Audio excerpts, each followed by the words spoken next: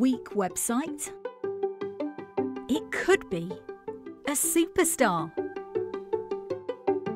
We do A/B testing, personalisation, social proof, product recommendations, baseline analysis to bring your bottom line over the line. Visit webtrends-optimize.com or call 0333 444 5502 today.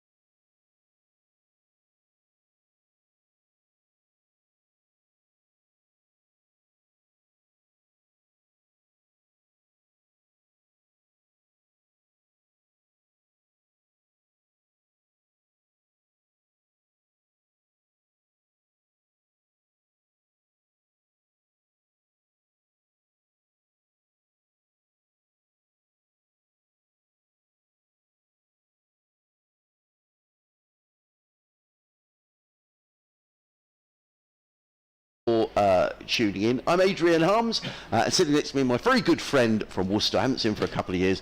Delighted to welcome Dave Bradley. Hello, brothers. It's always a pleasure to come to Hove. Even, I mean, this is a glorious sunny morning, not a cloud. Well, there's a couple of clouds in the sky, but even if it's chucking it down with rain, it's always nice to come here. You get a nice welcome on the gate. You walk in here, and sadly, you're here. But apart from that, it's all right. Did you get a nice welcome from Sam? Mate, yeah. He's lovely, Sam. Best gateman in the country. Yeah, he remembers everybody. He does, even if you haven't been here for a long time. Yeah. So, anyway, welcome to Hove. Thanks, everybody, for listening. I suppose we ought to tell you the news from the middle. The news from the middle is that Worcestershire have won the toss. They've decided to bowl first.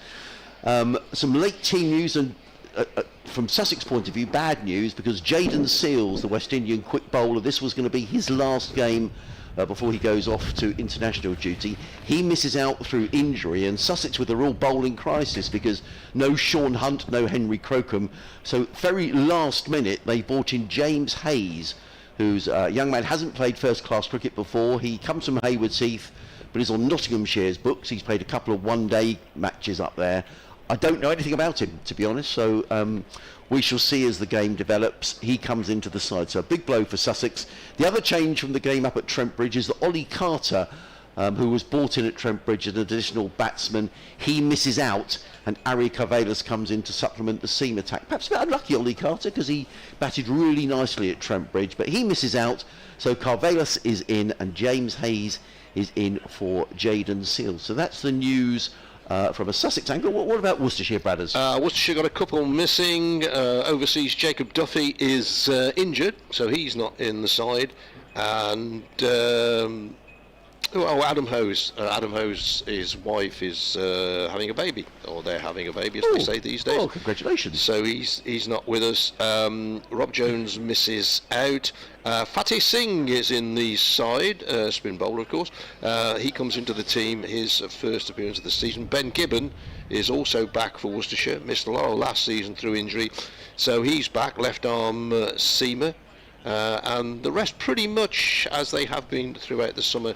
Henry Nichols, overseas New Zealander, playing his second game here for Worcestershire. So both teams are struggling with their pace attacks, it would seem. Although Worcestershire got likes of Tom Taylor, Ben Allison, they got Matthew Waite in there, Ethan Brooks. So they've got a fairly, I would say, balanced attack for this one. But pitch looks a bit green to me, Adrian Harms. Yes, it does. I had a quick chat to the groundsman. As per the norm, Sussex leave a bit of grass on the pitch here at Hove, but it does look a little green on it. But my feeling is it might do a bit here early on. In terms of Worcestershire, Bradders, I thoroughly enjoyed that first game of the season down at Somerset, where Worcestershire batted for the best part of 2 days. And held on for a draw, but yet to get a win, Brad, has it been a tough start to the season? Tough start. I think, in all honesty, outplayed by Yorkshire, outplayed by Durham, probably a little bit unlucky at Essex, in that they almost got over the line there, but things didn't go their way, shall we say. A couple of decisions went against them. And when you're struggling, as we know in all sorts of sport, when you're struggling, decisions tend to go against you every now and then, but still in very good heart, I would say, the Worcestershire boys. Just a couple of names, Bradders, looking through the team, players we've come across. Ethan Brooks. Yeah, Ethan Brooks. Where did he come from? Came from Warwickshire. Ah, that's right, yes. And as came, I would have to say, pretty much seen as a one-day player when he came, but has made his way into the team, bowls some useful medium pace. He was batting at 4, which for me was a little bit too high for him. So he's now, when he had dropped down to 7, but it's interesting to see who bats at 4 for Worcestershire, because Adam Hose is out of the team. Kashif Ali missed a game because his wife was his partner was having a child as well. So they're a little bit in and out. Fateh Singh comes in, spinner, who was Adrian Harms didn't go ooh because I said Fateh Singh. He said ooh because Nicky's bought. I'm trying to be a good boy. I am this week as well. I did. She bought cookies in. Third member of our commentary team, Nicky Chowdhury, is bought in cookies. Yeah. Did that get so a nice brownie point? Thank you, Nicky. Brown cookies as well. Yeah. So yeah, they've struggled. But as we know in county cricket, when you get a lot of points for a win, you can soon leap up the table or down the table. Yes. And I think, as we were saying earlier, most of the experts, whoever they are, would have thought that maybe Worcestershire and Sussex would be the struggling teams this summer. But it remains to be seen, I think. There's still a long way to go in the season.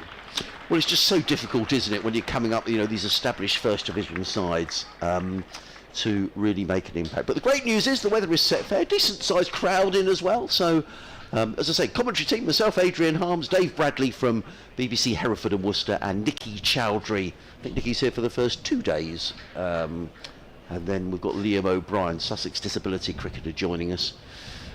So it's going to be opening the bowling from the Cromwell Road end of the ground is going to be... looks like Ben Gibbon to me. Is it? Only because the batsman is stood to the left of the umpire. Oh, he's bowling left arm. Is it Ben Gibbon? No, it's not. He's bowling to a left-hander, so it's Tom Taylor, I think, bowling round the wicket. So Tom Taylor formerly was at Leicestershire. Been around a bit. And Tom Northants. Northants. Yeah, he travelled the East Midlands, but then he saw the light and came to the West Midlands. I like him as a cricketer, actually. Yeah, he's a very useful player. He would say he's not hit his straps this season so far. Bats a bit as well. Yeah, can, as they say, hit a long ball. Never quite sure what that means. He won a one-day game up at Northants a couple of years ago against us and smashed it all around the ground. I'm extremely impressed with Bradders. I shall tell you why in a couple of moments. Not many are. Well, Bradders has got sort of, that looks like an Excel spreadsheet, Bradders, Yes, even us old people can master technology every now and then. I'm impressed with all sorts of stats that Bradders... Anyway, first ball of the match, and it is Taylor running him down the hill, bowls to Daniel Hughes and beats him outside of the off stump. Good delivery by Taylor. The ball races through into the gloves of Gareth Roderick behind the stumps, and there is no run. Tom Taylor, what did he get, 92, to Yorkshire, and 1 for 92, 2 for 114, 1 for 90. He's not really, he took 3 for 73 against Essex when it was doing a little bit there, and 3 for 36 now against Durham, his best bowling of the summer so far. 4 slips in place as Taylor is in round the wicket, bowls, and he plays that with an air of suspicion, does Daniel Hughes. He comes down and prods the pitch. He played it into the slip cordon, and there is no runs. We're already here, just an indication that this might not be a bad pitch to be bowling on, Bradders. Well, a couple of balls so far, as you say. The sun's shining, there's a bit of breeze across the ground, so it'll probably dry out fairly quickly, I would have thought. Says he, being an expert on groundsmen and how the turf behaves. The rest of the field, there's a backward point, or an orthodox point really, mid-off, mid-on and mid-wicket, and a fine leg as Taylor turns at the far end of the ground where the temporary stands have been put up for the T20, and in comes Taylor, bowls, and Hughes is solidly forward, plays into the offside, and there is no run. Just look at, and Ben Allison, is that the Ben Allison who was at Essex? Yes. Right, he spent a bit of time here as well, on loan a couple of seasons ago. Had a couple of loan spells with Worcestershire, impressed, and then at the end of last season they signed him up. Right. Very useful, very tall, been up in the bowling with... this might suit him actually. This a picture if it's just giving a bit of help to the seamers early on. Be interested to see if he opens up or Ben Gibbon does from the sea end. Taylor in, bowls, Hughes is forward, plays to a 4 slip stroke gully, and there is no run. Funny enough, but our last game, Bradders, was up at Trent Bridge, and I was sort of looking at the Knott side. Half it is ex-Worcestershire players, isn't it? Oh yeah. Yeah, it really is. Don't go down that road, mate. I thought, well, he plays for Worcester. He played, there was Josh Tongue. Yeah. Pennington didn't play. Jack Haynes was there. Who else was there? There was 3 or 4 in the side, and I was thinking, well, they're Worcestershire players. Yeah. In comes Taylor again, round the wicket, bowls, and Hughes is forward, takes a big step forward, plays it out into the offside, and again there is no run. Joe Clark. Joe Clark, was he playing in that Yes, game? he did play. Oh right, okay. Yeah, Joe Clark. So Joe Clark, Jack Haynes, and Josh Tongue all played in that game. Still owes me for a laptop, Joe Clark. Does he? Yeah. Why do you let him get away with that? Been to 6 at Uxbridge and smashed my laptop. Really? Every time I see him, still owe me for a laptop, mate. What does he say? I can't repeat that on live radio, on live stream for the somebody in the... Taylor in bowls, and the first runs of the match, I think that came off the bat. We'll just wait for the umpire's signal from the far end of the ground, and I got that completely wrong. It is a leg by, so the end of the opening over, it's a maiden over from Tom Taylor. Sussex are 1 without loss. The 1 run is a leg by, and I want to tell you who the 2 umpires are today. They are James Middlebrook and Ben Debenham, and the third official, or whatever, the match referee, I don't know what they call them these days, it seems to change every season, is Peter Such, the former Essex off-spinner. I can never tell the umpires apart, Bradders, which is never very good. I think Middlebrook is at this end. He is. He's taller, yeah. Yes, he is taller. Last time Worcestershire played here, Ben Debenham was the umpire, and he took 2 bowlers off for running on the pitch. McAndrew for Sussex. Did he? And Adam Finch of Worcestershire, in a game that went right down to the last ball. Do you remember that? Yes, it was a great game, wasn't it? It was a cracking game. Really good game. I think Worcestershire needed 4 off the last ball, did they? Yes, and what happened? Didn't get it. Yeah. Yeah. Did it end in a draw? Or It did. Yeah. Yeah, Jake Libby got a lot of runs. Actually, I've got the teams here. It'd be interesting to see who played in that game and who's playing there. Ben Allison from the sea end. Up the slope, right arm round, bowls, and that's driven solidly to extra cover, or shortish extra cover by Hughes. It's all right. I've confused myself then. Trying to be a stato. Here we go. Teams in 2023. I'm so impressed by this folder, Bradders. Bradders has got good, isn't it? He's got an orange folder, and he's got all his notes in sort of these sort of plastic files as well.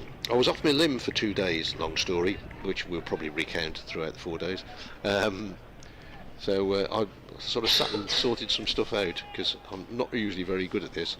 I usually do the first 2 games and then, I get fed up with it. So, but I've managed to keep it up to date so far. I've only played 4 games. When the T20 starts, you can't keep stats up then. Here's Allison, right arm round, he's in and he bowls, and this is once again pushed back down the pitch this time, and the bowler on his follow through does the fielding.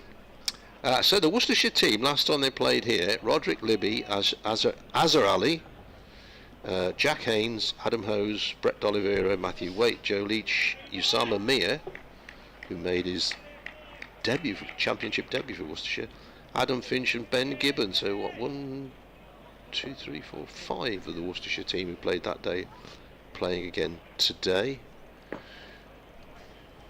Allison in, bowls once again, very solidly behind that. On the bounce, it bounces in front of the batsman, he hits it in front of the ground and taken in front of his chest. The Sussex team that day, Clark, Haynes, Allsop, Coles, Carter, Ibrahim, Hudson Prentice, McAndrew, Carson and Shipley and Cavallo. So Shipley, that was Henry Shipley, who was the New Zealander. 8 of those? Yeah, yes. Playing today, so yeah. Great stat, Bradders. Allison in bowls, nicely off the back foot, but straight to D'Oliveira at cover point. A couple of yards either side of him. That might have raced away. Outfield, you can see it on the stream, I know, but for those of you listening who are not watching the pictures, what's the word? Verdant, 40 shades of green. It's lovely, beautiful. It is, isn't it? Yeah. I personally, I don't think there's probably a better outfield in the country, Bradders. Really, it's really, really nice. Yeah. You walk across, it's like no excuse for a misfield here. Yeah. I mean, days of yore, and you watch old films of cricket matches, particularly say like a test match at the Oval. Allison's next ball is driven. Well, that's a lovely shot. Clipped away by Haynes. Nice leg stump, half volley, and he wasn't going to miss out on that. Whipped it away through mid-wicket for 4, and Sussex go to 6 without loss in the second over. The square is lovely and green, but the outfields are brown and scorched. But they spray them now, they tell me. The outfields, the groundsmen actually spray them with something that retains the moisture. So that's why you get so many green outfields around the country. Again, twice in half an hour, as Allison is in and bowls and comes forward, plays it to mid-on Matthew Waite, the fielder there for Worcestershire. End of the over, Sussex without loss. Yes, I've just quoted about pitches drying out and all that. Now I'm talking about outfields. So. It's the can you remember that Oval Test match? I think 1976 when England played the West Indies, and the only green bit was the pitch, and the rest of it, because it'd been so dry, was completely brown. Yeah. When Michael Holding bowled at the speed of light, and England got hammered. Yeah. But as I say, watch those old. Well, are they old? Yeah. Not sure as old as me, mate. That's fairly recent, that is. In comes Tom Taylor racing in from the Cromwell Road and bowls to Daniel Hughes, who's also on his way. A nice push into the covers, and he picks up a single. Does Hughes his first run? No, it's his second run. What we're talking about? He goes to 2, and Sussex to 7 without loss here on BBC Radio Sussex, BBC Hereford and Worcester. Adrian Harms, Dave Bradley on a lovely sunny day at Hove. If you're thinking of coming down, well, why not? Because the forecast is great. It's a bit breezy. In fact, I can see an umbrella in the corporate hospitality is just blown over to our right-hand side. It was a bit nippy on the seafront this morning, I have to say. Yeah. So Tom Haynes takes guard for the first time to face Tom Taylor. Tom Haynes, who's the leading run scorer in the country, made a terrific start as Tom. And you'd think that he's got a very good chance of being selected for the game against England Day. As in comes Taylor bowls. Haynes lets that go outside the off stump, taken by Roderick, no run. I see James Rue has had a call up to the Yes, he has. squad. Yeah. He's had a good start to the season. He, in the first home game here, James Rue batted, and it was beautiful to watch, I have to say. He did look a serious player. But Anthony Gibson, the Somerset commentator, was saying apparently he's got a brother, a younger brother, who's Yes. even better. Yeah. Apparently. I always worry when people say that, oh yeah, he's better. Well, nobody really knows, but apparently he's very good. As Taylor is on his way again. Bowls, and Haynes works this to backward point, and there is no run. If you're just joining us, the news from the middle was that Worcestershire won the toss, and on a pitch that looks like it's it just looks that sort of colour pitch. It might give a bit of help to the seamers, Bradders. Which is why Worcestershire elected to bowl first. yeah. Yeah. They've got an attacking field with 3 slips and a gully. A point, mid-off, mid-on, mid-wicket and a fine leg. Taylor, tall man, turns and runs in past umpire Debenham. Bowls, and Haynes is beaten. That's a cracking delivery. Tom Haynes was beaten there. The ball, good carry through to Gareth Roderick as well. He took that sort of chest high, and there is no run.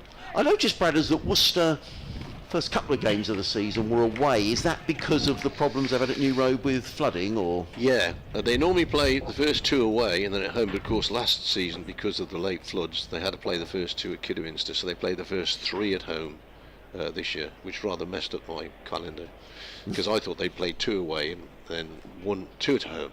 2 away, 1 at home, and then another 1 away, but they were a bit different this season. Taylor in bowls, and Haynes, that's a nice shot, bends at the knees and cuts that one away through backward point. Tom Taylor gives him a bit of a look as if to say, I'm not sure quite how you played that shot, but Tom Haynes picks up another boundary. He moves on to 8-11 without loss. So did the ground flood this winter? It did, but it didn't flood late. I mean, it flooded, I don't know, well, I think the whole of 2024, it flooded 8 times. And it flooded in January, but it didn't. I mean, if it floods in March, they're in trouble. But of course, March this year was I mean, if you were, I'm here again talking about cricket groundsman. If you were a groundsman, it's been a great March this year. Taylor bowls, and Haynes at it again, and that's a super shot. He really is in terrific form, Tom Haynes. He stepped away and smashed that away through backward point for 4 more consecutive boundaries. Haynes to 12, and Sussex off to a decent start here. 15 without loss after 3 overs. I think Tom Taylor would be a bit disappointed with himself then, because the 4th ball of that over was a beauty, pitched. Haynes had to play it, He did. and it just angled away. But then the next 2, a couple of gimmies really. So, sorry, it's probably a very boring story for you, Bradders, but I think our Sussex listeners will be interested. There was a lot of talk, Ashley Giles talking about moving away from New Road, but that's all changed now, hasn't it? I'm not sure it's changed. I think it's still the long-term plan. Really? There's talk that maybe they might have 2 grounds, because obviously, as Ben Allison is in, right arm round, bowls forward, flicking the ball through to mid-wicket, and there is no run. Use the batsman, because it's not just the ground floods and they can clear it and they can play. You can't plan infrastructure. You can't build stands and marquees and everything else if it's going to flood every year. And if you get 7 home county championship games, and last year they only played 5 at New Road because they had to play 2 at Kidderminster, so it costs money. And there's a lot of arguments either way. Allison in, driven, nice shot. Oh, good work there by Matthew Waite at mid-on. If he'd have missed that, that was down the slope for 4. Nice on drive by Hughes. I can see both sides of the argument. I mean, it's a lovely ground. I mean, it's the same here, isn't it? If you said to the Sussex members, you've got to move away from Hove and you've got to go and play at, I don't know, we'll build a new ground in Horsham or somewhere, people would not be happy. But I think from Worcestershire it's different. It's more of a financial thing, really, and the long-term future of the club.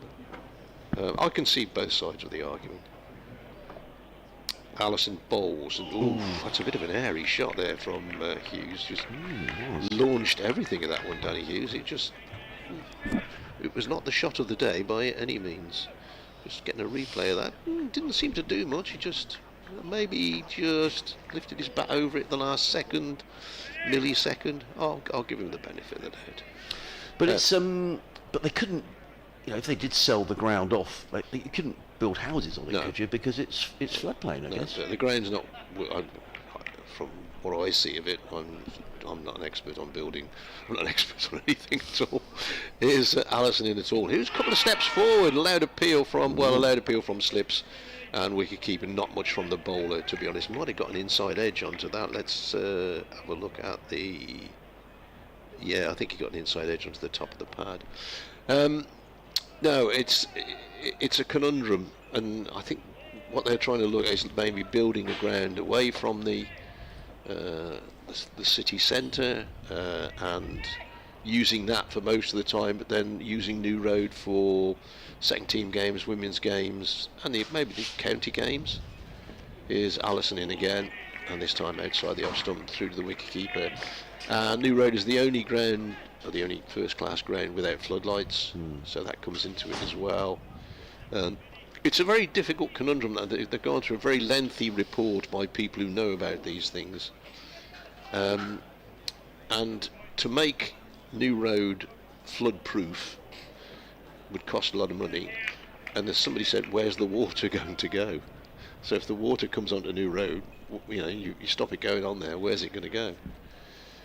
Allison in bowls, and that is played nicely to mid-on, but once again Matthew Waite, this time a more comfortable stop for Waite than the last one when he had to do a bit of a dive.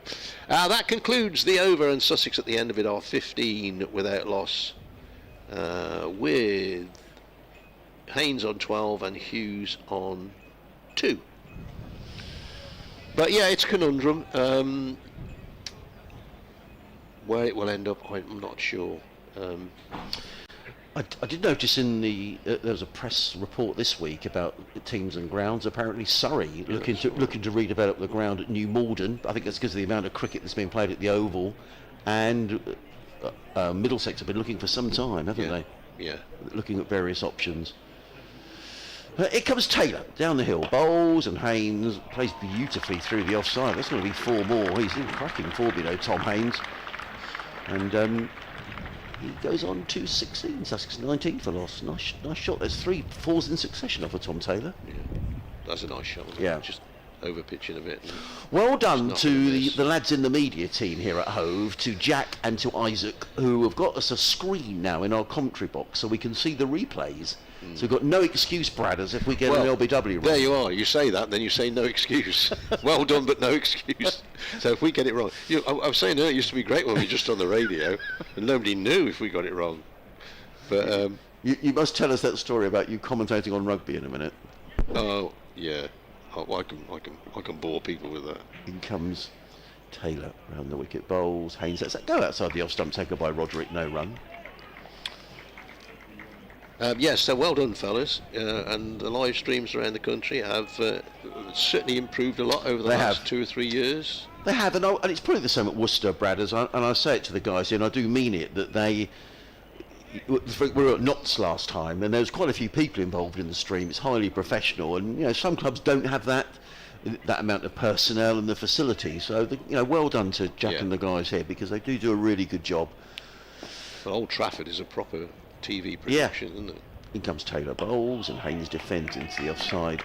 There is no run. I can see the Sussex Cricket Museum is open for business. Good morning to everybody over there. They've got the trestle tables out, Bradders. They've got some old photographs for sale. No doubt lots of books for sale. I don't go in museums, mate. Do you not? No, in case they're stock taking.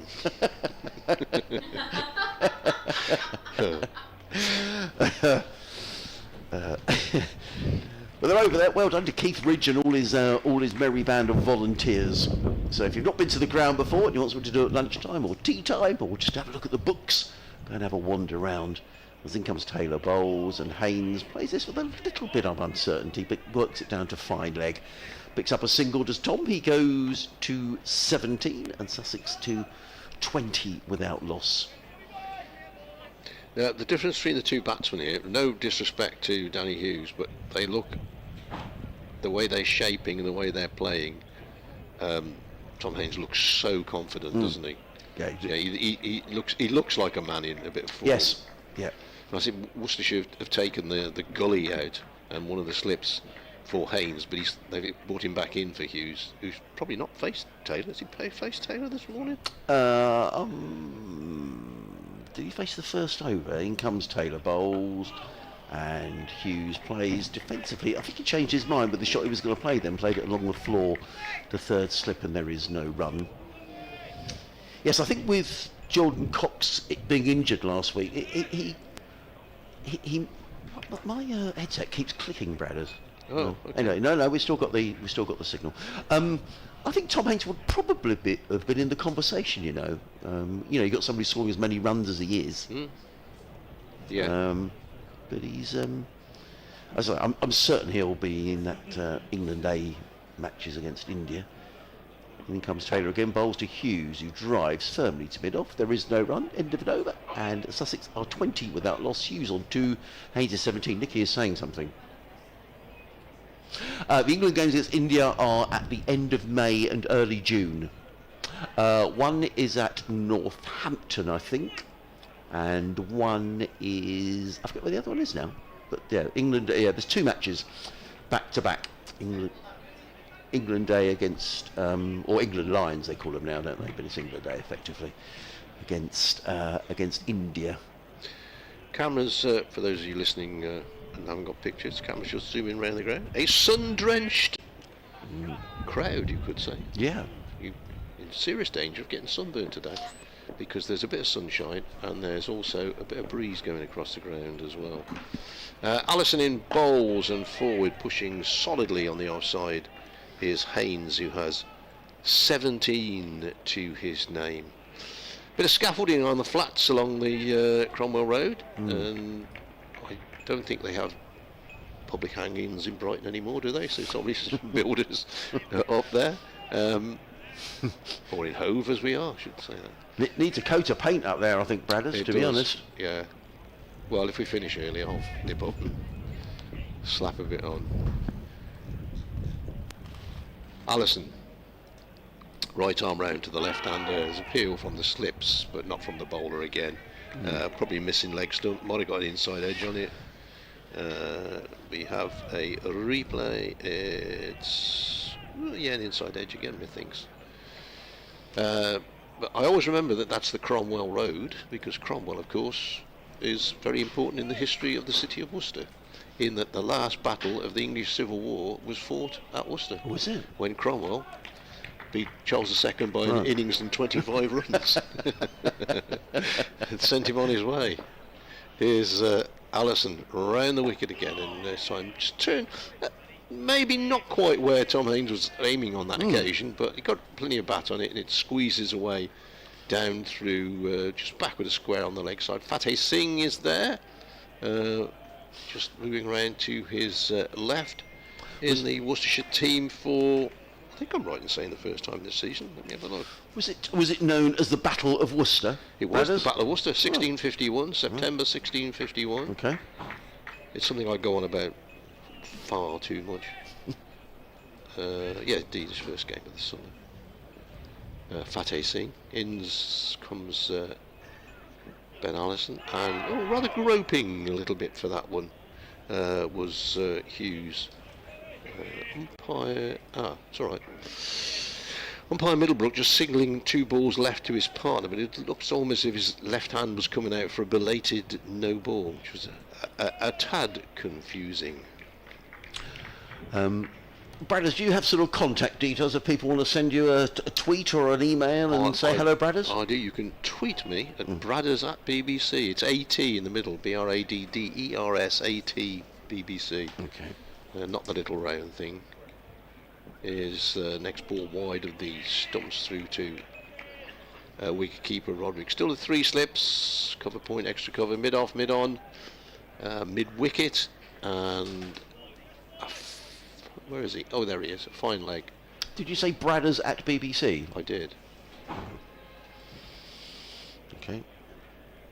And the Sussex email address is sussexcricket@bbc.co.uk. If you'd like to send us an email wherever you're listening from, I'll come back to that in a minute.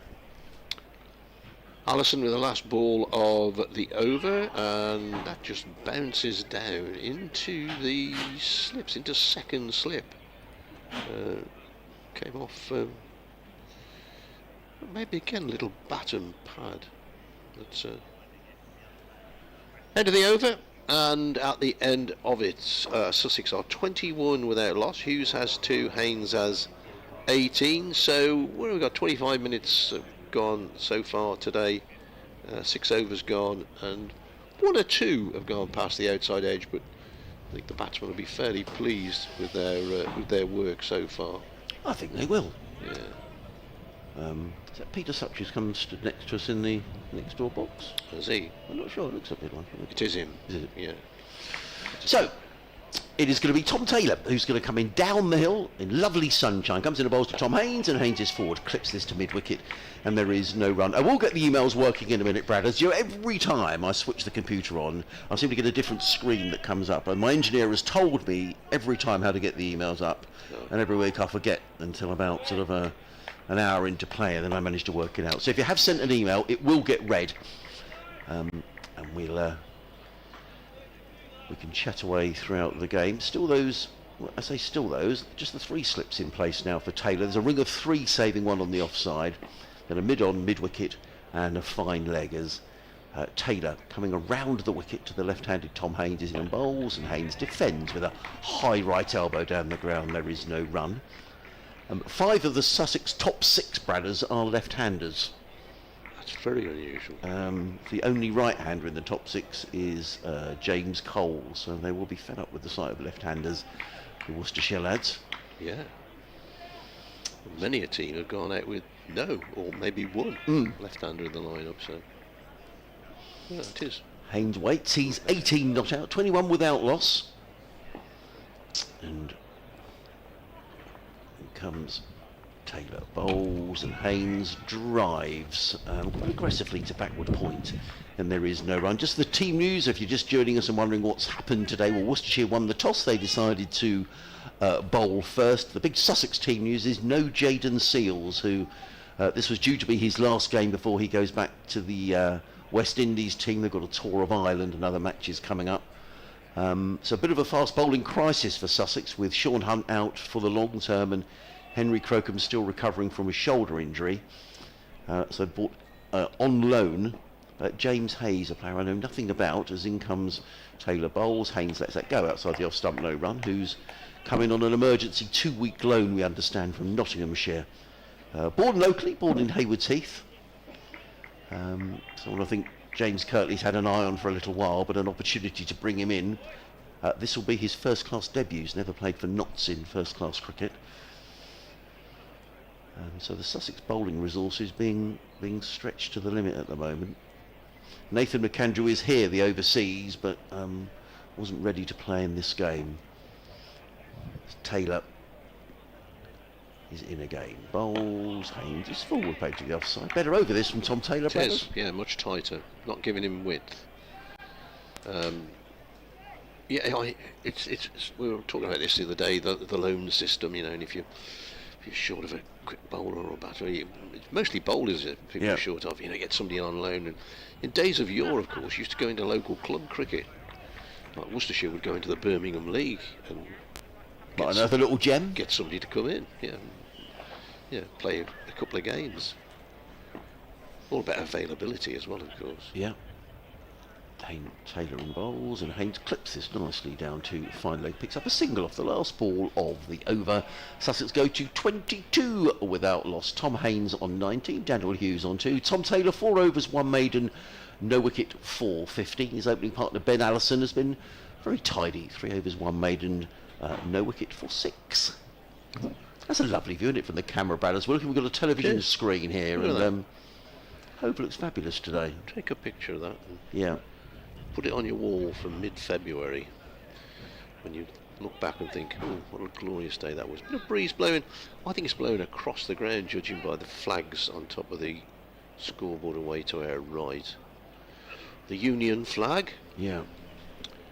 as Ben Allison bowls away from the CN. That's a bit loose, and it's gone racing away for 4, but was certainly not where Haynes was aiming. He's going to pick up a boundary, but that's probably his loosest shot of the day, if that makes sense, and it's gone where probably maybe a 5th slip or a gully would have been. A little bit of a let off. Moral victory, perhaps, for the bowler. Yeah. Does the tide make any difference? They used to say. Well, some people the say it tide does, comes Brad, in. as I'm not really sure, to be honest. No, I've seen the mist come. Yeah, down yeah, yeah. here, but never. Folks, years ago, as Allison is in bowls and this is played, initially a little bit on the back foot, but coming forward and playing into the covers for no run. Yeah, cricketers of old used to say, "Oh, you go to home, you see when the tide's coming in. If you win the toss, whether that's just one of the great fallacies of." Yes, I mean, I'm not really sure. There will be someone around the ground who says, yes, it makes the world a difference, but I'm not really sure. I don't know if it's a bit of an old wives' tale, Bradders, really. Yeah. Allison bowls, nicely played once again to Waite at mid-on, who's been busy in the field this morning, Matthew Waite. There's been a difference in Tom Haynes' batting this season. I mean, he's always been an opener who likes to get on with it, likes to put back to ball, but in the past he'd hit a couple of 4s and then he has a dip at one he shouldn't do, and he gets caught in the slips. That's been a failing of Tom in years gone by, but he certainly seems to have tightened up his game. Having said that, he'll probably nick one now, but he's keen to keep the scoreboard rattling along. Allison bowls, and that's a ball. good ball. He has just a little feather at that. I think he may just have dropped his wrists at the last millisecond. It certainly interested the Worcestershire slip fielders, who are is it Ben Gibbon, Henry Nichols, I think Jake Libby is at 3rd. You're going to have to do an update in a minute, Adrian Harms. Yes, I will. I'll do that. Do you mind if I take over the commentary, Bradders? No, you carry on, old boy. Allison. Tom Haynes just comes down and does a little bit of gardening. But he's ready now. 3 slips go down. Ben Allison runs away from us. He's in on bowls, and Haynes is beaten. The ball ends up in the slip cordon. Yes, glorious day here at Hove, Sarah. Sussex batting first. In fact, they were asked to bat first this morning by Worcestershire. They've had a good start as well.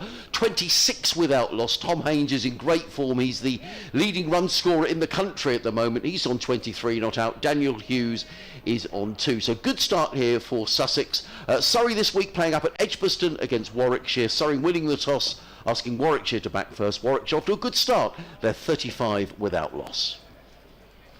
Allison in bowls. Haynes is beaten outside the off start, and that's the sort of shot I was referring to, Bradders, where Bit loose. Yeah, just a bit loose outside of the off stump, and he'll just, having got off to a good start, he'd have been irritated if he'd have nicked that one through to the end of the keeper, end of the over. 26 without loss. Yeah, we'll have a little bit of a change around in the comment. I'm trying to work out the schedule here, because we've got Jonathan Taylor coming in from Sussex Seniors to have a chat with us at 12:30. So I think if we bring Nicky in for 15-20 minutes. Well, Nicky stay on until 12:30. I'll stay for another 15 minutes and bring Bradders back in, and then I'll talk to Jonathan at about 12:30 if that works for everybody. And it's going to be Tom Taylor to carry on. 26 without loss. Good ball. Actually, no, it's a change in bowl. It looks like Ben Gibbon is coming into the attack from the Cromwell Road end. Hello, Nicky. Hi, Adrian. How are you? I'm all right. How are you? Very well. I feel like I've been living half my life down here at Hove, which has been lovely, and the sun is out. Yes, because you're covering the women's games. You're doing the commentary on the stream for the club. That's right, isn't it? I am, yes. Has it been fun? It's been a great fun. I was here on Monday when Sussex won their game in the Vitality County Cup. Was that rain affected, or? 30 seconds. We went off for literally 30 seconds. Okay. It was at that point we were like, do we go off air? We couldn't tell what was going to happen, and then before we knew it, the players were back on. In comes Gibbon, left arm over the wicket, bowls to Hughes, whose tall man is Ben Gibbon, and Hughes plays it to mid-on, and there is no run. So just explain the different formats, Nikki, that are currently being played in the women's game, because there's been massive changes. Just explain exactly what games are going on and what competitions are in the middle of. Yeah, so there's been a lot of changes. So in essence, there's 3 competitions. So you've got the One Day Cup, you've got the Vitality T20 Blast, which is in line with the men's, and we'll be seeing double headers throughout the season. And then we've got the Vitality County Cup, which involves all 37 teams. And in effect, it's like a knockout T20 competition. Gibbon in bowls to Hughes. There's a real dip at that outside the off stump. The through goes through to keeper Roderick. There is no run. So in essence, Sussex played against Buckinghamshire on Monday, and had they lost that game, they would have been out of the tournament. But luckily they've won Monday's game. So on Saturday, they're going to be playing against Glamorgan. And is that a knockout? That's a knockout. If they win against Glamorgan on Saturday, the next round, round 3, is when the Tier 1 teams come into the tournament. Okay. So the first 2 rounds of the tournament are just for the Tier 3 and Tier 2 teams. And in the third round, that's when we see the Tier 1 teams come in. In comes Gibbon. Hughes looks to flick that one away down the leg side, and there is no run. And is that played over 50 overs? No, that's T20 That's game T20 as well. again, okay. And if Sussex win their game against Glamorgan on Saturday, that third game will be against Lancashire Thunder. Right. And where is that game being played? That must be away? I think this Saturday is away at Glamorgan. Right, okay. So whilst the game was going on Monday, Glamorgan were playing against Gloucestershire. So it was either going to be against Gloucestershire or Glamorgan, and then Glamorgan won that game. So 16 games were actually played up and down the country on Monday in the Vitality County Cup. Here comes Gibbon bowls to Hughes. That's a misfield at backward point, and it's a bit sloppy. The ball races away for 4 runs. We'll be pleased about that. And Hughes goes to 6, the total to 30 without loss. To see a replay of that, was I a little harsh? No, I think that should have been stopped really at this level. So that's the knockout cups. That's one competition. So the other 2 competitions are the T20 Blast, which is run in conjunction alongside the men, and then the One Day Cup. One Day Cup, okay. So yeah, they get to play a lot of cricket. And the County Cup is a nice way to involve everyone, and then you could end up having a Tier 3 team play against a Tier 1 side. Yeah. It's a bit like the FA Cup knockout style, isn't it? Yeah, I like that. Gibbon on his way from the Cromwell Road end. Bowls and Hughes drives handsomely. That's a lovely shot. Super shot over pitch by Ben Gibbon, and Daniel Hughes absolutely belted that through the covers for 4. Lovely shot. He goes to 10 and Sussex to 34 without loss, off to a good start. Yeah, so they played well actually, the women, on Monday. Bearing in mind they were 8 for 3 at one point, and then to build that up, and a good 50 partnership between Phoebe Wilkinson and Kiara Green took Sussex to 124 at the end of their 20 overs, and they managed to bowl Buckinghamshire out for 78, which was great. A good win for them. They'd be happy with that one. So if they were to beat Glamorgan, even let's say Lancashire in the next round. Lancashire Thunder, which would be a big step up. Obviously, they're a fully professional side. Gibbon in, bowls to Hughes, 4 more. Well, that's much too short from Ben Gibbon, and Daniel Hughes said thanks very much and thumped the ball away through point for 4 runs. 3 boundaries in a row for Daniel Hughes, and Sussex are motoring along here, 38 without loss. Hughes on 14, Haynes on 23, much too short, and Hughes absolutely punished that, slammed the ball through backward point for 4 runs. Yeah, it's been absolutely punished by Hughes. Lovely looking shot. So, yeah, but that's what you want to do. You want to test yourself against the Tier 1 sides, I guess. That's the idea, isn't it? Yeah, of course, especially obviously Sussex in Tier 2, and over the next few years we're meant to be seeing some more funding coming into the women's game, and hopefully the gap that is between Tier 2 and Tier 1 will start to reduce over time and over the next few years. But it would be a great challenge, I think, for any side if you were to go up against a Tier 1 side, which is fully professional. Yeah. And it's a great opportunity for players itself. Should you score, should you get some wickets, then you become... everyone can notice you. It's a good time to really step up as well, because you never know. It just takes one innings or one spell. Here's Allison uphill from the CM. This one's defended by Haynes. To extra cover, there's no run. So yeah, it's great, and it's been fun doing those games. Basically, I've been the female version of Adrian Harms. Oh dear. And who's been alongside you? So in the first game, which was the One Day Cup, I had Gemma Green alongside me. Yep. And officially, it's going to be Georgie Heath. So Georgie Heath covered the game with me on Monday. So both of us are due to be doing a majority of the Sussex women's games throughout the summer. Great. Alison, with 65 printed on his back, runs away, and this one off the legs, and Haynes is not going to miss out. Will it make it all the way towards the boundary, towards deep square leg? It does. He looks in great form, does Tom Haynes. He moves on to 27. Sussex are 42 for no loss. Well, everything that Tom Haynes does at the minute is turning to gold, isn't it? I mean, 27 off 31 deliveries. And Sussex, having been asked to bat this morning, will be very pleased with this start. Yeah, they will be indeed. 3 slips in place. A point, extra cover, mid-off, mid-on, mid-wicket, and a long leg.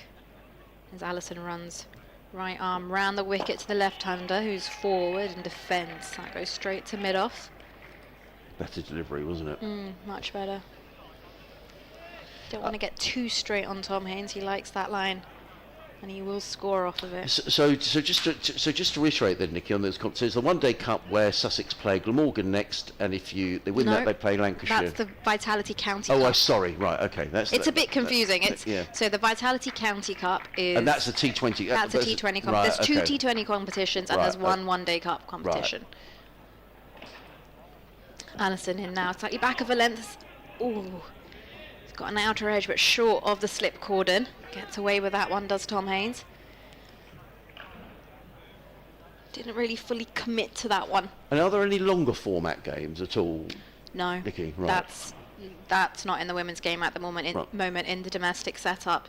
Would be nice to see some 3-day cricket, but Well, I imagine that needs to happen, doesn't it, at some stage? I think because when you think about, when England played in the Ashes against, particular, they needed to play a bit more longer they format. did. didn't they? And if they're not playing the longer format, that puts them at a huge disadvantage. Oh, 100%. Alison in to Haynes again. This one a bit of width, and this is driven through the offside. A bit too much width there, and Haynes is going to make the most of that one. That runs away towards the boundary. Sussex move on to 46 for no loss. And Tom Haynes on to 31. Yeah, it would be nice to see some 3-day cricket coming in, obviously, after the whitewash in Australia. I just think you can't fully make the most of 4-day cricket unless you're playing a lot more 4-day cricket. No, totally. Yeah, totally. And I think especially for bowlers, it's a lot of stress on the body. It's something you need to get used to. You can't just go from bowling 10 over spells to trying to bowl 18, 20 over spells in a day. So it's about managing that, as this one beats the bat. Goes straight through to conclude the over. 10 overs gone. Sussex have 46 on the board for no loss. So when these competitions are concluded, what happens then for the rest of the season, Nikki? So the T20 Blast obviously runs alongside the T20 Blast for men, so that's good news. Yep, and then the 100 comes in for August, doesn't it? Okay. So then everything else stops. Yep. 100 So there's no women's cricket really during the 100. I mean, obviously the men have the One Day Cup. I believe, actually, I might be wrong here. There are potentially a few fixtures. I will have to double check. No, that's all right. I mean, it's just interesting because it's all such a new schedule, isn't it? It's about us letting everybody know what's going on and when, really. In comes Ben Gibbon from the Cromwell Road end, opening over across 12 runs, bowls to Daniel Hughes, who drives firmly to mid-off, and there is no run. Oh, I'm mistaken. So the 100's in August, and Sussex actually have 5 fixtures in August. Okay. Sussex women, yeah, they have 5 fixtures in the month of August, so there are a few.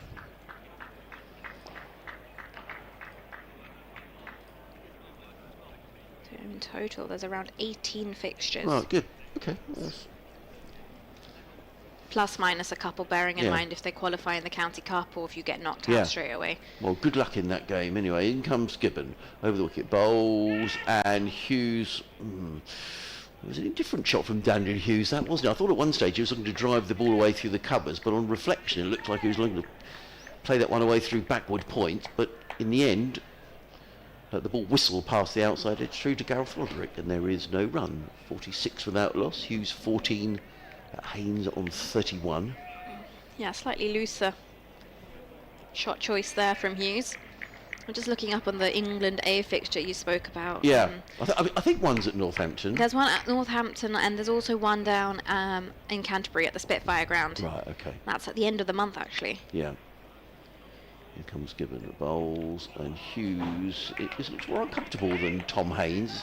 Hit on the thigh pad, the ball goes through into the slip cord, and there is no run. I mean, you would imagine, wouldn't you, that the volume of runs that Tom Haynes has made this season, you'd imagine that he would certainly get an opportunity in that game. So I'll be honest, I was quite surprised that I didn't see him perhaps get a call up with the recent squad announcement, and then obviously Jordan Cox is out injured, but he's been great form and obviously PCA Player of the Month. Yeah, absolutely. Scoring runs for fun, and I think it is due for him. Gibbon bowls, Hughes goes into the offside, and there is none. I think what's probably particularly impressive, Nicky, is the fact that he's never played First Division cricket before either. I mean, all his career Tom has played in the Second Division for Sussex. And it's a big step up, and he's taken that big step. Exactly, to come into Div 1 and score runs like this. So it's been a really good start to the season for Tom Haynes. And I get, and all you can do as an opener is, as a batter, is just to score runs, isn't it? That's the only way you're going to get noticed. I think Luke Wright said this week, the currency is runs, and everybody knows that, but he's scored plenty. Gibbon in bowls, Hughes with a play and a miss.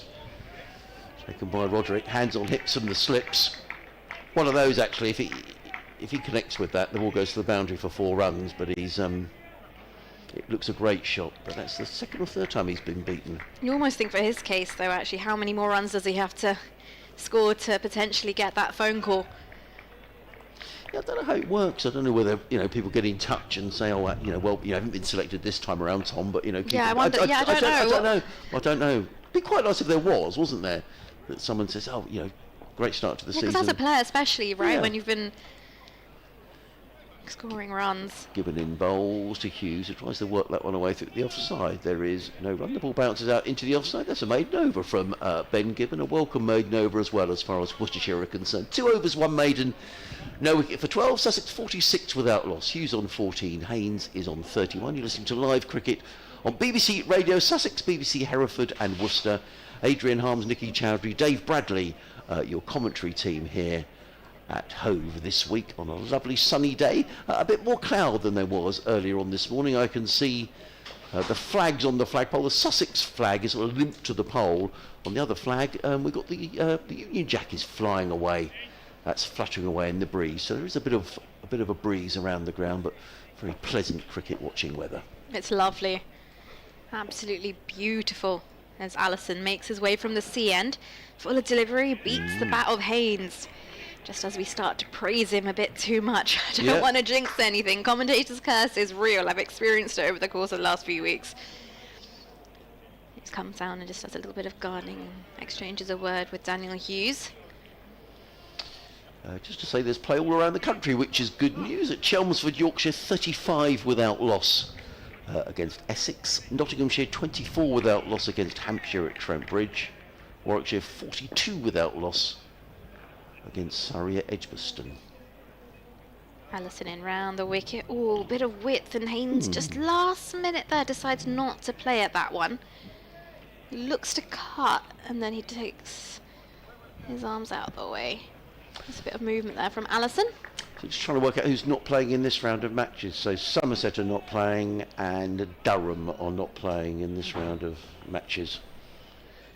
In the nice little in the weekend off. Yeah, well, Sussex had theirs last week, didn't they? Yeah, well, Somerset and Durham have both played 5 matches, so everybody else catches up this week. Allison about to make his way, and then Tom Haynes just decides to pull out of his stance. Someone's just walking behind the bowler, which, how can you get there? Well, it's all cordoned off. Well, yeah, I don't know if there was some chat going on the field. Maybe that's why he pulled away. He wasn't quite ready. Well, he's ready to go now. Taps his bat, looks up as Allison's in. Round the wicket, off the back foot, pushes this to point. Slow run, and the temporary stands are up along the far end of the ground, which is lovely. Yeah, all ready for T20. First game here is, I think it's June the 1st against Gloucestershire. I came for, I think it was the T20 Blast game last year against Lancashire. Yeah, the quarter-final. The quarter-final, that was quite the vibe. That was brilliant. There's Haynes ready to go once again. It's forward and blocks this to mid-wicket. Off the front foot, no run. Just sometimes it takes a little bit of time here at Hove, Nikki, for bowlers who haven't bowled here, just to get their lines and lengths right. And you just feel in the last couple of overs that Worcestershire have bowled a little better. Ben Allison would have bowled here because he was on loan here for a few matches a couple of seasons ago. But particularly when you're running down the hill, I just wonder with Tom Taylor in particular in that opening spell, he wouldn't have played much cricket here at all. It just takes a little bit of getting used to, but certainly they've tightened up their lines and lengths, Worcestershire. Yeah, especially if you're not used to the slope. There's Allison in now and Haynes forward, defends into the offside this time. What we'll do at the end of the over, we'll have a little change around because at 12:30 we've got a guest coming in to talk about Sussex seniors cricket, so I'll make way and I'll bring Bradders in with Nikki. The other reason I've said that, because I'm sure people want to hear from Bradders, but also I want to get off air and eat my cookie. Who are these people? Bradders already had the opportunity to munch on his. Has he? Yep. Has he? Yeah, see. Well There's a done. whole tin of them, by the way, so please help did yourself. you make them? I did make them. You did make them? Well, I'm impressed. So I made them for the first game of the season when I was down at Hampshire for Hampshire versus Yorkshire, as Allison is in now from the sea end again. And this one defended, it squirts to point, and that will conclude the end of the over. It's a maiden over here. Sussex are 46 for no loss at the end of 12. Back-to-back maidens. So I shall leave you with Nikki and with Bradders. Yeah, go and enjoy your cookies, Adrian. The sun is shining here at home, and we've got a decent crowd in as well. Over on the members' pavilion. Everyone's got their sun hats and sunglasses on from what I can see, and the shark stand to our left. Got some spectators who seem to be enjoying themselves, got a smile on their face. Hello, Bradders. How are you? I'm very well. It's been a while since we've met. Hampshire last year. Wow, you've got a better memory than I have. I remember it well. It is etched on my memory. I hope for good reasons.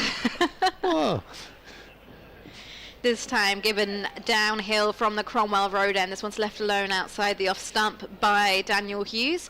He's on 14 from 32 deliveries and Haynes on 31 from 41. I've had a little wander out a couple of minutes ago. Glorious day. It's The a lovely breeze, day. It's not quite as warm as it looks from here. If you're out of the breeze, you'll get a suntan. If you're not, there's a few people around here still got, Yeah, I was driving in this morning. Coats. My car said it was around 10.5 degrees, and just to think maybe this time last week it was around 30 degrees. We've had a 20-degree drop. As Gibbon makes his way downhill, and this one's driven to point. Well fielded. That ball doesn't get away. quite a few Worcestershire people here, I note, in the stand away to our left, which is the sea end. They are sat directly in the sunshine, so... But I do think the weather's meant to be improving Oh, over yeah. the course of the next few days. We're meant to get some warmer weather again. It goes back into the 20s, which is always very nice. Yeah, just about right, the 20s. More than that. 25, 26 is good. That's just about the upper limits for us, Really? for us older folk. Not a fan of the 30s, as Gibbon is in this one. A wider, shorter delivery. He looks to cut. That doesn't make contact with the bat. And goes straight through. Yeah, to you can see Roderick. those flags. There's no Worcestershire flag up. I There isn't, noticed. no. The Union flag. But you know what, actually, every fixture I've done down here at Hove so far this season, it's only been the Sussex flag up. Used to be a tradition that the away flag was up, but maybe that tradition has gone out. As with many. Who would be responsible for bringing it down? Who's Used got to the be- job of the flag used to be carrying? scorers, I think, used to carry them around at one time, but maybe they don't anymore. Gibbon in. Hughes shuffles back and lets this one go through to Roderick with the gloves. 3 slips in place. Backward point, extra cover, mid-off, mid-on, mid-wicket and a long leg. You can hear the seagulls looking for their lunch already. Yeah, no shortage of those around here, is there? Oh no, they're quite scary as well. They're big, aren't they? God, I was walking along last night, there was one trotting along in front of me. They look so ferocious as well. They look at they you with do. their like beaks and you think, oh, It's the don't want to get on the wrong side of you. The crooked beak. Yeah. Don't make friends with the seagull is Given into Hughes, and Hughes is forward, lets this one go through to Roderick off the front foot and decides to come down and do a little bit of gardening now. Sounds like the title of an autobiography. Don't make friends with a seagull. I'd like to have credit for that when it comes out. Can't wait. I'll come to the book signing, don't you worry. Yeah, maybe a chapter. 46 for no loss, Sussex, and as Adrian mentioned, Worcestershire just seem to have tightened up their lines a little bit more. Sussex got off to a flyer. Some free-flowing runs to start the innings. As Hughes is in now off the back foot, looks to drop this into the offside. He's denied a single, and that should conclude the end of the over as well. 13 overs gone, Sussex are 46 for no loss, Hughes with 14, and Haynes still on 31. So Good start this though by Sussex, put in. They'll be really pleased with this, won't they? First hour, 40 odd on the board. What they would have wished for, one thinks. Could be a change of bowling here. No, Matthew Waite's just taking his jersey off. No, he is going to bowl. I just thought he'd taken his jersey off because he was hot, but no. Matthew Waite, who bowls frugal spells. Worcestershire bowlers have gone round the park a bit this season, but Matthew Waite has economy of less than 3, 2.91 in championship this season, so he's done pretty well. Top of the Worcestershire wicket takers, 12 wickets at 21 apiece. And he's the 4th Worcestershire bowler used today. And he's going to bowl right arm over from the sea end to the left-handed Haynes, who is forward, solidly pushes to D'Oliveira at mid-on. The Worcestershire skipper just jogs in, won the toss at 10:30 this morning, immediately indicated to his team that they were going to be in the field with that customary wave of the arm that tells everybody what's going on.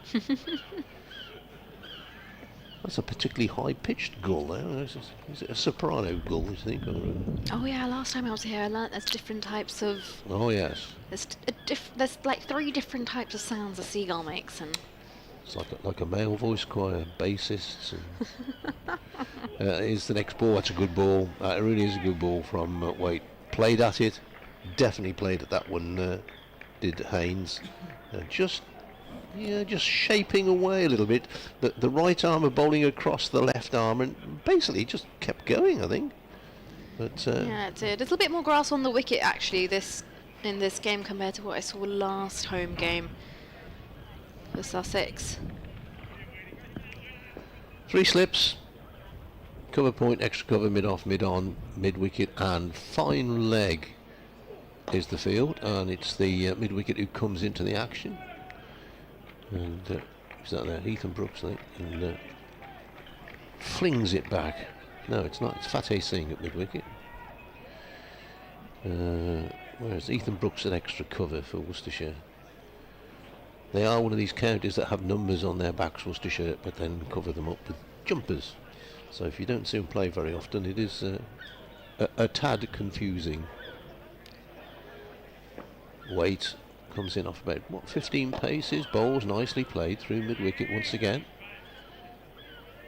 just to the right of Singh on this occasion. Singh joined Worcestershire from Nottinghamshire, did very well in the 50 over competition last year, and then managed to get a release from Notts and making his first appearance in the championship. That's a loud one. Yeah. Need one of those cartridge things outside that just goes bang.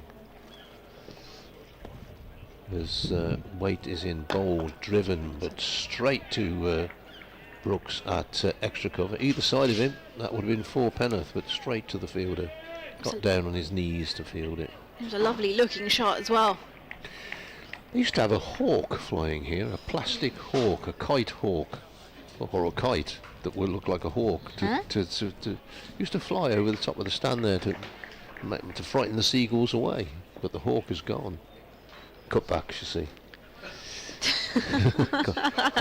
can't afford a hawk. Here's Waite in bowls. Oh, a little two-minded there, I thought. He was looking into the drive, then suddenly realised it wasn't quite there. So good start there from Matthew Waite. Just watching that. Yeah, just cuts back on him a little bit. Just comes back in. Maybe the bit of breeze coming across the ground is helping Waite to swing it into the lefties. But Sussex have 46 on the board. Hughes 14. Haynes 31. Yeah, initially shaped up just to look like it was going slightly wider, and then had to bring his hands back close to him, did Tom Haynes. Gibbon continuing from the C end. Not from the C end, from the Cromwell Road end. Hughes on strike as he taps his bat. 3 slips in place. This one is driven off the legs into the leg side. It won't go all the way. It's a very, very big boundary on the leg side, but it's big enough for them to come back for a couple of runs. He's looked to actually play that straighter, more mid-on sort of area, and just curve round a bit. Sussex move on to 48 for no loss. Graham Waldwin on. Hello, brothers. Why did Worcestershire put Sussex in? Looks a poor decision. Well, I think they looked at the pitch and looked a bit, as we were just saying, looks a bit greener than pitches normally do here at Hove, so I suspect that was the reason. Yeah, slightly greener, isn't it? Gibbon in and off the back foot. This is a beautiful shot here by Daniel Hughes, and it goes all the way down to the boundary for 4. He rides the ball well, gets up on his toes, quick hands through. Just watching it back on the replay, yes, that would have had to be an absolute screamer if that was going to be close to be taken, but he was so quick through the ball. There was no chance. That flew down towards the boundary. Sussex move on to 52 for no loss. Yeah, Worcestershire haven't got a gully in there. 3 slips. Certainly went to the left of Louis at 3rd slip. Yeah, no gully in place. Hughes forward and lets this one go through to Roderick. Yeah, he's good off the back foot, is Hughes. You don't want to be bowling too short to him, especially if there's a bit of width. Some music coming. I could hear music coming from somewhere. Someone's having a party. We are, of course, surrounded by houses and apartments here, so maybe somebody's got their, I was going to say ghetto blaster out, but I don't think people have ghetto blasters anymore. What's a ghetto blaster? Ah, see, now that is my absolute point I was trying to make. Given in downhill from the Cromwell Road end, and Hughes forward, defends into the offside. It's picked up by extra cover. See, Arms and myself, being ancient people, we would know what a Google this. Ghetto blaster was. It's just a great big speaker that people used to take out in the street and oh, blast. like a boom. It's a boom box. Well, yeah, sort of. Yeah. What's the difference between a boom box and a ghetto blaster? One begins with G and one begins with B. Apart from that, they look exactly the same. But yeah, well, that's what they used to call them, ghetto blasters. So nice. Did you have one? Maybe not politically correct to call them that anymore, but there's definitely music coming from somewhere. Did you have one? Did you take it with you? No. Really? No. Given into Hughes now, again off the front foot, lets this one go through to Roderick and watches it pass by. Unless that's somebody singing. Let's turn our thing on. No, they stopped now. Definitely somebody singing somewhere. Well, it's definitely not me singing. You wouldn't want to hear any of that. Well, we got some builders in this building next door, but I don't think any of them are singing that high pitched. Maybe it's something in the hospitality boxes. Maybe there's a live singer. Bit early for that. It is, isn't it? You never know. Never know. Gibbon. In again to Hughes, is forward and lets this one go through to Roderick again off the front foot. That will conclude the over. 6 runs from it. Sussex 52 for no loss. Hughes on 20, Haynes on 31. We've got to find the source of the music. Well, it stopped now as soon as we bring it up. No, there's no music coming through our headphones. No, it's not. On No, the it's effects on mic, it's on the ground somewhere. someone at the ground's having a sing. Maybe, don't know, maybe somebody's just feeling happy about it. Oh, I can hear it again. Yeah. Yeah. It's not me. No. No. It's quite nice. Yeah, it's a change. Yeah.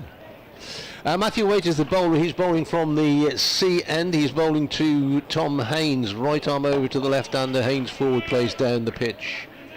And a very comfortable pickup for, is that Ben Gibbon, who's now out of, seen the slips before? Still 3 slips in though for Worcestershire.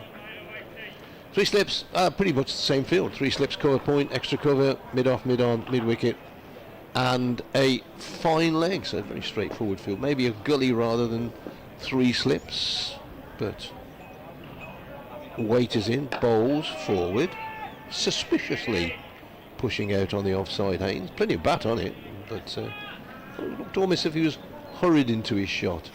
Matthew Waite, not the cricket's bowler on the circuit, but very, very steady. Don't give much away. He's bowled 8 balls now without conceding a run.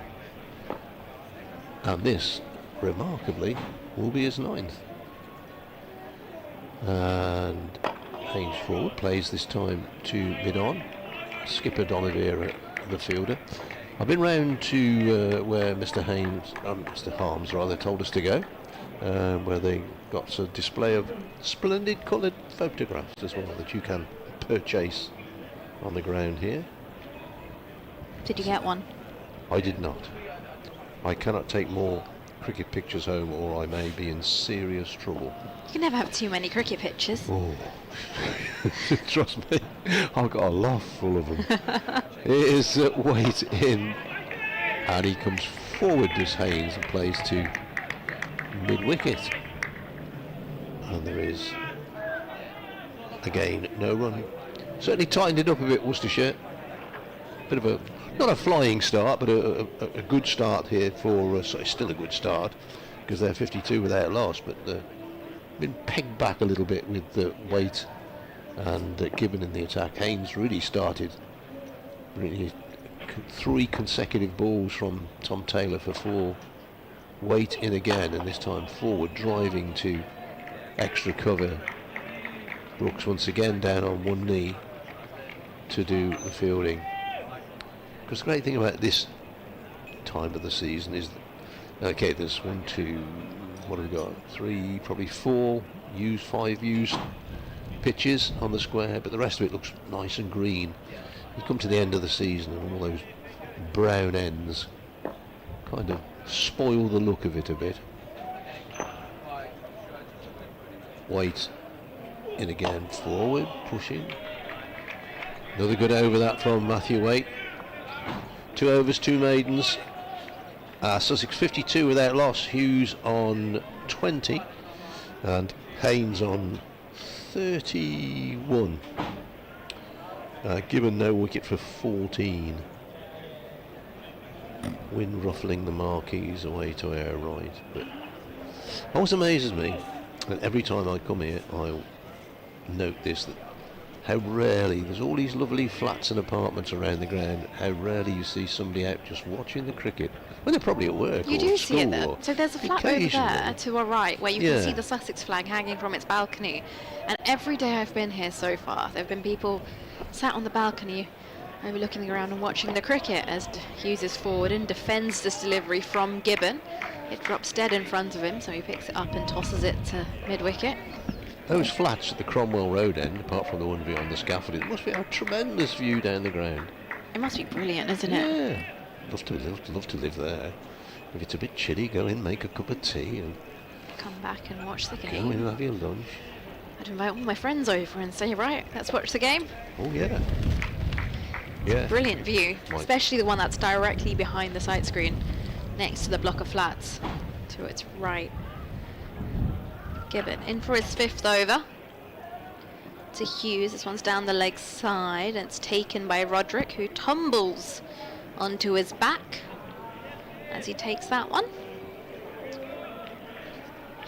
52 for no loss, Sussex. There we have it. There we go. If you're watching on the stream, someone is sat on their balcony, Yeah. enjoying the sunshine, doing the laundry, Well and done, watching the sir. cricket. Where's he? He's at Cromwell Road end, isn't he? He's at the Cromwell Road end. Behind the blue sign. Oh, my eyesight will not stretch that far. Oh, I can see it. I think he's reading his Daily Mail, not actually watching the cricket. Given to Hughes. This one straight to delivery. Hughes looks to flick it off, and I just think that hits onto his pads, and then Yeah, bit of inside edge, I think, bit of bat and pad. yeah, a bit of bat and pad, and that dribbles into the leg side. No run. Haynes at the non-striker's end, looking rather relaxed. I've seen Sussex play twice this season, but it was the women's team I saw last Saturday at New Road, who beat Worcestershire Rapids. A good game, actually.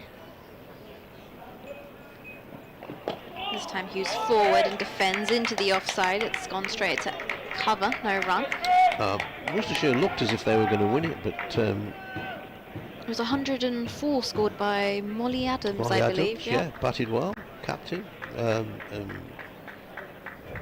It looked to be a reasonable score, but then say Worcestershire were going well. They suddenly collapsed.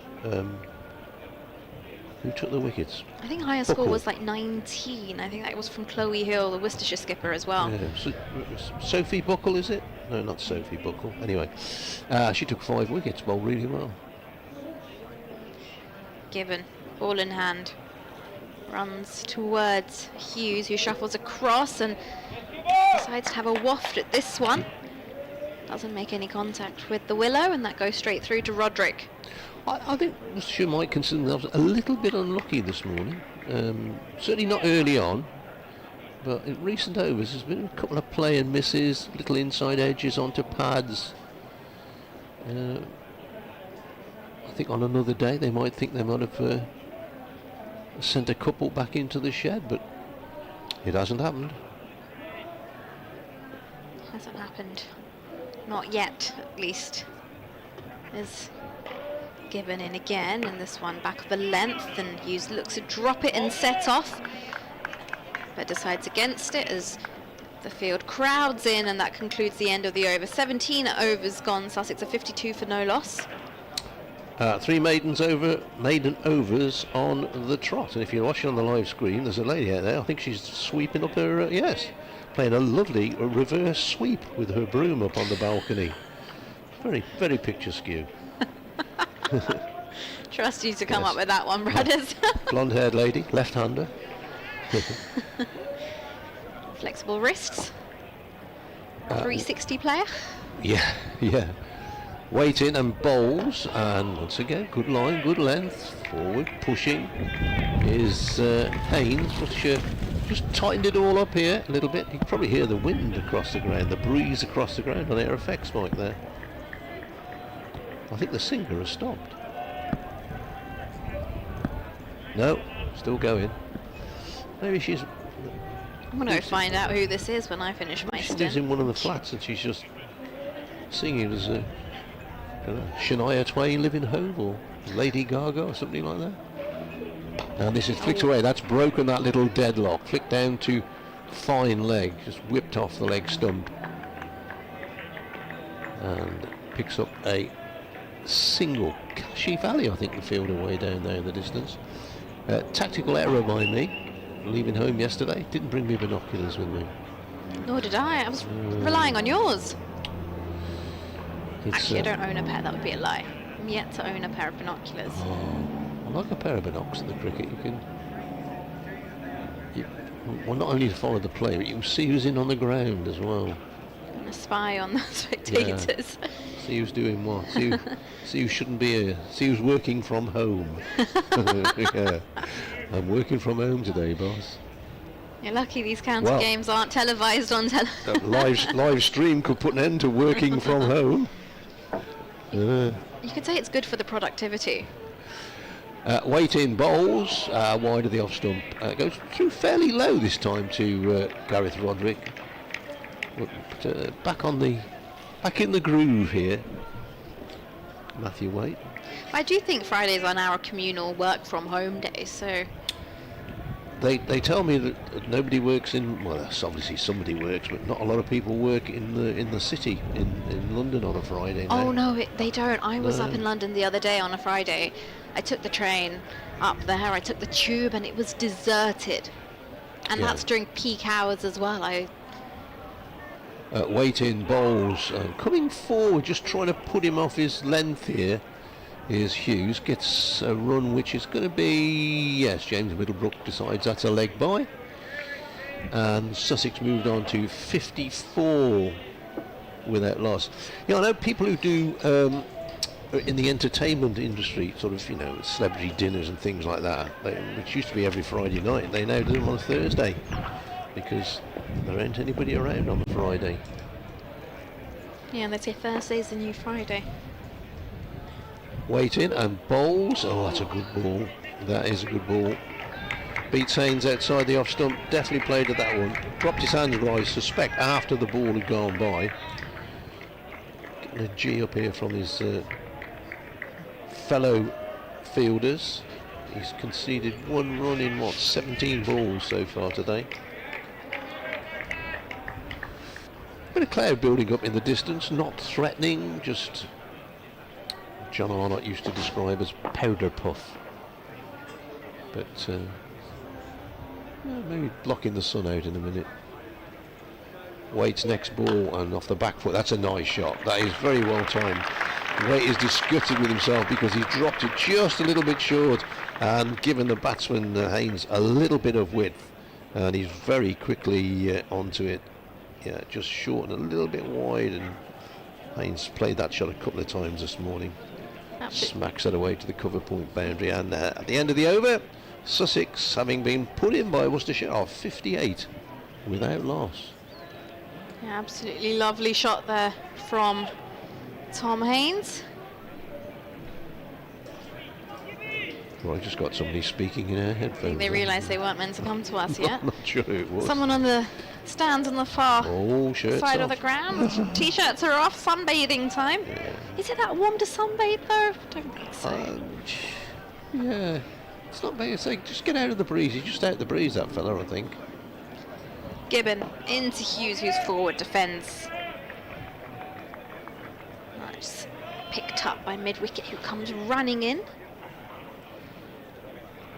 I believe that's D'Oliveira.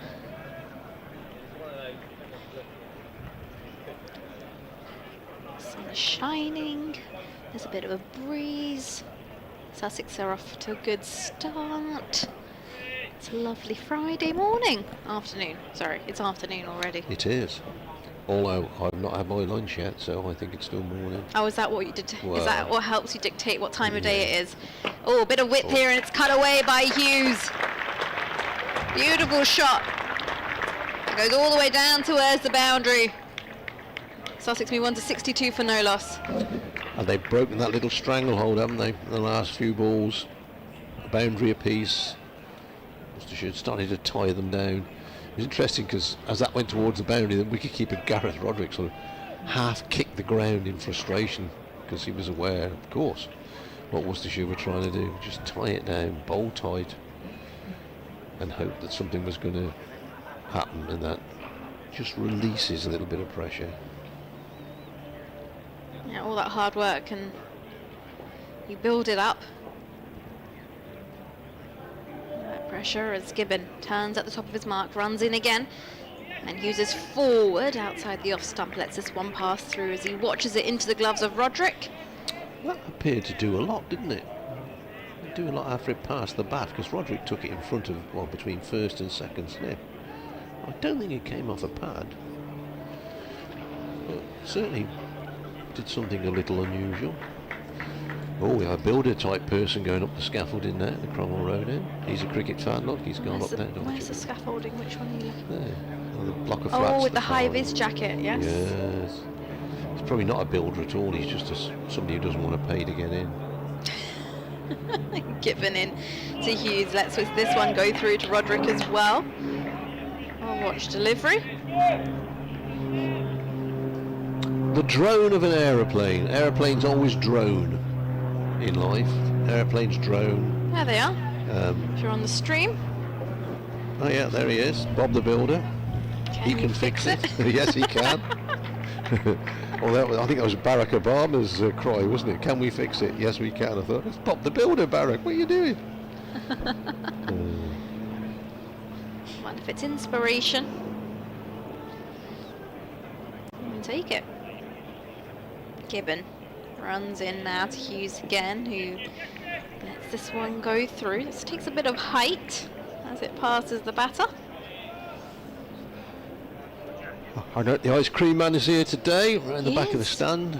He was open from 10:30 as I came into the ground. I was like, oh, good fella. Is there a certain time which is acceptable to eat an ice cream? Like, would you eat an ice cream at 10:30 in the morning? There's only certain times that they can ring their chimes. I don't know what they are. I think it's sort of after 8 or 9 o'clock at night. You're not allowed to ring your chimes. Yeah. For an ice cream man? Yeah. Any ice cream men who happen to be listening.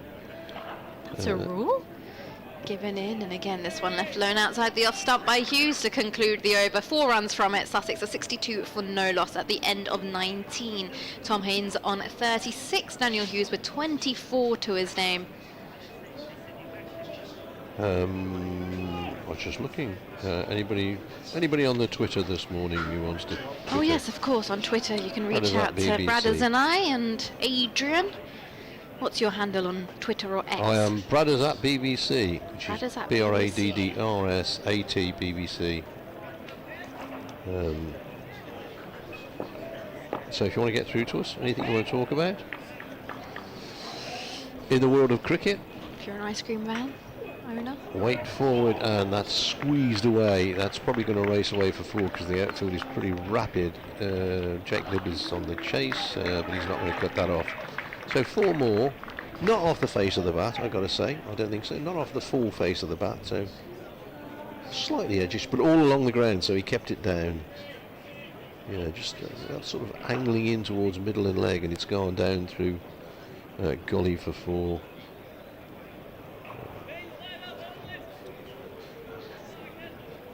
Johnny Blaine says, on about singing at the cricket, score, sorry, has moved on to 66 without loss. As a Worcestershire fan at Union Leeds in 2000, I went off to Headingley. As Waite is in and bowls, turn to mid-wicket. Sing the fielder no run. Midway through the day, the announcer informed us of a bowling change, but forgot to turn his mic off. The next few minutes spent waiting for him to release, as he's to realise he was singing away. Oh yes. PA announcers not turning the microphone off, Johnny. We could do a whole lunchtime on that, mate. One of my favourites is Waite in bowls, slightly hurried off the back foot, and that's gone down through the slips. And Wade, you probably heard that cry of frustration from Matthew Wade, because again, I don't think that was off the full face of the bat, and it's gone between second and third slips. It wasn't a chance as far as I can tell. Now it bounces in front of Libby at third slip and races away to the boundary. So that's 2 through that area in this over. So Matthew Wade who bowled, and he's still bowling for me a tidy spell, but he's got a couple to find the edge, and they've gone away for 4, which explains his frustrated cry. Frustrating. 70 without loss though, Sussex. What a start this is. It is indeed. If you're a Sussex fan and you're listening, it's an ideal start for them. As Wade bowls, pushed into the covers, Brooks the fielder for Worcestershire. Now I recall a game, it was a minor counties game Herefordshire were playing, and the PA working, and the scorer, I won't mention his name, was doing the PA, and he said, coming on to bowl from the, I think it was from the river end, is Steve Watkin, and then he put his microphone down, he turned to his fellow scorer and said, we'll see some runs now. And he bowled a maiden over, and everybody in the ground laughed. He bowled a maiden over and indicated to the scorer that he had indeed bowled a maiden over. But yeah, Waite and skipper D'Oliveira in a brief conversation, and he comes in again and bowls, and that's, oh, he's trying to pull that. It's not really there, I don't think, for the pull. It's probably dropped off an inside edge, rolled down onto the pad. Rehearsing the shot here is Haynes, who at times this morning has looked like $1 million, but on a couple of occasions he's probably not played the shot that he would have liked to have played, let's put it that way. Waite is in again, and this time very solidly behind that. Gibbon fields at mid-off, and that is the end of the over. Sussex haven't been put into battle, 70 without loss. Hughes on 24, Haynes on 44. Live cricket brought to you by the BBC. We're online on the BBC Sport website, BBC Sussex, BBC Hereford and Worcester.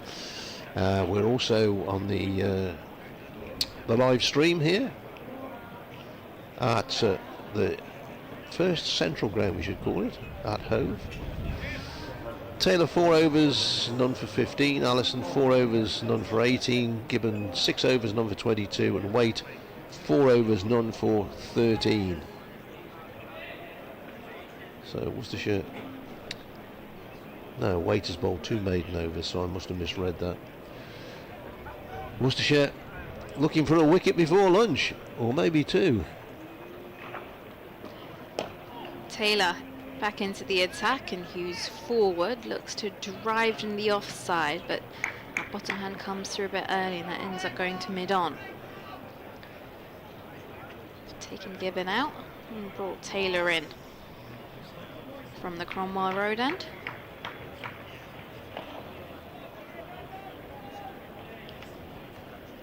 I believe will be the last over from me from the Cromwell Road end, and I think we'll make way for Adrian. It's due to chat with a guest. It's Taylor into Hughes forward and pushes this back down the line of the wicket. Taylor gets his hand to it, so that doesn't go too far away from the umpire. I think he's been talking veterans cricket. I think he's going to be talking about. There is a video, still call them videos, online on a certain website that shows a guy keeping wicket. I think he's 83. Oh wow. And he's got an oxygen tank on his back, so he has to have oxygen, but he's still keeping wicket at 83. Taylor into Hughes, who shuffles back and across and now is forward and lets this one go through to Roderick with the gloves.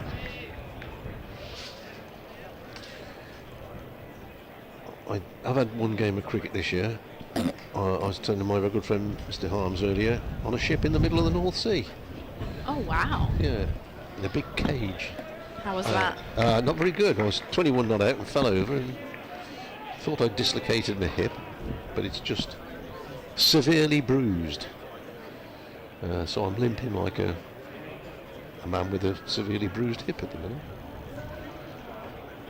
Taylor in now, and this one played off the back foot by Hughes to point. There is no run.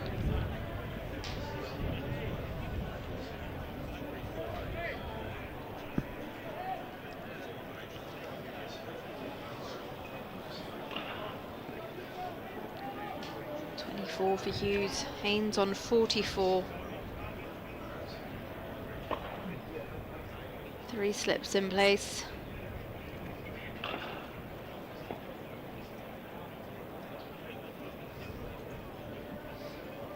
It's Taylor in now, and this one's left alone. Outside the off stump, passes through to Roderick with the gloves.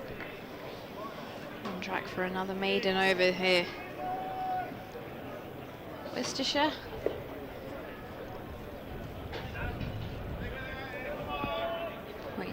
Extra cover. Great point to cover mid-off, mid-on, mid-wicket, who's slightly wider. And we've got a long leg as well. There's Taylor at the top of his mark from the Cromwell Road end. Turns and heads downhill towards Hughes, who's forward. This one takes a bit of height as he's defending into the offside. That will conclude the over. That's another maiden over here for Worcestershire. 21 overs gone. Sussex to 70 for no loss. And I believe it's time for a change around. Well, Harmsy's coming in here. All right. So I'll let's try and make this get out as of the way. smooth as we possibly can. There's that was Bradders, and Thank you, Bradders. So Nikki and Bradders are going to take a break. I think they're going to probably delve into the lovely box of cookies that Nikki has. Bradders isn't, because Bradders is looking after his waistline, which is probably a good thing. And I'm going to be joined by Jonathan Taylor, who's going to come and talk to us all about Sussex seniors cricket and what's been going on and what's planned through the season. But it's going to be Matthew Waite, who's coming into bowl his 5th over, 4 overs, 2 maidens, no wicket for 13 bowls to Tom Haynes, who plays beautifully through the onside.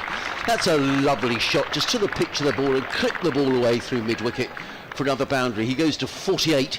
He's in the form of his life, is Tom Haynes. 74 without loss are Sussex. Hi, Jonathan. Hi, Adrian. Thanks for letting me come back up and talk about My pleasure. seniors.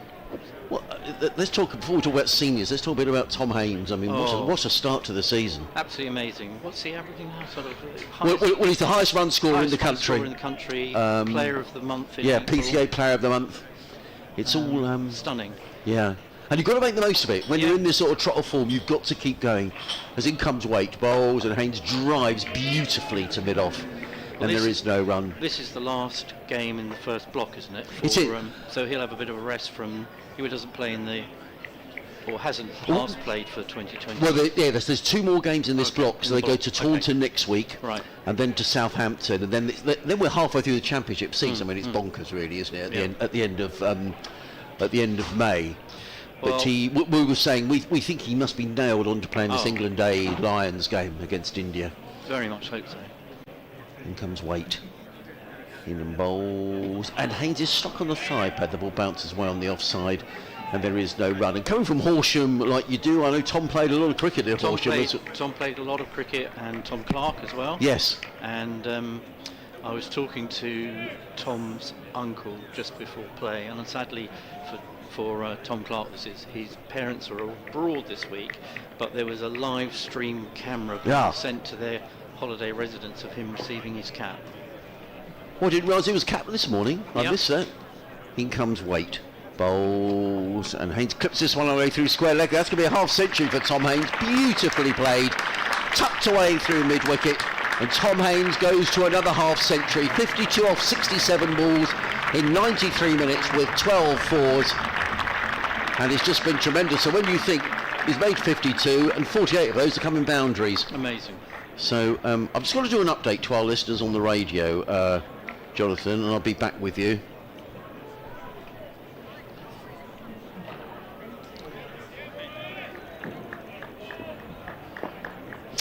Yes, glorious Sunshine, and glorious Tom Haynes as well, who's just gone through to his half century, Sarah. He's 52 not out.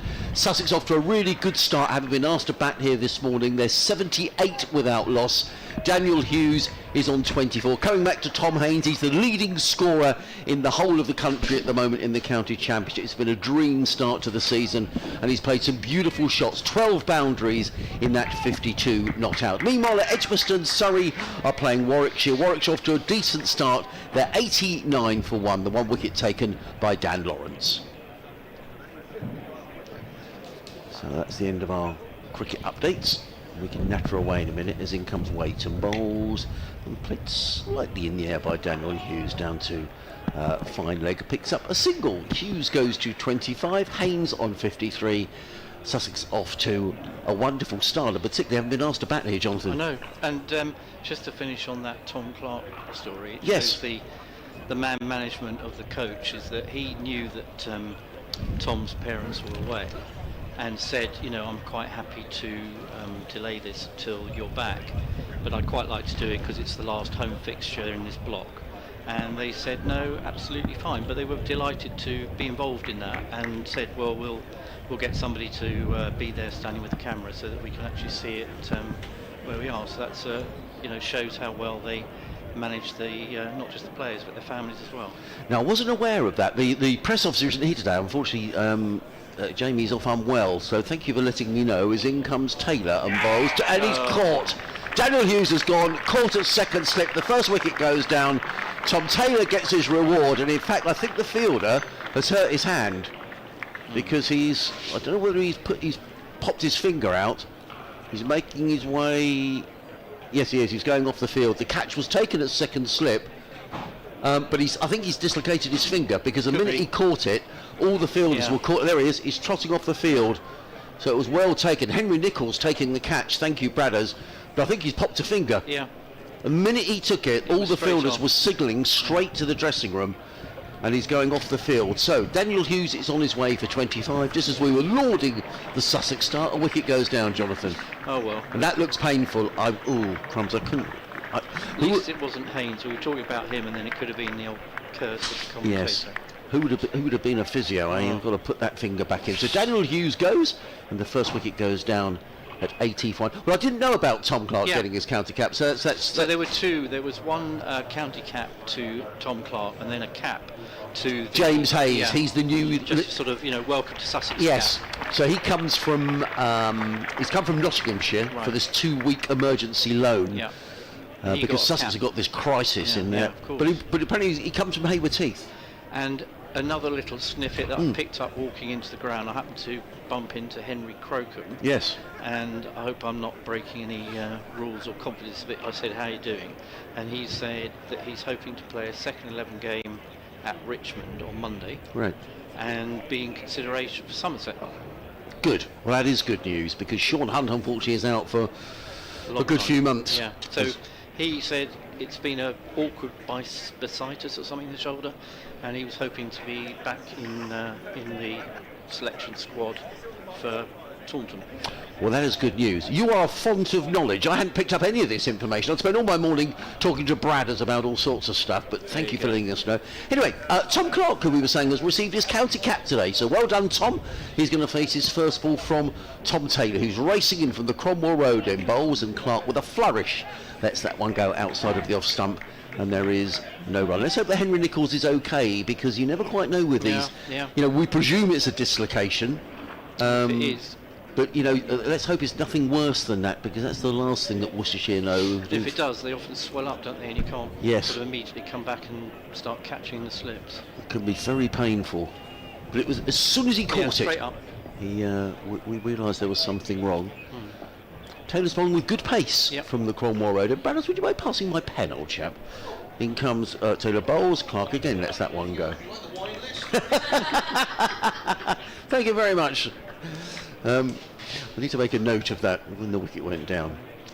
And there is. So, Jonathan, great to see you. Thank you. And you're going to fill us a little bit on what's been going on, or what is going to be going on with Sussex seniors. And I'll talk a bit more broadly, because also please do. Surrey is just up the road, and I do scoring for both counties, depending on what my availability is and what teams need someone. Taylor again around the wicket, bowls, and Clark's it on the pad. That could be out. It is out. Oh dear. Well, he's padded up there, Tom Clark. He looks disappointed as he drags himself up. I just thought that maybe kept a tad low on Tom Clark, but it's always a danger when you're padding up. He's padded up. But he's coming around the wicket. Tom Clark has a look at the umpires. You have to say, really? I think we've given him out. So having made this great start, Sussex lose 2-2, and Bradders did say in commentary that on another day, maybe Worcestershire might have picked up a couple of wickets this morning. And all of a sudden one goes down and another follows. So do you want me to leave now, Adrian? Yeah, that's right. The jinx has arrived. Oh my Jonathan. Goodness me. Yeah. Right. He drags himself. It's a danger when you pad up though, isn't it? Yeah. When you face one ball or something.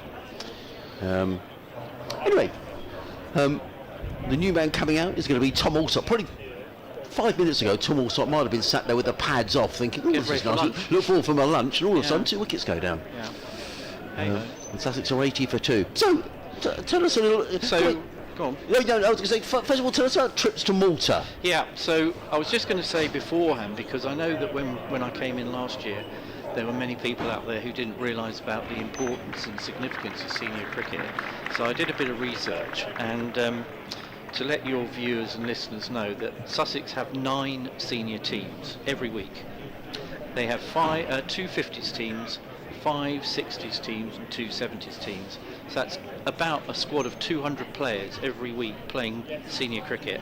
And Surrey also have 9 teams, 2 50s, 4 60s and 3 70s teams, and there's even some talk about having an 80s team.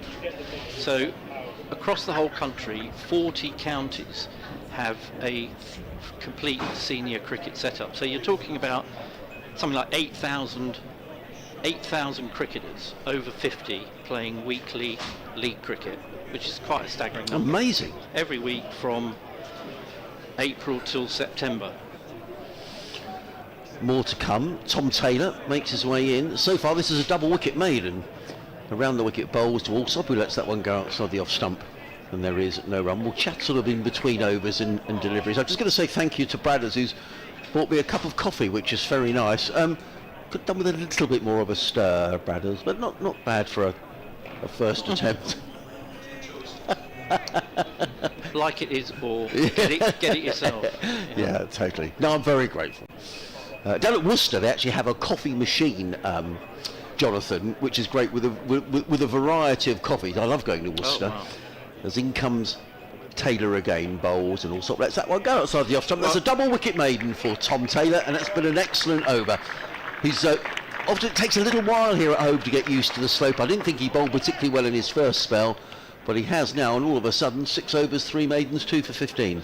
Can I tell you a brief memory of mine when I went to Worcester for the first time, and Graham Hick was in his pomp, and he had batted that day but hadn't scored many runs from memory, and at the end of the day I would say at least 80 young kids queued up for his signature and made a nice little crocodile line, and he stood there for at least half an hour, signed every single one, and I thought, impressive. Yeah, I have that memory from like no, it's good. No, 25, 30 years ago. Ben Allison is coming back into the attack. 6 overs, 2 maidens, no wicket for 18. Worcestershire might just feel they've got their rewards here because perhaps they haven't quite had the rub of the green this morning. Allison in, bowls to Haynes, who defends out into the offside. There is no run. So you mentioned the Malta competition. Yes. Pre-season, most years there's a competition, and this one was in Malta, and a number of counties, quite a few counties around the country, take out a pre-season squad for a tournament and some hospitality and entertaining, and Sussex won that competition. The Sussex seniors won that competition, and they beat Cheshire in the final. Is that limited overs? Yeah.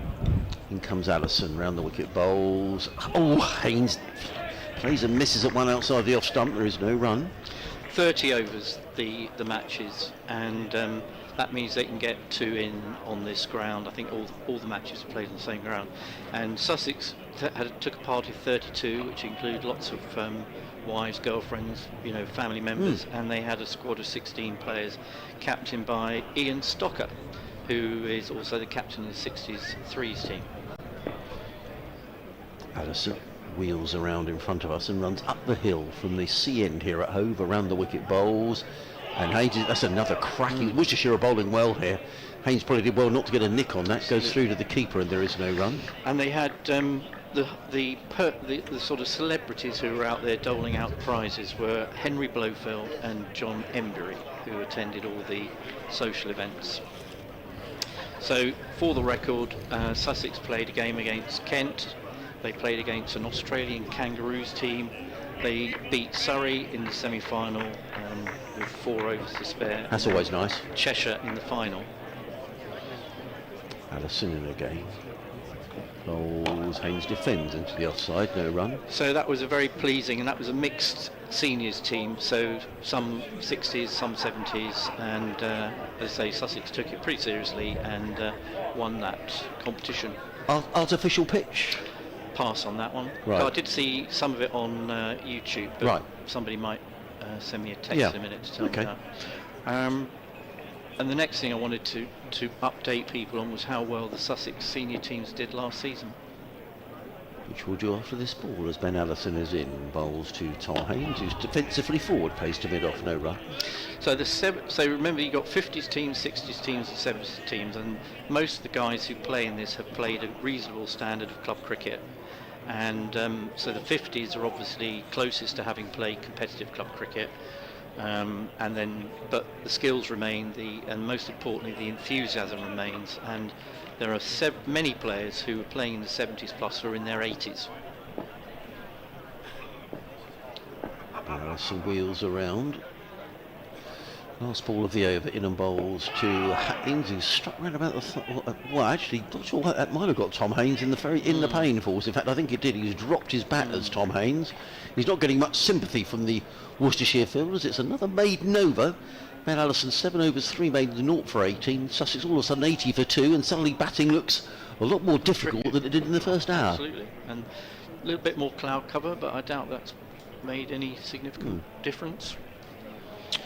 So the 70s first team won their Vase competition, which is kind of like the next one down from the FA Cup. It's sort of like the Carabao Cup, I guess. And this is Sussex I'm talking about. The 70s ones won that competition, and across the board the seniors played 82 league games and won 41. So exactly 50% matches they played were wins. And the highest run scorer was a guy called Gordon Morgan, who scored 745 runs at an average of 68. Wow. And nice. He's in the 60s teams. So he's and that's 745 runs in a weekly match. So that's pretty impressive. And the top bowlers were two guys, Dave Christmas and Brian Stillwell, who both got 23 wickets. And the most interesting, or one of the interesting games of the 50s first played was at Horsham against a team called Merv's Masters. They've got to be Australians. Headed by the great man. Really? He was there. Here comes Tom Taylor around the wicket for the Cromwell Road end, bowls to Tom also, who plays without timing into the offside, and there is no run. He was there, complete with moustache, and signed all the autographs, drank his fair share of beer at the end of the game. Pretty good for the bar profits, I would think. Absolutely. It was, Orchard does very well on bar profits, and he boosted it on that occasion. And also there were two guys, Martin Ford and Andy Hill, who played for the England seniors team from Sussex. Excellent. And that was last season. That was the summary of summer of 24. Tom Taylor in around the wicket, bowls to Tom Alsop, who's beaten. Good take, diving down the leg side by Gareth. This just looks a different strip to bat on. It's just extraordinary. The first, virtually the first hour and a half.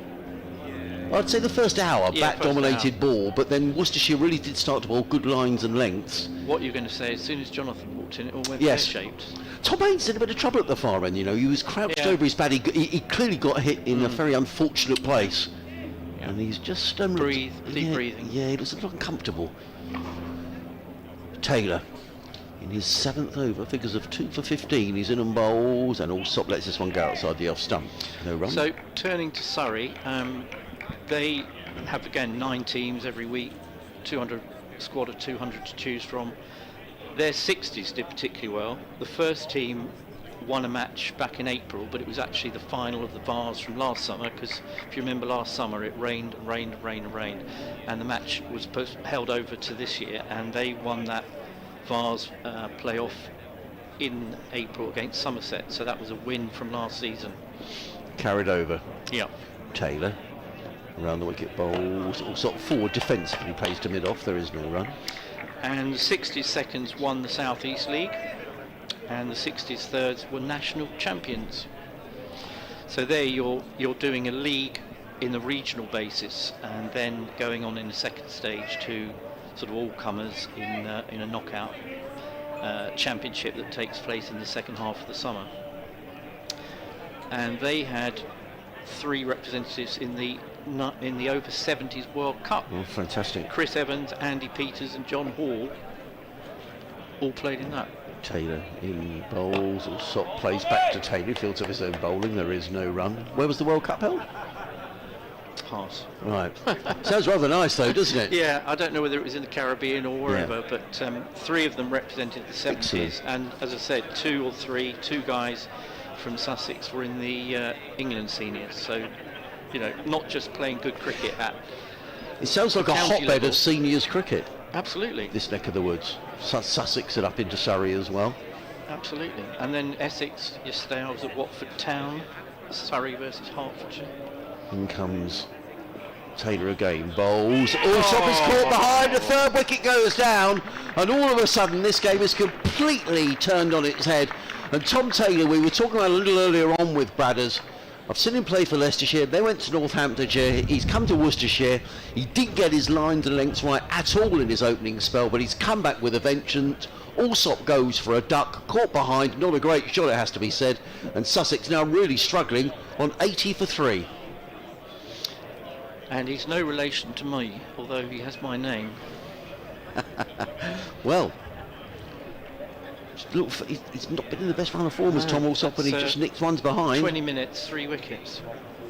And without a run being scored either. Yeah. So Gareth Roderick takes the catch. And all of a sudden, as I say, this game is completely turned on its head, and there's a bit of a hush around Hove, apart from in the corporate hospitality, where it looks like people are arriving for their sort of Friday lunch club and enjoying a glass of wine or two down there. It was very busy as I came in. Around the back, people powering up. And I'm sure I asked you this last time, and for those who are just joining us, my name's Adrian Harms, BBC Radio Sussex. Jonathan Taylor is with me, talking all about Sussex senior cricket. Here comes the first right-hander in the Sussex batting order, who's James Coles.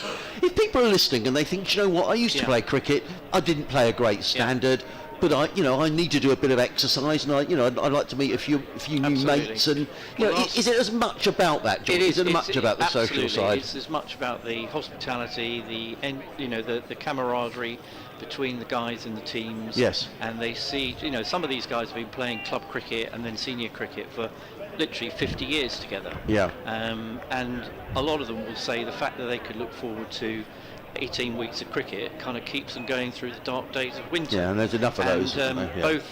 Most counties have winter nets. They take it very seriously, and they meet up throughout the winter doing nets. Ben Allison comes in to bowl from the C end of the ground, bowls to Tom Haynes. Good job Haynes is there, he's 53 not out. Sussex 80 for 3. 3 wickets have gone down without a run being scored, all of them taken by Tom Taylor. Hughes for 25, Clark and Allsop without bothering the scorers. And indeed, last year, after I came in and talked to you, we had a few people making contacts who were interested from both. We were playing Yorkshire. Yes. A couple from Yorkshire, a guy from Oxfordshire, a couple from locally down here saying, how do I get involved? So that we do encourage that, and they can obviously write to you, and then you can pass it to me. In comes Allison bowls, Haynes works this to backward point, there is no run. And we mustn't forget our good friends down at Worcester, and people who will be listening at Worcester, and there may well be people listening in Worcester or Malvern or wherever who are interested in seniors cricket and maybe thinking similarly. Can't get Dave Bradley involved. Not old enough. But Bradley's can become an umpire. Anybody who is out there interested, let you know, and you read your thing out regularly, and then you can pass it on to me, and I'll find out who the relevant person is up in Worcester or wherever. In comes Allison again, around the wicket, bowls to Haynes. That's one go outside the off stump. There is no run. Just a reminder, Sussex Cricket at bbc.co.uk. So if you're listening and you think, do you know what, I do quite fancy getting involved or knowing how to get involved or going along, just drop me a line, sussexcricket at bbc.co.uk, and I'll pass those to Jonathan. And actually, thank you to everyone who sent some emails in this morning. I will rattle through them before lunch. Also, Adrian, we're interested in anyone who wants to be an official, an umpire or a scorer. Allison in bowls. Ooh, Haynes had a little dally with that one outside the off stump through to Roderick. There is no run. So officials are very much welcome to contact me via you to get involved in the senior game, because we need 9 scorers, and each county supplies their own umpires, so you've got to have 9 or 10 of them every week as well. And in all seriousness, There's Allison, the wind just rustling his trousers, runs away from us to bowl to Tom Haynes. 3 slips go down. He's in and bowls, and Haynes works this one to backward point. There is no run. Wait, he says to James Coles. And there is no run. I think the social side is as important as the playing, isn't it? Because people, getting towards retirement, often it's quite difficult to keep up with old work colleagues or friends and meeting new people with common interests. Absolutely. And every year there's fresh people. For example, yesterday at Hertfordshire, this guy opened the batting and he got 50 odd, and we'd never seen him before because he just reached the right age to be in that team. Yeah. Taylor. Allison runs away from us, bowls to Haynes. Haynes is forward. Worcestershire have been excellent here in the last 45 minutes. They really have. That's another maiden over. I think that's 4 maiden overs on the trot. Tom Haynes is getting a bit of attention here. He got hit somewhere very painful. I'm not sure he's going to get treatment for that on the field, but he's been brought out a towel. And he's just getting a bit of refreshment. And Sussex need to get through to lunch here, Jonathan, without losing another wicket, because Worcestershire have really fought back here this morning. I was going to finish on with a story that came out a week or two ago. I was scoring a match a couple of weeks ago at Horsham for Sussex 60 seconds against Kent. It was a pre-season friendly, and this chap came out to bat and he scored a very rapid 48 and walked off and then fielded for 45 overs. So that was 48 in his first match of the season. I'll wait for build the tension here. What happened next? James Cole's about to face his first delivery from Tom Taylor. 3 for 15 for Taylor. He's in and bowls to Coles, who clips that one away down to fine leg, and he's on his way as James Coles. He goes to 1, and Sussex to 81 for 3. So the following week, on the basis of his 48, he was promoted to the 60s first, and he scored 120. 120. And I said to people, "Oh, Jim's a good player," and they said, "Yeah, particularly good for 85." Oh, really? Wow. And this Jim Phillips is 85, playing for the 60s, so he's 25 years past the age group, and he's still deemed to be the 4th or 5th best batter in Kent to play 60s first cricket. Wow, fantastic! Amazing, Jim Phillips. So that gives great encouragement to somebody who wants to play late cricket. Taylor comes in, bowls to Haynes. Haynes is 4, plays to mid-off. There is no run. I should just mention, and thank you to Bradders for letting me know, that Henry Nicholls is still off the field. He injured his finger when he took the catch to dismiss Daniel Hughes, and Rob Jones has come in and is fielding at Slackham. Is that Rob Jones who used to be at Lancashire, Bradders? Yeah, sums up. So let's hope that Henry Nicholls is okay after taking that catch. Taylor in bright sunshine down the hill, bowls. Haynes works us into the offside, and there is no run. So the seniors started a couple of weeks ago, and yesterday was, for most teams, the second week of the league season. Unlike the youngsters, who don't start until tomorrow, as tomorrow is the first day of the Sussex Club Championship. Yes. And my team, which is Rothesay, on the edge of Horsham, kick off their season tomorrow at home against Haywards Heath. We should get good weather, which is a good start to the season. In comes Taylor. Haynes is beaten. Tom Taylor has bowled beautifully here. He has. He's not my son. Beautiful delivery. Beats Haynes outside the off stump. There is no run. And what might be interesting again to your audience is that the increasing development of live streaming. So certainly in Sussex, the Premiership, there would be 5 matches every week, and probably 3 or 4 of them are live streamed onto YouTube. So if you support any of the teams but you can't get to the matches, it's available live on YouTube. In comes Taylor, bowls, let go by Haynes outside the off stump. There is no run. The developments are extraordinary, aren't they? I know. So all those, I moved down to Sussex in 2018. There would be thought of club sides playing live, but now with this thing called Frogbox, club can buy all the kit for about £2,500 and have the cameras, the editing, da-di-da-di-da, for not pennies, but it's not a huge amount of money.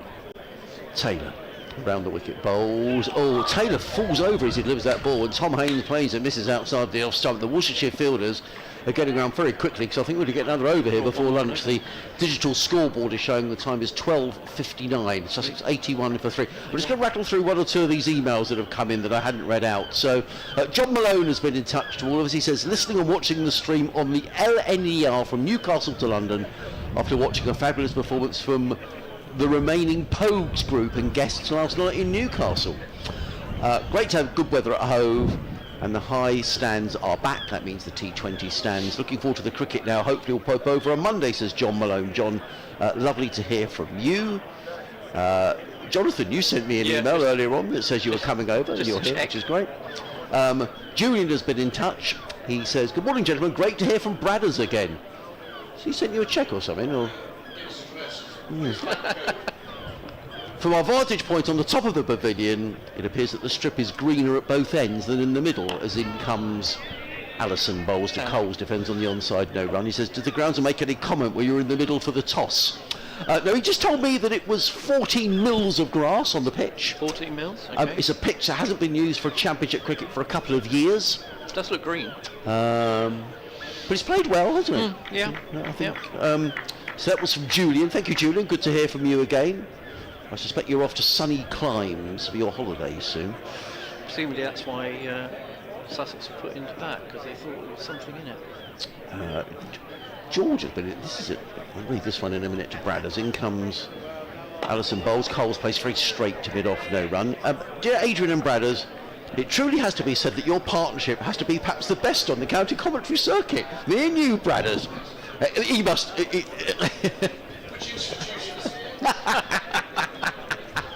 So your mum's written in. Oh dear. Well, it's very kind of you, George, and it's great fun being with Bradders. I don't see him half enough, and in fact, I won't see him until the end of the season, my friend. Last game of the season. September. Yeah. Oh, that's always depressing, the last game of the season. I hate the last game of the season. It's a lovely location for it. It is. In comes Allison bowls. Oh, that's a poor shot by James Coles. I mean, so close to lunch, 3 balls from lunch. I don't think you'd have... I don't think Grant Flower would be very happy to see him wandering back. No, he'd have been having his lunch on his own. Yes. Craig in Portslade says, gutted to not to have Jayden Seals in the team today. Curious what Bradders takes is on the controversial finish for Worcestershire against Essex. We'll have to get that one after lunch, I think, from Bradders, so we'll come back to that, Craig, but thank you for being in touch. Stuart Govers over in Low. In comes Allison bowls. Coles lets it go outside the off stump. He says, great to have Sussex back after their break. I thought Sussex might struggle in Division 1, but I've been pleasantly surprised by their start so far, and the batting's been great to watch. May it continue. Thank you, Stuart. Jason says, good morning, can I turn up and pay on the gate, or is it free after tea today? Well, it's always free after tea, and I think you probably can pay on the gate. I don't see why not. Be mad not to take payment on the gate. Yeah, come along, Jason. Be good to see you. In comes Allison. In and bowls. Coles defends. That's better. Right in behind it. Played into the offside. No run. I do know, because my friend who's up the far end, come to Andrew. It's a card-only venue. Right. So if you're one of those people who traditionally has some folding paper in your pocket, you need a card. Yeah. To do anything. Derek from Wiltshire here, he says, aborted trip today due to train disruption near Slough. I'm gutted given the weather. Trying to reorganise things for tomorrow, if not Taunton beckons next week, says Derek. Well, that's really annoying, isn't it? Very annoying. Here comes Allison bowls. Coles is caught! That's a poor shot. The ball before lunch. And all of a sudden, Sussex have lost 4 for 1. Ethan Brooks takes the catch, and James Coles is on his way for a duck. Can you believe Sussex are 80 without loss, coming towards lunch? They go to lunch on 81 for 4. Jonathan Taylor, I'm glad you didn't come to the commentary box earlier. I know, that's me finished, isn't it? Absolutely finished. I don't think that was a shot James Coles will be particularly pleased with, to be honest. Did we not say 2 balls before that you play for lunch? Yeah. And what's he do? Yahoo outside the off stump. Dear, oh dear. Well, it's been nice knowing you, Adrian. Yes. Well, can I first? Well, the players make the way off. James, I think the crowd is slightly shocked, to be honest with you. Where's the bar? I would just come back to what Brad has said earlier on this morning, and I know we do laugh and joke a bit, but Brad did say he did feel that Worcestershire perhaps hadn't quite got their rewards for the way they'd bowled this morning, and I tend to agree. But having said that, I think there's been some dodgy shots. Are we allowed to say that? Yeah. Well, I think we are. I think padding up and then a flirt outside the off stump. To the last ball before lunch, he will not get welcome back. No, I don't think Mr. Farbrace will be desperately happy. So there we are. The seagulls are crowing here, or crying here at Hove. Jonathan, thank you so much for coming to see us, and it's been an absolute pleasure. And thank you for filling us in on what's been going on. And we'll sort out some other dates to come up and join us on the commentary as well. Yeah. Where are you sitting? I'm sitting up the far end there, to the left, just to the left of the 2020 stand. Right. Excellent. On a couple of comfortable chairs. That's a lot of the normal spots taken up, obviously, by these 2020 stands. But well, I don't really. I mean, usually I don't have this negative effect on matches and wickets tumbling. So hopefully you won't give me 3 strikes and I'm out. We won't indeed. It's been great to have you up here. So there we are. We've reached lunch. I think we're all a little surprised, really. I can see Tamal Mills is out in the middle. He's going to do some bowling practice. Can he get his kit on? He's got his shorts on. He's shaking hands with someone out in the middle there. So Sussex go to lunch on 81 for 4, having been 80 without loss. A collapse, which These are all my fault. perhaps we didn't see coming. No. So we're going to have a little breather. Just to say, if you're on the ground, you want to go to the Sussex Cricket Museum, please go and have a look. Enjoy the book sale and the photographs, and have a little mooch around if you're over there. And Bradders, Nicky and I will have a little breather, and we'll be back with you in good time for the resumption at 20 to 2.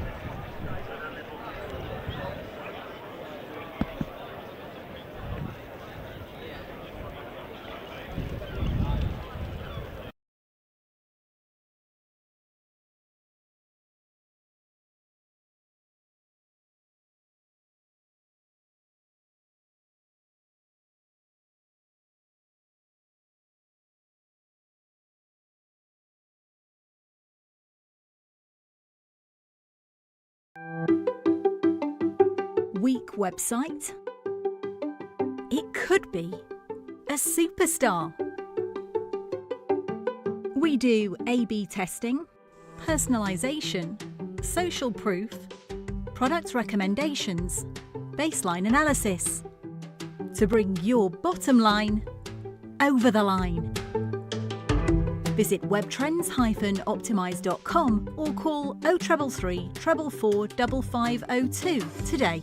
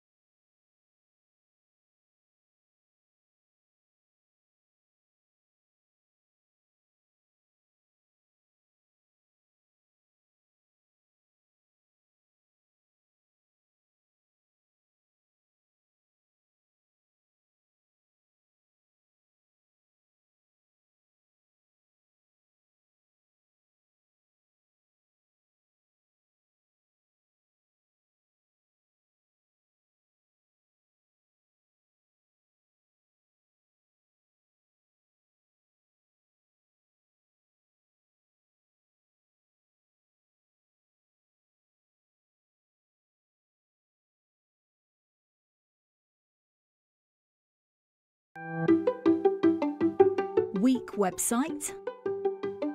It could be a superstar. We do A/B testing, personalisation, social proof, product recommendations, baseline analysis to bring your bottom line over the line. Visit webtrends-optimise.com or call 0333 444 5502 today.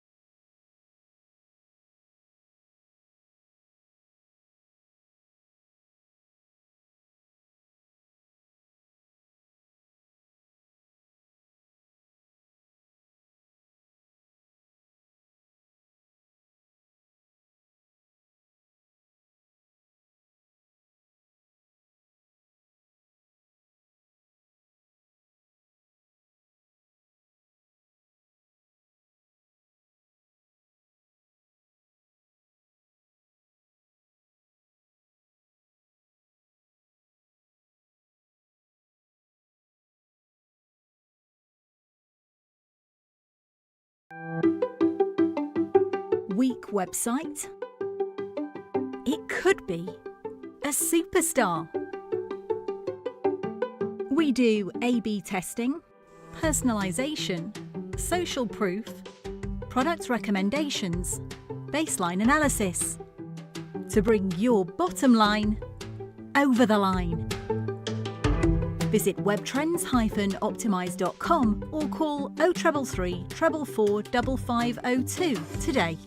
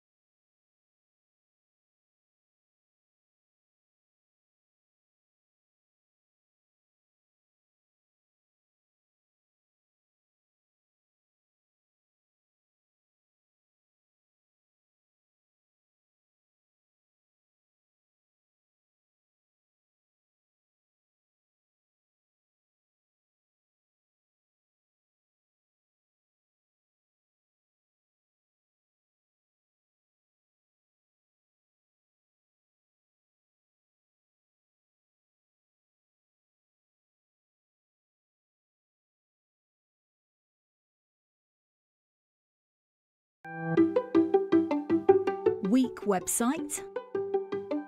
It could be a superstar.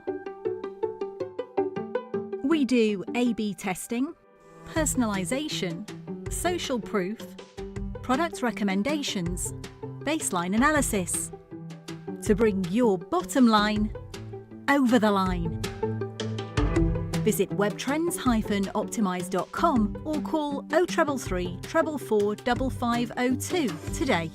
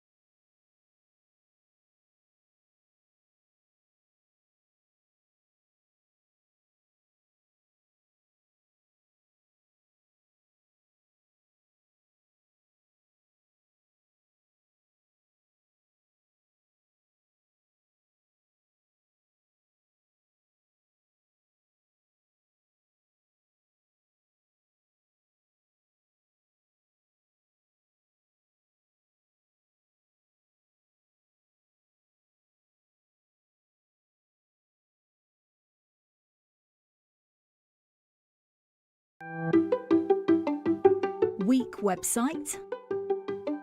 It could be a superstar. We do A/B testing, personalisation, social proof, product recommendations, baseline analysis to bring your bottom line over the line.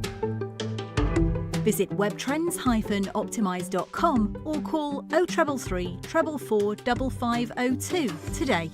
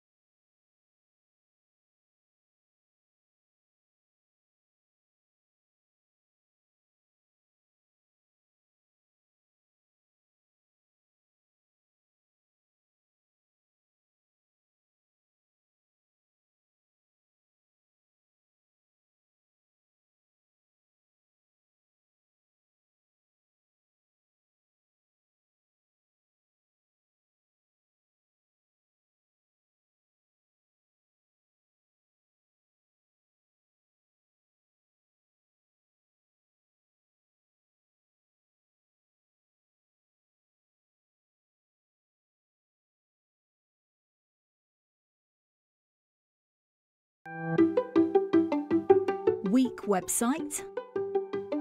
It could be a superstar.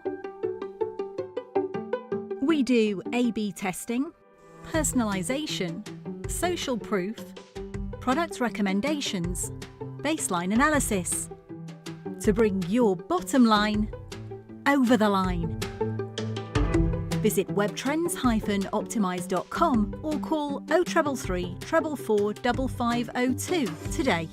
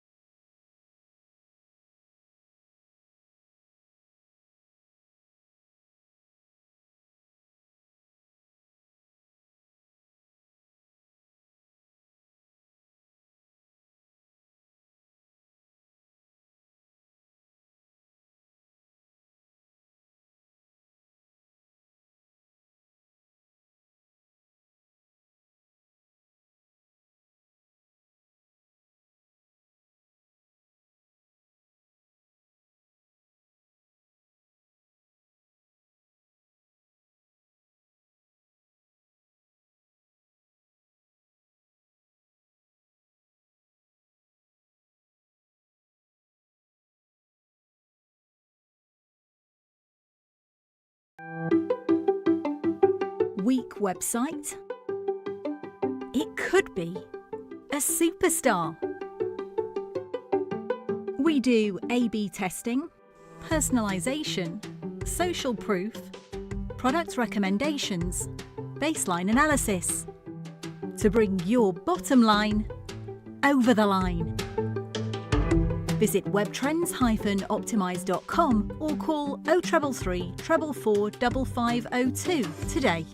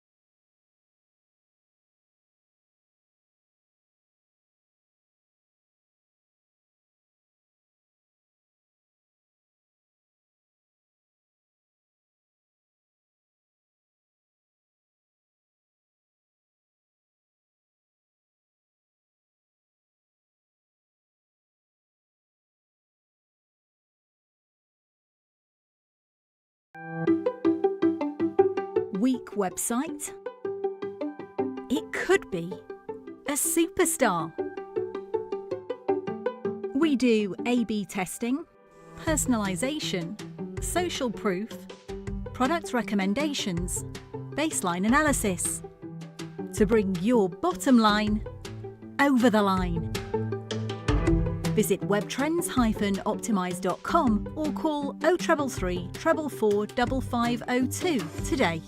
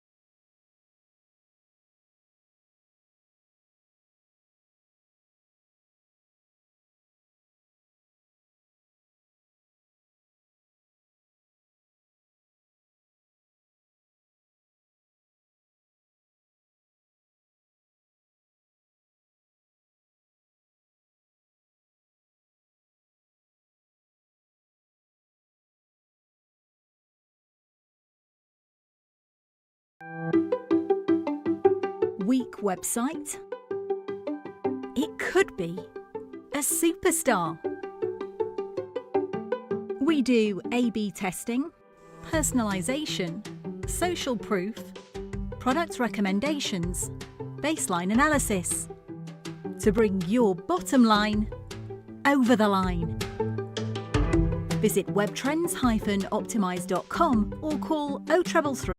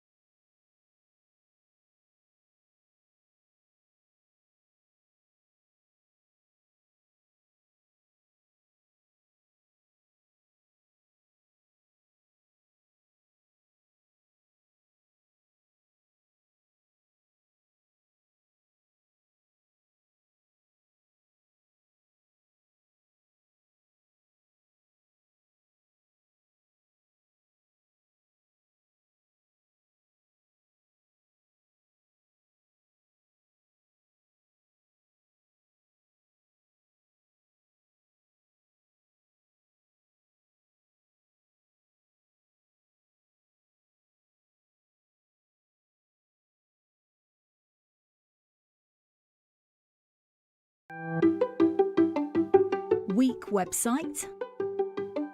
It could be a superstar. We do A/B testing, personalisation, social proof, product recommendations, baseline analysis to bring your bottom line over the line.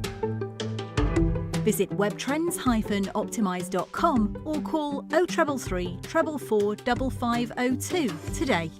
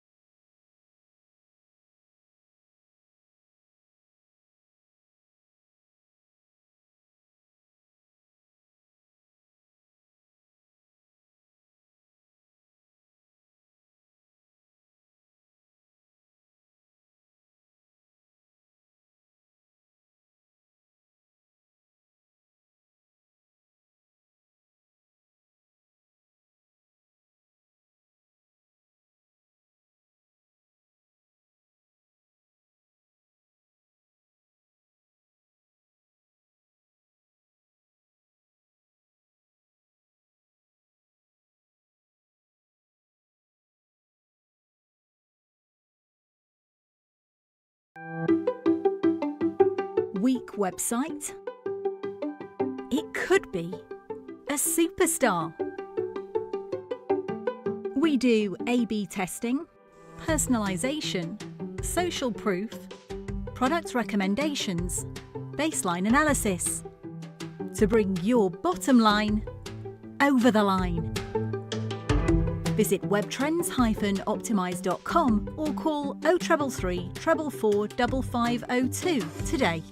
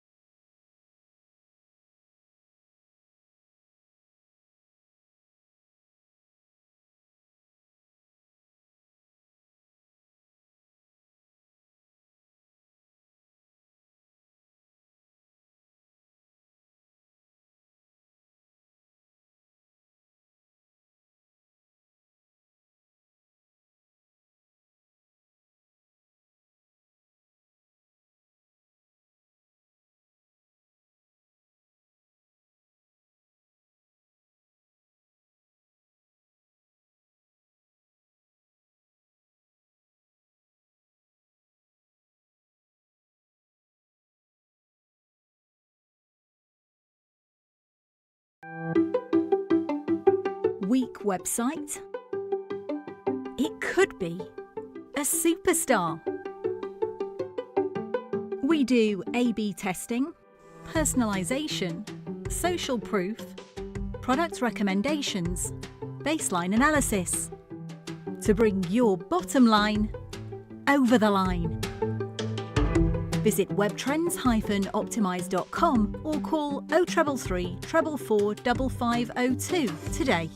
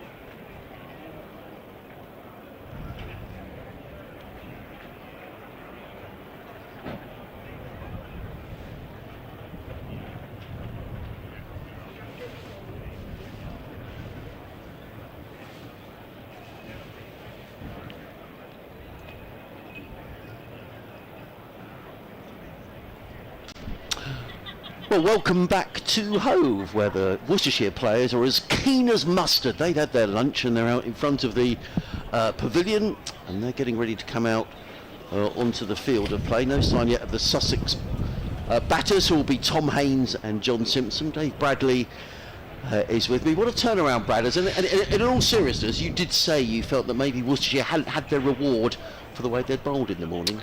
Yeah, I thought Tom Taylor might have bowled a bit longer this morning, but he got hit, didn't he? But he bowled a bit short and got hit by Haynes a couple of balls, and so they took him off. But he came back on, and they tightened it up a bit. Matthew Waite and Ben Gibbon bowled good spells and tightened. They did sort of get off the leash a little bit there, Sussex, a couple of times. But it's quite a breeze. I'd call it a wind blowing across the ground.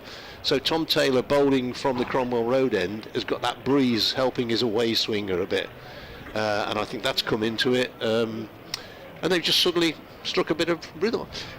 It's funny, I was talking to somebody at lunchtime. He said, well, he didn't play last week. I said, what's that got to do with it? He said, well, perhaps it's taken them an hour to get back into a bit of bowling rhythm. And also, Brad, Worcestershire don't play here in T20 cricket. We the last time you'd have played, which is a shame, is 2 years ago. So, and it is different here, particularly bowling down that hill. Gus Atkinson here, and the first game of the season, Lewis Gregory bowled about 8 no balls from that top end. Yeah. So it does take a little bit of getting used to. Yeah. Steve McGoffin, of course, played for Sussex and played for Worcestershire, then Sussex, then back to Worcestershire. He said, he's seen it from the different perspective. He bowled here every other game, and then he'd go away and he might be bowling up a slight slope at Headingley or something. He said it takes a while to get yourself sorted out. But I know the builders are back. Jeepers, what's that? You could do without that. I don't know. I hope it's not the dentist. Well, as painful as it is, Brad. That sounds like a root canal filling. Let's turn that down. We could do without that for the rest of the day. I was trying to find out the mystery singer at lunchtime, because we had somebody singing this morning. I didn't find out who it was, so there you go. Sussex lads taking, as well as Worcestershire bowled, we must give due credit to Worcestershire. I thought there were some not great shots from Sussex. Tom Clark padding up, that's always a dangerous game. Tom Alsop played it when he probably didn't need to play outside the off stump, and I thought James Cole was before lunch. He'd already played and missed, and then he had a dart at a wide one as well. I would have thought he probably got a look from the coach as he made his way into the dressing room. Yeah, they wouldn't have been best pleased, would they, having got that start, having got 80 on the board. Yeah. But as we always say, it's a funny old game, and it is. That's why we come and watch it, because if we all knew what was going to happen, it wouldn't be worth turning up. So, a couple of emails came in before lunch, which I didn't have a chance to read out, so I'll read them now. Chris Burns has been in touch. Hello, Chris. He says, lovely to hear the commentary from Hove, which is looking an absolute picture on the live stream. I would say it's great to see the addition of slow motion replays. It's brilliant that Sussex is doing so much to improve the quality of the live stream for those who can't get to the ground, especially when it's free of charge. So many thanks to all involved. So well done to Isaac, well done to Jack and everyone who works on the stream, because you're doing a great job. I think his last comment there, it's great because it's free of charge. Yeah. I'm not sure how long it will be. No, I agree. Because some counties are already charging for the live stream. And to be honest, if somebody said to me, it's $4.99 to watch the game, I'd be happy to pay that. Yeah. Well, particularly when it's good quality. But let's look at the quality of the pitch now. It's excellent.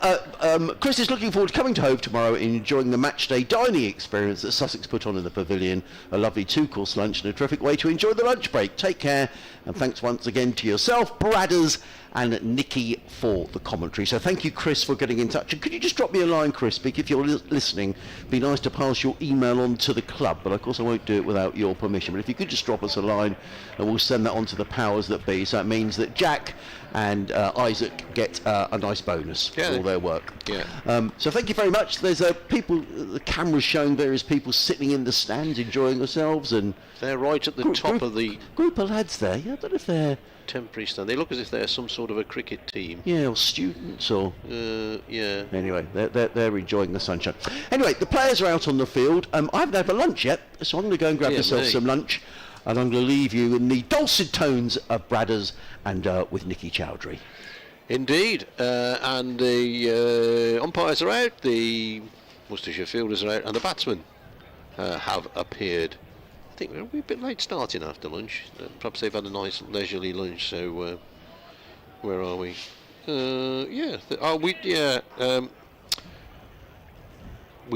We went a little bit late to lunch, didn't we? So they probably made sure they had the full 40 minutes as allocated for the luncheon interval.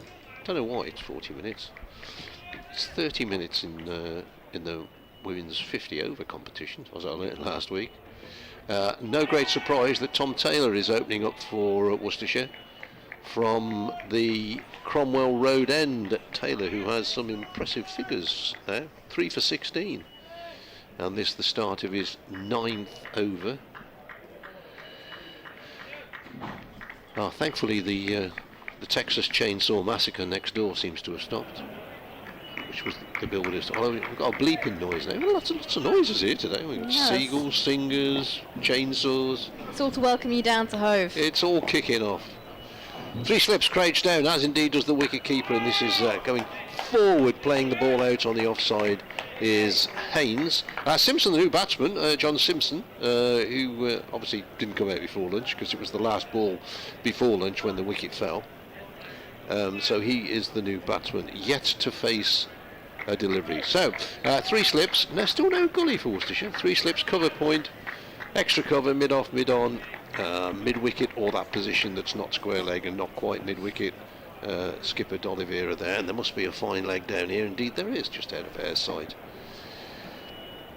Round the wicket comes Taylor into the left-hander, and Horace Haynes, who comes forward solidly in behind it, pushes out to mid-off. Just looking, I think Rob Jones is still at second slip for Worcestershire, which means that Henry Nichols, who injured a finger catching Danny Hughes, is still off the field. We'll try and find out what the situation is with Nichols.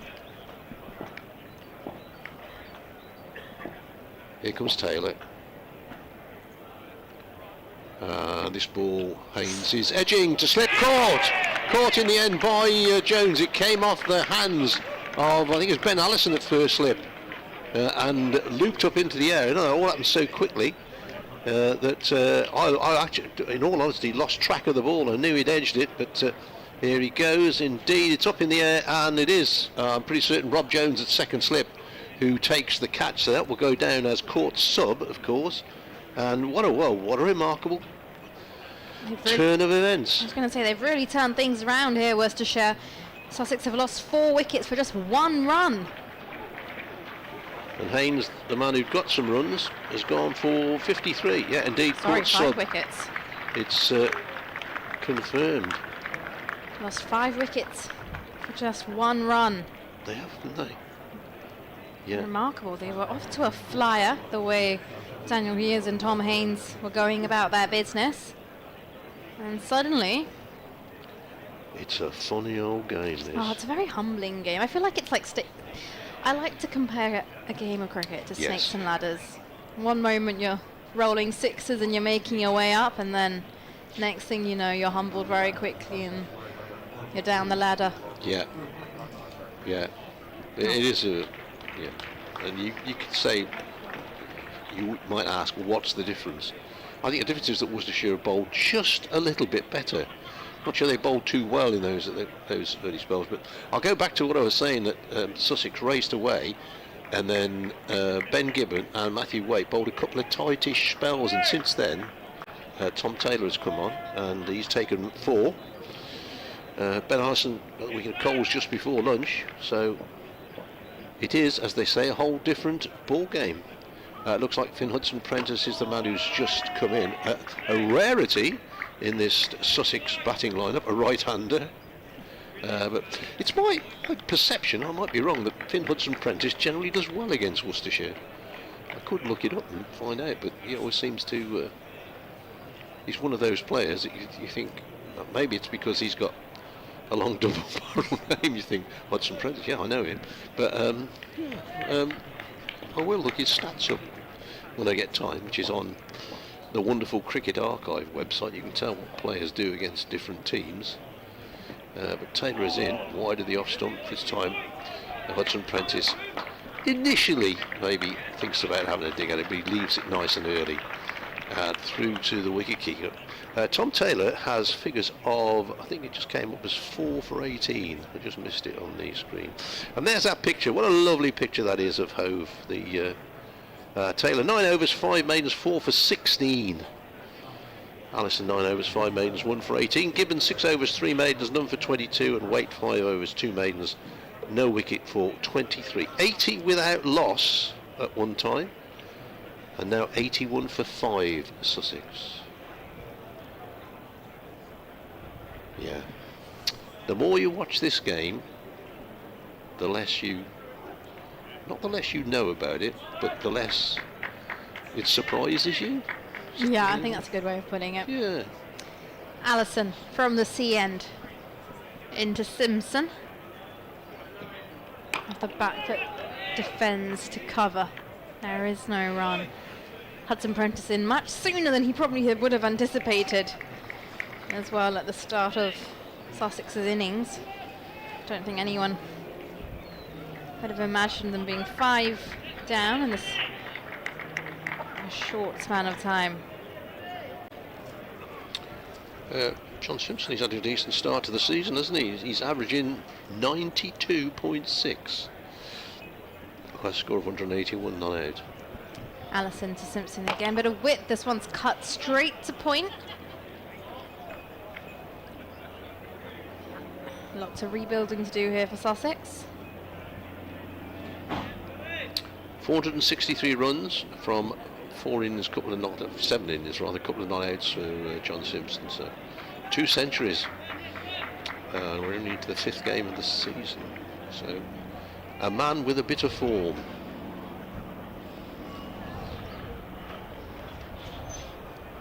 Allison turns, runs uphill from the C end. And a fuller delivery. Simpson is forward, and this one gets an outer edge along the ground, squirts behind point. They'll come through for a single. 82 for 5. If you tuned in before lunch and you've tuned in after, well, quick turn in events here.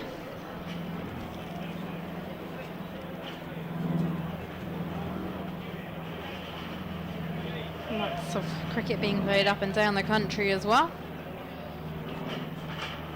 We'll go through some of those scores in just a bit, but at the moment Hudson Prentice is marking his guard, ready to take on Allison. 3 slips in place for the new batter as Allison is in through now, and Hudson Prentice forward, solid in defence, plays it to mid-off.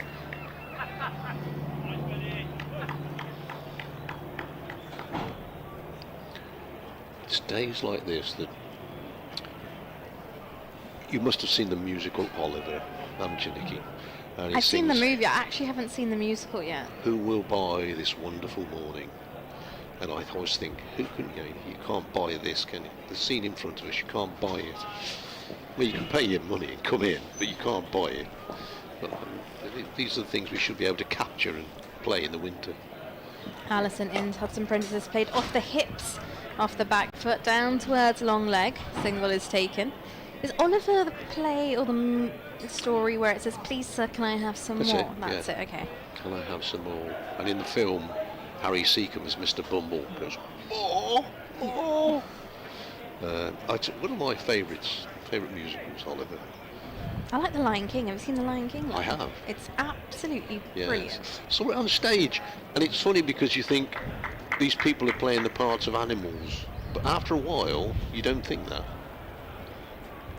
Allison round the wicket to Simpson, lets this one go through to Roderick, and that will conclude the end of the 30th over. Sussex at 83 for 5 after lunch now.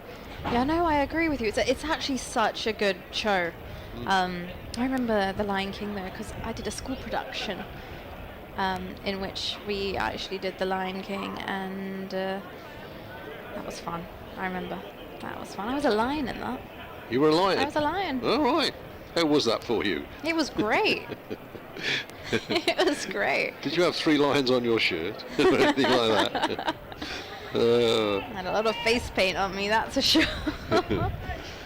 And we did the Jungle Book. I wasn't Mowgli, I was Baloo. Baloo. I had to sing, and I can't sing. I got really stitched up in that one. School production doesn't matter, does it? Taylor in and bowls and pushed out on the offside by Hudson Prentice. Both batsmen have 1 apiece, and Sussex have 83 for 5.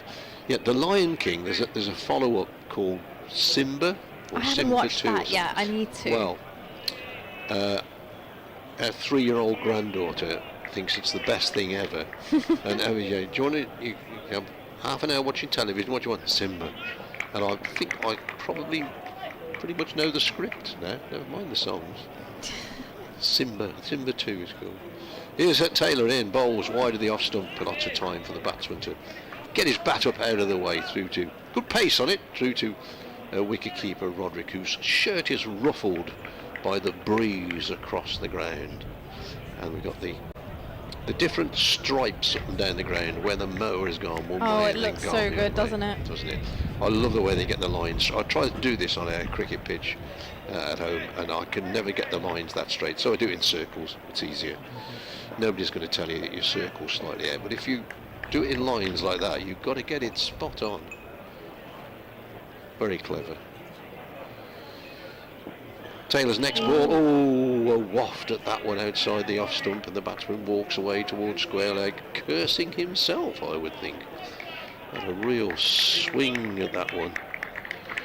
And Tom Taylor is... I wonder what his figures are since he came back on. Well, he's certainly taken 4 wickets. I think he's probably taken 4 for 1, 4 for 2, something like that. Bowled well. He has bowled well. He turns again, the big white side screen behind him. And this time it's gone off a pad down towards fine leg. Fateh Singh is the fielder down there. Not sure he's going to get a bowl today. Being a spinner, the medium pace is doing the damage. He might get the over before tea, mightn't he? Which the spinner gets occasionally. The over before tea. Yeah, I think there should be a special jingle. You actually press a button. It's the over before tea.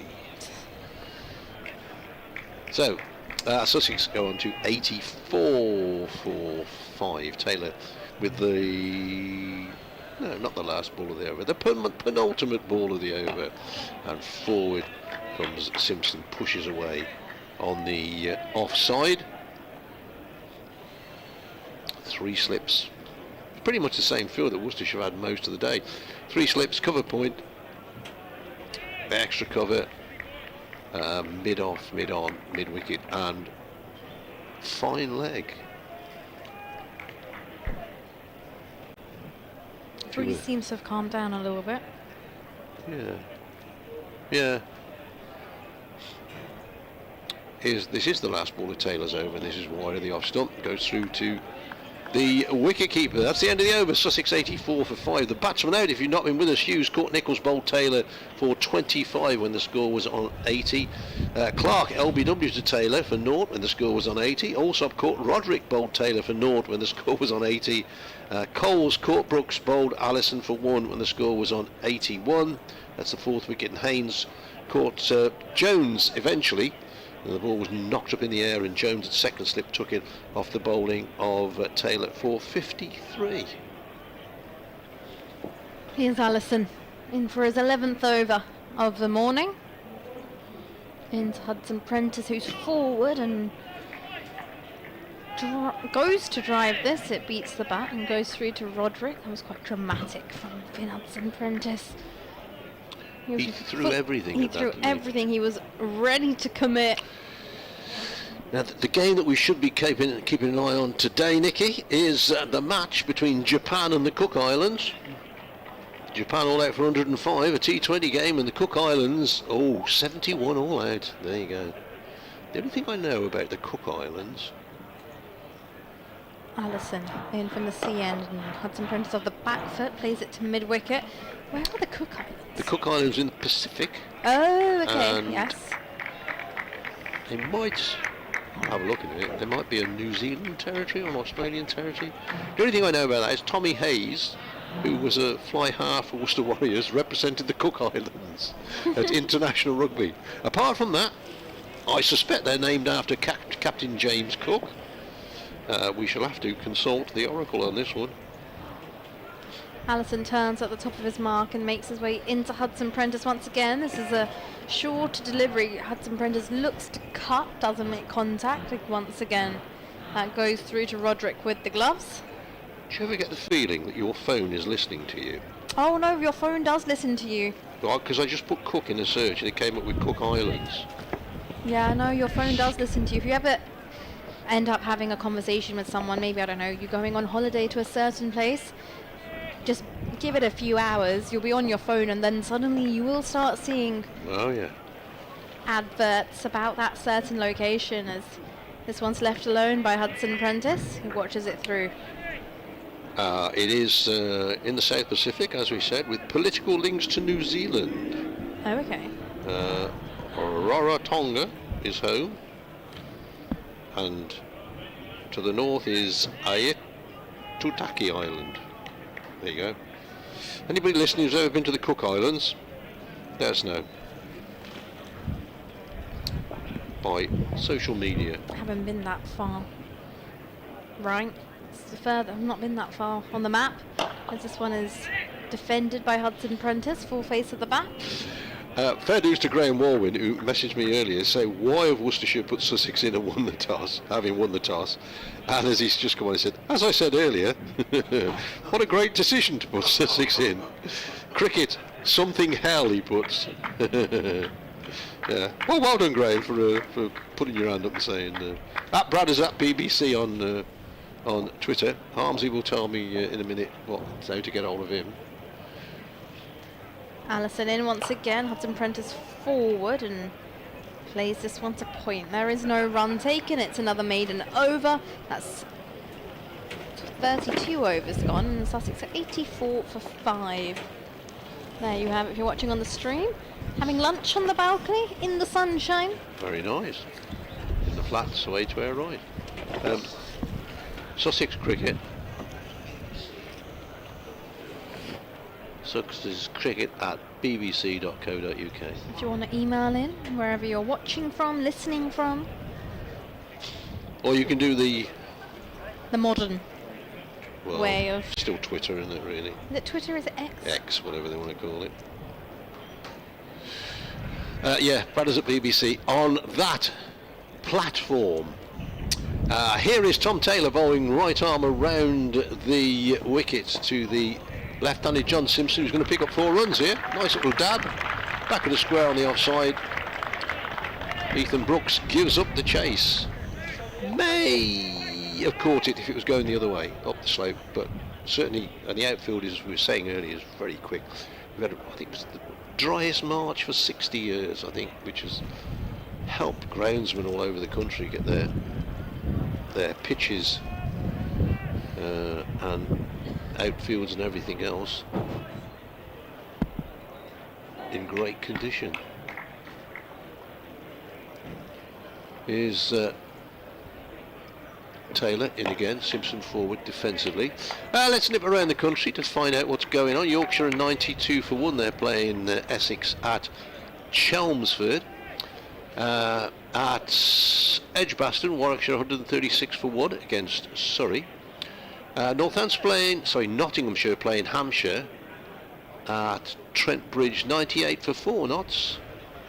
Into Division 2, Northamptonshire struggling a bit, 120 for 6 against Lancashire at Wantage Road. I'll break off as Taylor comes in and bowls, and Simpson lets... Oh, he's bowled! Bowled, shoulders, arms, and the ball's hit the top of his off stump, and he's gone.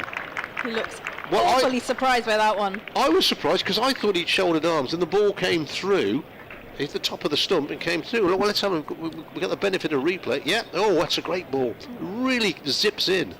I can actually, a little bit of sympathy for Simpson there, because that looks, I mean, if it goes the other way, Roderick's taking that in front of first slip, but it doesn't. It comes back in. Tom Taylor, on fire, has got a fifer in... Well, the first wicket went down in the 23rd over. What over are we in now, kids? Because they've put the thing up on the board. So I think he's taken 5 in about 5 overs. We'll try and sort that out for you. But Simpson... Simpson gone, bowled Taylor for 5, and Sussex, having been 80 without loss, are 88 for 6. It's a mad game. This is mad. It is crazy. It's a mad game.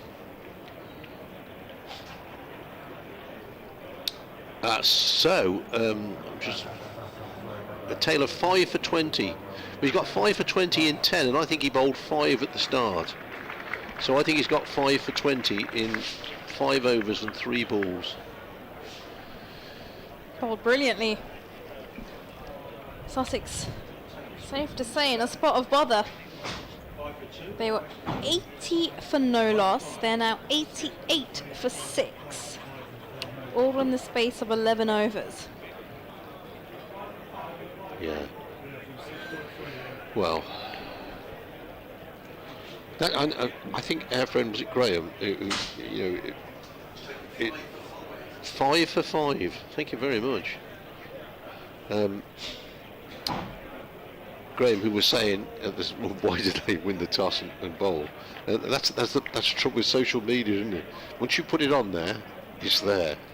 You've said it. You can't get rid of it. You've written it. Yeah. Right. So, new batsman is Jack Carson, known affectionately, of course, as Kit. Well, he wouldn't be, because his Taylor is in and bowls to Carson, who's forward. There's a big ooh and ah from the Worcestershire slip, so he's got a bit of bat on that. That's shaped back in, clearly, to Carson. He wouldn't be called Kit Carson because the Sussex players would not know who Kit Carson was. I'm testing you now, Nikki. You really are. Kit Carson. Hero of the West, Kit Carson. But he wouldn't be called that. Cricketers' nicknames these days are pretty dull anyway. See, our very good friend Adrian Harms, if he was in my cricket team, he would be called Brothers In Harms. As the next ball is pushed on the offside and there's no run, because of course Dire Straits, one of their finest albums, then when it was called Brothers in Arms. Yeah. So it could be called Take Up Arms, of course. So, but I say, cricketers' nicknames these days are pretty dull, aren't they? You know, Harmsy, Josie. Just put a Y on the end of it, really, don't they? Brooksy. Yeah, there's nothing like new and innovative. No. No. Taylor bowls, pushed away, gets solid behind this one, and then looks back up the pitch after he's played it there, Carson. And a round of applause, a generous round of applause from the Sussex crowd for Tom Taylor for taking his 5th wicket. As you can see on our pictures, if you're not watching the pictures, you can't see. A sun-drenched crowd. There's a gentleman there, I think he's about to take, there he are, he's taking his coat off. He's taking a layer off. A gentleman of a certain vintage, shall we say, soaking up the rays. Although his friend next to him, in a straw hat, with probably MCC colours right at the top. It looks like it's the eggs and bacon colours, isn't it? Yeah. He's not derobed as yet. I do find the eggs and bacon set quite fascinating, as this one is blocked out by Hudson Prentice into the offside. It goes to wideish mid-off. Well, our club colours, my village cricket club, are the same, because they MCC copied us, and we are, as we are the Martley Cricket Club, we are the MCC. So I'm a member of the MCC. The best is actually in the summer, when it's the first test of the summer and you're at Lord's, and everyone who are MCC members, they come in their matching eggs and bacon ties and hats and their suits and even their handkerchiefs, and yeah, it's quite the outfit. As this one's driven to mid-off by Hudson Prentice. A lovely looking drive for no run. But they run in, don't they? They queue up at the gate, and then the gate's open. If you ever stick out behind the pavilion at Lord's, you watch them. They run to get to. I mean, some of them are gentlemen of an age, or ladies of an age, when they shouldn't be running. But they run to get the best seats in the pavilion. Not just run. People queue outside Lord's very early in the morning. Yeah. Very early in the morning, just so they can go and reserve their seats, and then they head off and have breakfast. And it's a whole routine. Is this one? Oh, where's that gone? That's Hudson Prentice shuffles across. Oh, leg buys. It's gone off the top of his pad between wicketkeeper and first slip. We'll have to watch that 4 again. leg buys. He seemed a bit. Well, the batsman got in a bit of a twist there.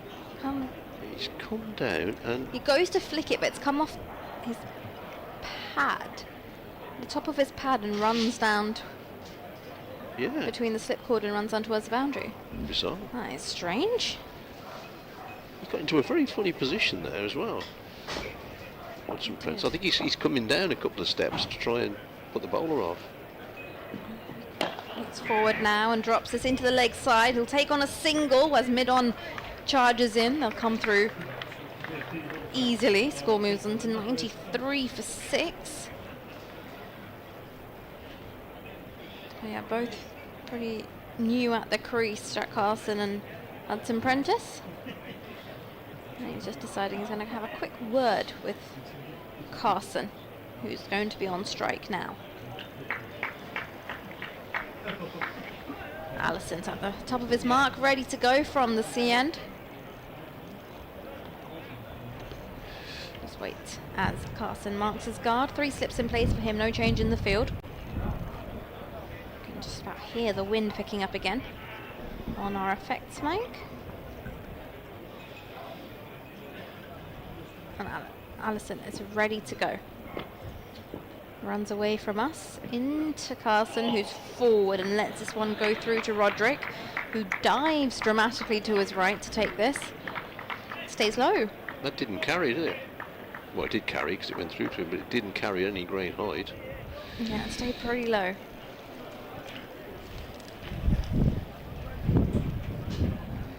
It's a lovely day down here at Hove.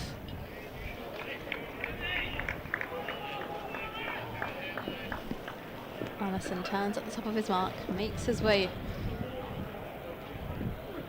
And this one's down the leg side. It's taken by Roderick.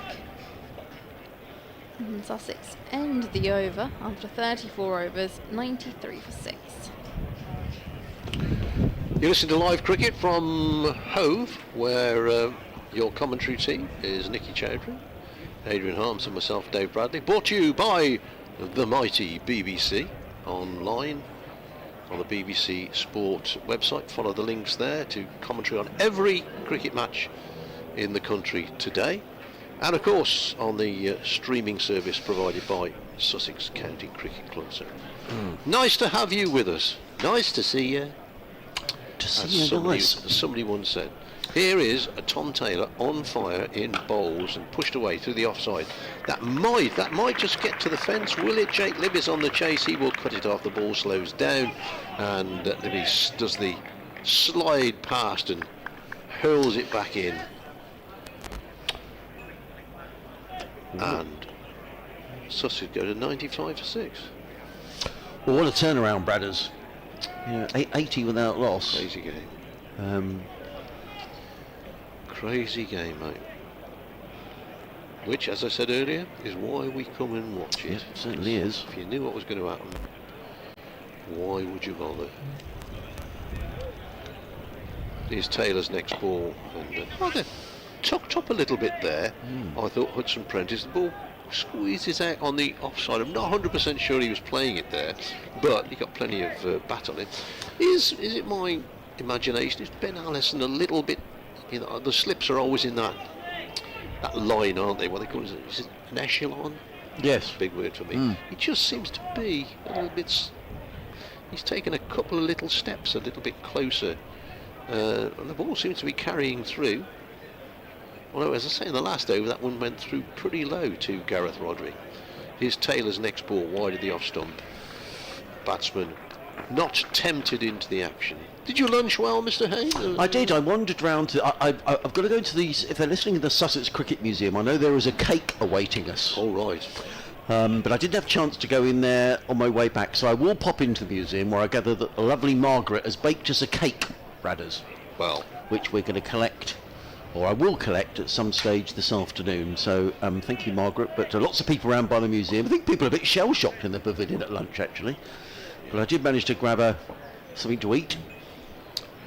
Taylor bowls. Hudson Prentice jumps back into his crease, plays the ball down to the ground. Allison at third slip.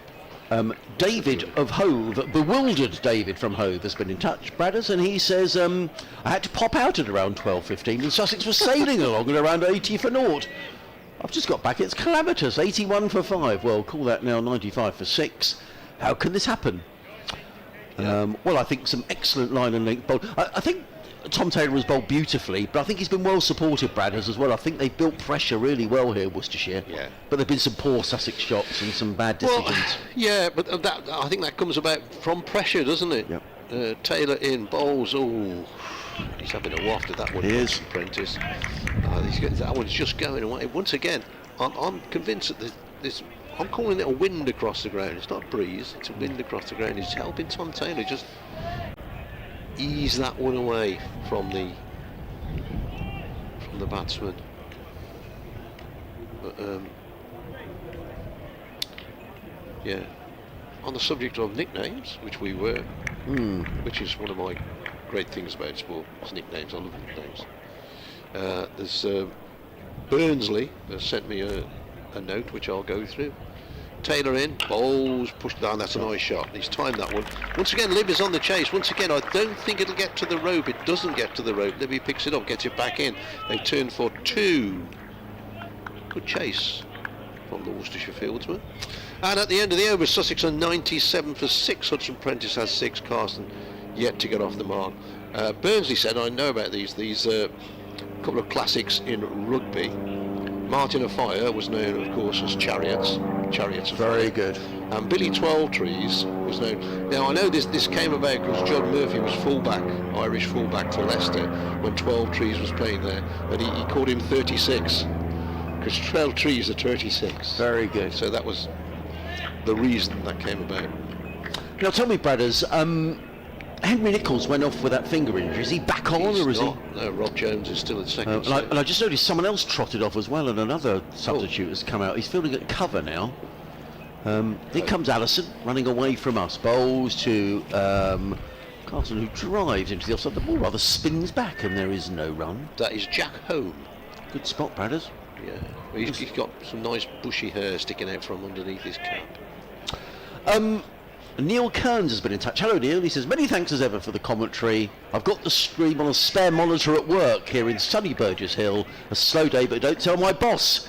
It's just a shame that Sussex aren't having a good day. Thanks for all behind the mic and all behind the scenes who make the stream work. Yeah, well done, lads. So he sounds like he's in the office, not working from home. Good lad. Yeah. Here comes Allison. Bowls. Well, he gets away with that. There's Jack Carson. I'm not entirely sure he intended to play that there. There's been a fourth slip and you're gone. He's played away from his body and he's picked up a boundary, and the ripple of applause is for the 100 up for Sussex. 101 for 6. Jack Carson on his way with a boundary, so well done, Jack, but I'm not entirely sure he intended to play that there. I think working from home is becoming a thing of the past, you know. I noticed a thing in the paper, one of the big accountancy firms in London are insisting that everybody's now back in 5 days a week. Yeah. They said it wouldn't happen, but I working from home, I would have been hopeless, Bradders, to be honest. Yeah, you have to. Allison in bowls. Carson cracks that one into the covers, and there is no run. Good bit of fielding by the truck. He's hurt. He's going to have to go off. He's hurt his finger. He's having to go off. That's the second person who's hurt his hand. That's the substitute fielder who has come on. He's been hit on the hand, and I think he's going to have to go off, Bradders. Well, I know. And now the other chap's coming down the pavilion steps. Now that is Matthew Wade coming back on. Okay, He's so he gone went off. So Jack Home would come on. He's probably gone off to put his bowling boots on, Matthew Wade. If they do have bowling boots these days. Oh, poor laddies. Jack Home has gone off. Who? And someone else is coming down the pavilion steps now. That could be. Henry Nichols? I'm just trying to think who's left. That could be Yavinder Singh. Yavinder Singh was in the squad, so it could be him. Yavinder Singh was.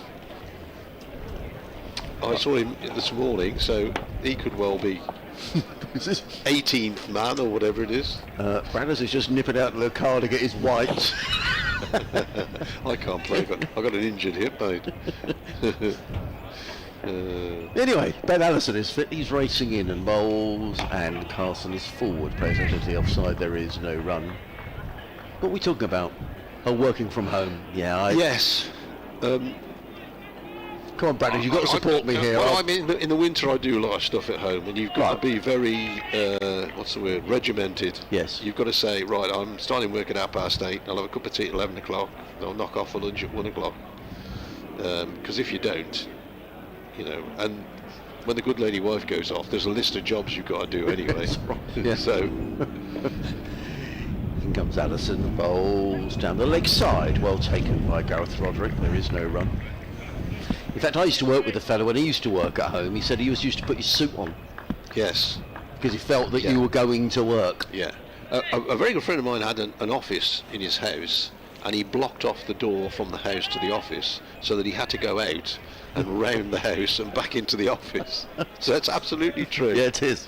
Yeah. Feels like you're going to work. Yeah. I've never heard of anybody put a suit on to work at home, though. Allison runs away from us. He's bowls in defending his Carson down the track. There is no run. End of the over. Good spell from Ben Allison. 13 overs, 6 maidens. He's taken 1 for 25. Sussex 101 for 6. Hudson Prentice on 6. Jack Carson on 4. You're listening to live cricket on the BBC. BBC Radio Sussex. BBC Hereford and Worcester. Adrian Harms, Dave Bradley, Nikki Chowdhury. Your commentary team. Actually, talk about suits, Bradders. I've been invited. We're going to 3 weddings this year. Oh, are you? Yeah. No funerals? No funerals. Not so far, thank goodness. And I've got my. I'm a granddad now since I last saw you. Are you? Yeah. So we got my lovely grandson's christening coming up. Anyway, my wife said, I think you need to get a suit. And I haven't bought a suit for donkeys, Bradders. And I hate going shopping. Did you go to John Collier's? Who no longer exists. So I went to M&S at other stores. Mate. I don't. Anyway, so I got myself a new whistle and flute in the week. Very good. Yeah.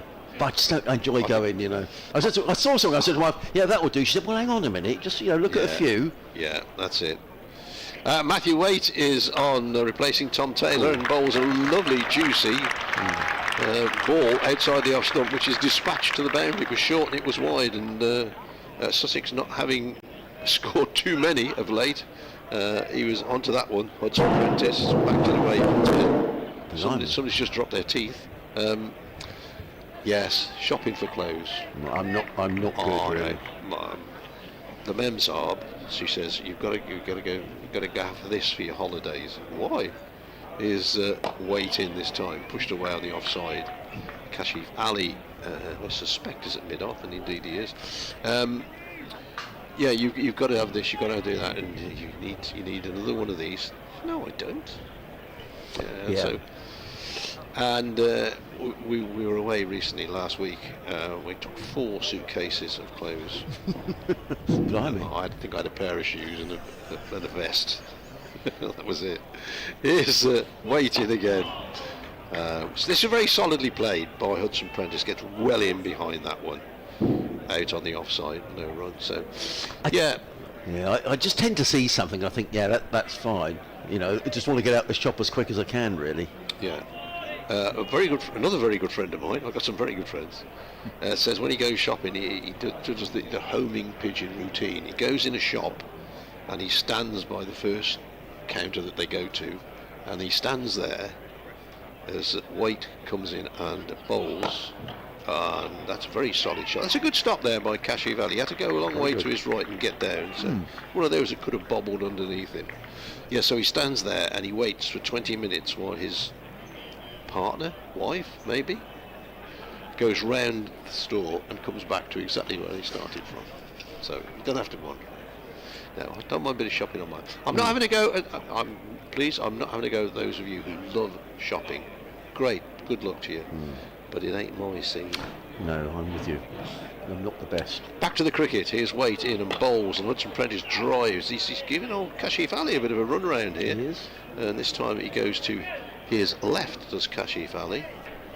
Anyway, we did walk out with a suit, so that's very good. That's done and dusted. First suit I bought for about 20 years, I think, Bradders. Since you were demobbed.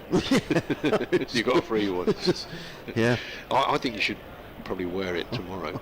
Well, you're hosting a quiz tonight. You're not wearing your suit. No, going like Goodness this. me, standards. It's all about standards, Of course, the standards. People just don't wear suits, though, do they? Really? I mean, No, I've got are very nice as weight is in to bowl and played off the back foot out into the covers. Yeah, I've got what I call my BBC suit. Small checks. Very good. End of the over, and at the end of it, we've discussed clothing and everything else. 105 for 6. Carson has 4. Hudson Prentice has 10.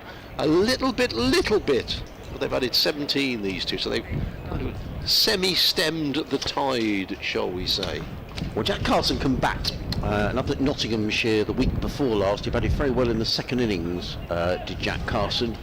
As Sussex were trying to set some sort of a total, he made 43 up at Trent Bridge. Average is just over 25 in first-class cricket, as in comes Ben Allison racing in bowls to Carson, who defends solidly out into the offside no run. We've had an email in from Joe Freeman. Hello, Joe. And he says, lovely day weather-wise, at least here at Hove. Following up on Bradder's Cook Islands chat, I spent a month there in the year 2000 and actually passed my driving test there. Really? Goodness me. It wasn't too challenging. I had to drive my moped around the one road around Rarotunga and make it back to the police station, just one roundabout to negotiate. Beautiful place, azure blue water, coral reefs and no terrifying wildlife apart from the giant millipedes, says Joe. You've got to look out for those giant millipedes. Anyway, they lost today by 34 runs to Japan. Does a millipede mean it's got a million legs, or? Well, I guess it does. If a centipede has 100. In comes Allison bowls, and Carson again defends to a ball of good length down the offside of the track, and there is no run. It's a very old story. I think it was, I don't know, musical story or maybe a Tommy Cooper. But the insects played the animals, and the animals were 10-0 up at half-time playing football, and a centipede came on in the second half and scored 11 goals, and they won by 11 goals to 10. And after the game, you'll have to wait for the punchline, folks. Allison on his way. And looked like Carson was trying to get his bat out of the way of that. He's played it to backward point. The throw comes in, misses the stumps, and Carson nips through for a single. He goes to 5, the total to 106 for 6. So the insects win 11-10. The centipede scores 11 goals, and the captain says, "Why didn't you play in the first half?" He said, "I was still putting my boots on." It's awful. It's awful.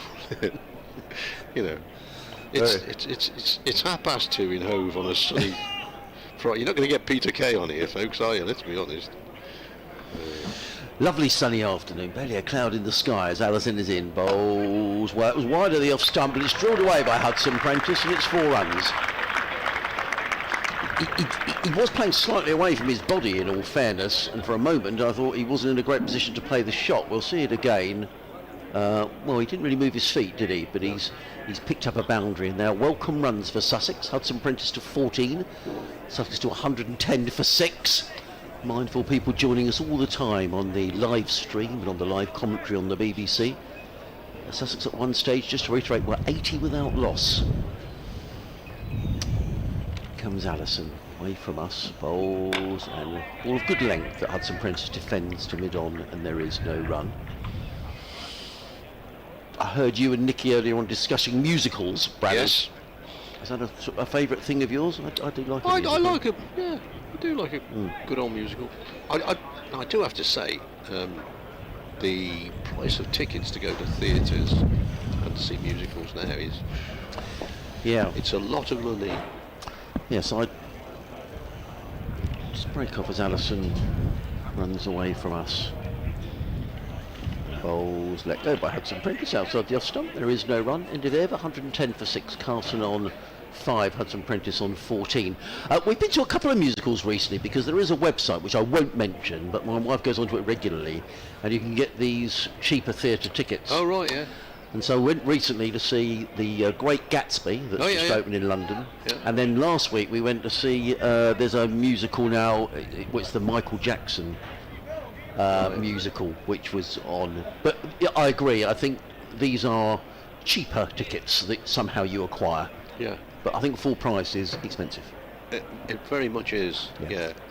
But it's you know, but from this neck of the woods as well, it's not too bad to zip up to town, Bradders. No. No. Well, from our area, as Waite is in and bowls, pushed off the back foot into the covers. Libby goes to his left field. Yeah, from our neck of the woods it's a bit more difficult, of course. You have to get a stagecoach to Evesham first of all, then catch the train. But no, it does become, and even now, I mean, we have a lovely theatre where I live in Malvern in Worcestershire, and we get all the top shows and from there. But you know, you look at it and you think, for two of you, that's a pretty expensive night out. Here's Matthew Waite. From the Cromwell Road end, bowls turned away off the pad, smooths and hard from the Worcestershire field. It seemed to me as though there was plenty of solid bat on that one. And Sussex moved to 111 for 6. Nelson, of course, Carson has 6, and Hudson Prentice has 14. I did a quiz the other week, and I said, what it was, every answer was a number, and I said, what is the number of cricket that the batsmen fear and everybody fears? And it was 100. Somebody said, why is it 111? And it's all to do with Nelson, isn't it? One arm, one leg. No, one arm, one eye. I think he had 2 legs, Nelson. Here's the next ball, which is bowled him. Caught behind, I think. I think they got him caught behind. Well, I lost track of that altogether. I thought it had bowled him. They went up for caught behind. I thought it hit the top of off stump, or he played it on. Oh, let's have a look at that one on the replay. I missed that one altogether. Here he comes, and well, he could only have been caught behind. Umpire, obviously, far better view than us. Didn't think so. So they got very excited, Worcestershire. I guess they only caught behind him that he couldn't have been anything else. That's what the appeal was for. So as Waite is in again, and this time forward solidly. Hudson Prentice plays it back up at the pitch. Important message from the Sussex Cricket Museum regarding the cake. Oh, the cake. Yep. Is it, I'm not sure about a cake in the museum. How long have they had it? No, Margaret's cakes are very good. Was it a post-war recipe? They cook it on VE Day. The cake has been left in the fridge. Oh, lovely. Oh, sorry, no, hang on a minute. No, rake off, hasn't been left there at all. Okay. Here is Matthew Waite bowling, and this is turned away down towards fine leg. No, it's not turned away before. I'm losing track of the ball here. It comes off the pad and bobbles out on the onside. I was slightly put off by a noise in our headphones. So where is the cake? I'll read it in. I've just got to do this update, Bradders. Okay. And I think the cake has been left in the fridge in the presser room, which is probably a very bad idea, because the last time Margaret made a cake. Oh, here we go. Let me do this first, Bradders.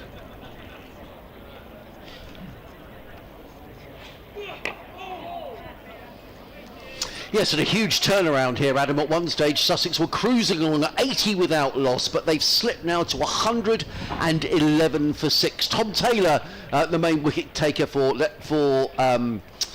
visitors for Worcestershire, he's taken 5 of the wickets to fall. Tom Haynes making 53 for Sussex. Meanwhile, at Edgbaston, Warwickshire going along very nicely against Surrey. They're 169 for 1. And Glamorgan also going well against Kent down at Canterbury. Glamorgan are 171 for 2. I couldn't remember who we were playing for a minute. I was going to say Leicestershire. Get you like that, mate. So the message has come in from Keith Ridge from the Sussex Museum. He's left the cake in the kitchen above the fridge.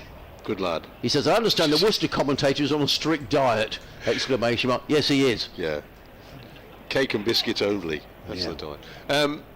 You realise, of course, you just read that out to most people listening to the stream on the ground, so there'll be a load of people running around there to nick the cake. Ben Gibbon is on from the sea end. Running away from us, Inham bowls and Carson defends onto the onside. There is no run. Tim Broadbent, Bradders, is a regular contributor on Sussex Cricket at bbc.co.uk. He says, hi there, Adrian and team. I'm enjoying, as always, the cricket from not so sunny Kazakhstan. Oh, yeah. Kazakhstan, yeah. So look, you say it again? Kazakhstan. Kazakhstan, yeah. That's how you say it. I'm writing simply to say thank you for asking me if there was any cricket out in these parts. Having found against my initial assumptions that indeed there is, I dropped a line to the Kazakhstan Cricket Board. Oh, that's interesting. More to come. Gibbon In and bowls. Carson defends into the offside. There is no run. As a result, I now have an invitation for the next domestic game from the chairman, Oh, wonderful. whose name is Hamid Niyazbekov. Easy for you to say. Yeah. Not sure what it will be, but very much looking forward to it. I'll let you know how it goes. Hope Sussex carry on for another hour or so. We've been 4 hours ahead over here, so soon off for a bite and a few pints. You would imagine that Kazakhstan would have some cricketers, Yeah. because it is sort of Central Asia, although it was... Well, he says he didn't think there was any. He got in touch a couple of weeks ago, did Tim. In comes Gibbon, bowls left arm over wicket, clipped away nicely by Carson to mid wicket. There is no run, and he said there is a Kazakhstan cricket board. Right. Yeah. So thank you, Tim. Lovely to hear from you. Once, of course, controlled by, or once part of the Soviet Union, so there's probably not a great history of cricket. No. I think sort of. We are going around the world today, aren't we? Cook Is that- Islands, Kazakhstan. Is that sort of far from Nepal and that sort of area? It's kind of a bit left. Right. A bit like Shoreham. Yeah. In comes Gibbon bowls. Carson plays that firmly into the offside. There is no run. I mean, Shoreham is sort of left of Hove. I don't mean that in a right. I'm not sure. I'm sort of sure that Shoreham was part of the Soviet Republic for a while, was it? No, Soviet Republic of Sussex. could have been. SussexCricket.co.uk. No, it's not. SussexCricket at bbc.co.uk if you'd like to get in touch. Glorious day, Bradders. I mean, there is barely a cloud in the sky. Saying to Nicky, you need to parcel this up, don't you? And We do. open it up on Boxing Day. Yeah. 3 slips. Sussex desperately fighting. As Gibbon is in bowls, and Carson plays that one down to third man. Picks up a single. I think I've pinched your over, Bradders. Which That's is all right, mate. You carry on. 112 for 6. Carson goes to 7. Phil has been in touch, talking about clothes, Bradders, and shopping. Yeah. And he says, I'll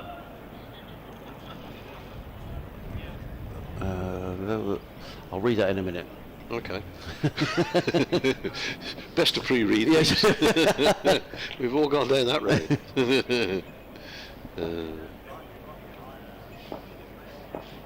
Gibbon, final ball of the over, then it will be Bradders over. I think I pinched his over, apologies for that.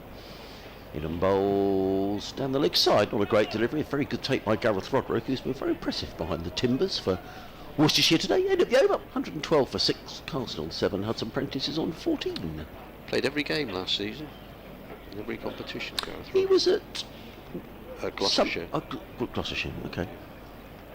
Did he move specifically? So it was keeping wicket before him, Bradders. At New Road, Ben Cox. Ben Cox, who then went to Northampton. Leicestershire, that's Yeah. right. They took a blinding catch. I saw that on social media yesterday. I'm not sure who's on here now for Worcestershire. No, Ben Allison has just come back on, and he's gone to third slip. So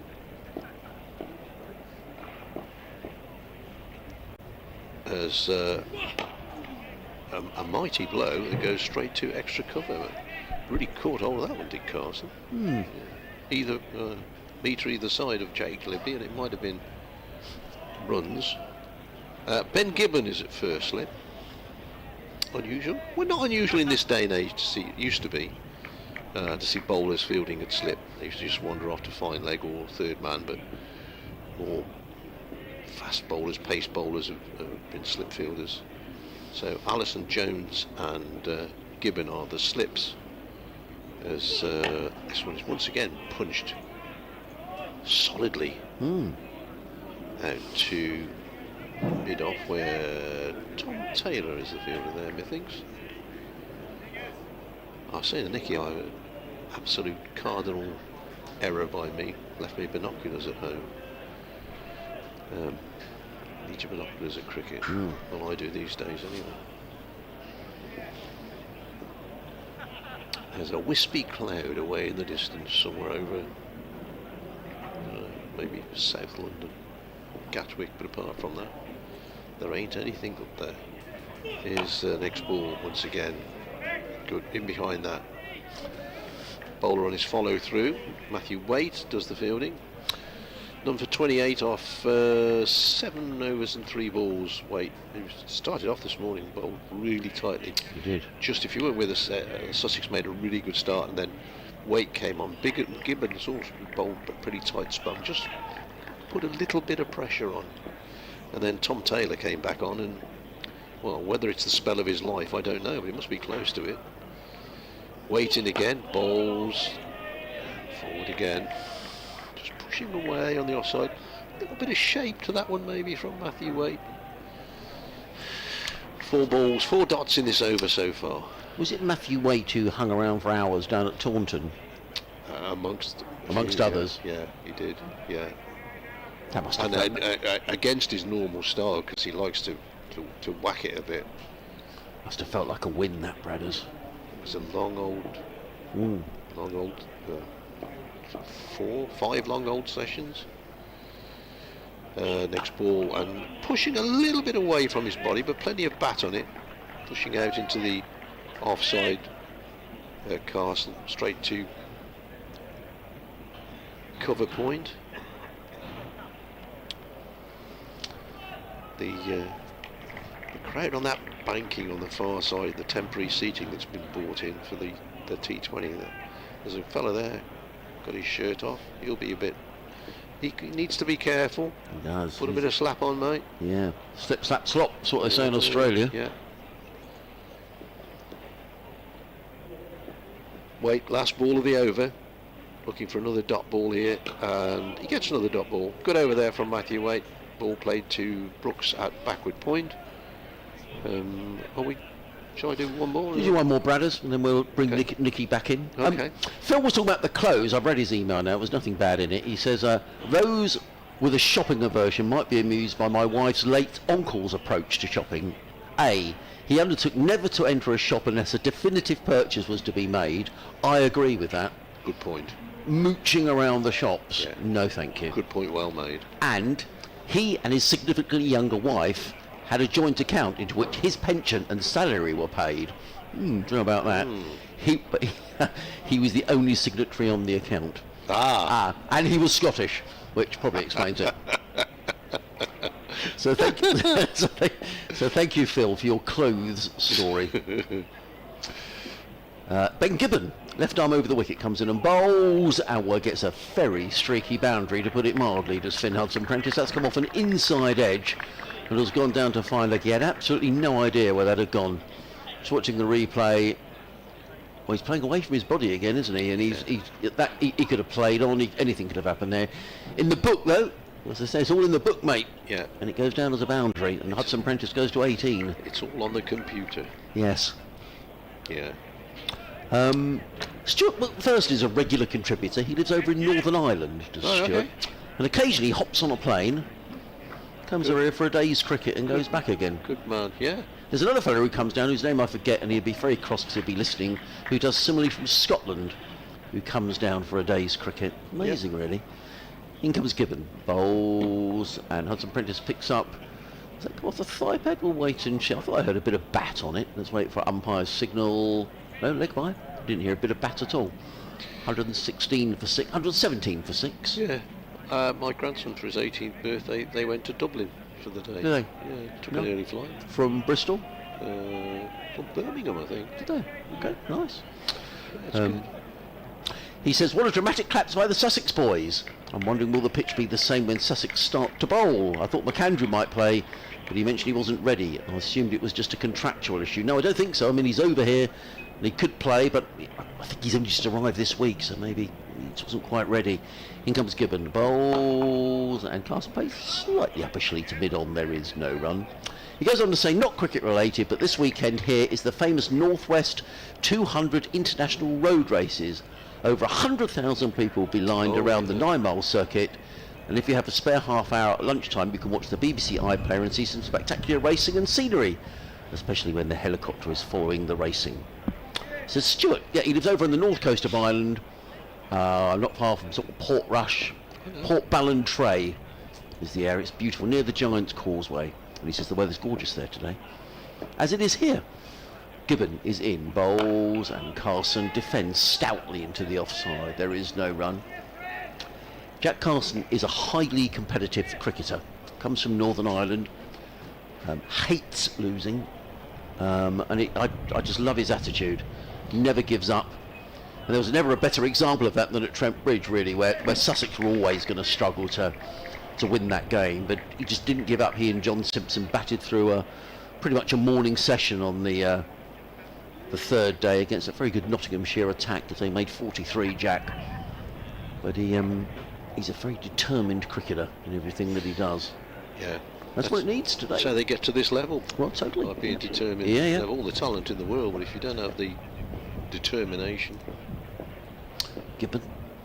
3 slips go down. Bowls to Carson, who hammers this one away through point and picks up a single. Does Jack Carson. He goes to 8. Sussex to 118 for 6. Jack's parents might be listening if they are over in sunny Northern Ireland. Good afternoon to you. You've got to tell, isn't it, Bradders, here, whether the pitch is doing a bit. A lot of people are getting in touch saying, well, is the pitch doing a bit, or... I think Worcestershire have bowled well. Whether it's... I don't think it's a minefield, is it? I mean... It's not, no. It is 2 colours, definitely. Yes. The ends look greener. They do. So whether they have left a bit more on there. So if you're bowling a fullish length... Gibbon again. In and bowls, and Hudson Prentice drives, but without timing down the onside of the track, there is no run. End of the over, 118 for 6. We're going to have a quick change around in the commentary box. Bradders is going to go and make the coffees. Hudson Prentice on 18. Carson is on 8. I generally get worried at Hove when... folks, is being called not subtle. When the ground staff, they wander around the pitch, and generally they're coming down to sort out the covers or whatever, because it's going to rain. And they're sitting down below us, but I can assure you, unless behind us there's a thunderstorm brewing, it is not going to rain. No. So we needn't worry. Thank you, Bradders. 118 for 6 are Sussex, and it is going to be Matthew Waite who's going to carry on. Nicky's coming back on to commentary. And we are in the 43rd over of the day, so we're a little bit behind time, but that's probably because all the wickets that have fallen. As in comes Matthew Waite, bowls to Carson, who plays us onto the onside, backward of square on the leg side, and picks up a single. Does Jack. He goes to 9, the total to 119 for 6. Hello, Nikki. Hello, hello. Yeah, it doesn't look like the ground staff should be worried about anything. It's absolutely beautiful outside. I was actually jesting, Bradders, but I would love one. It worked, Adrian, it worked.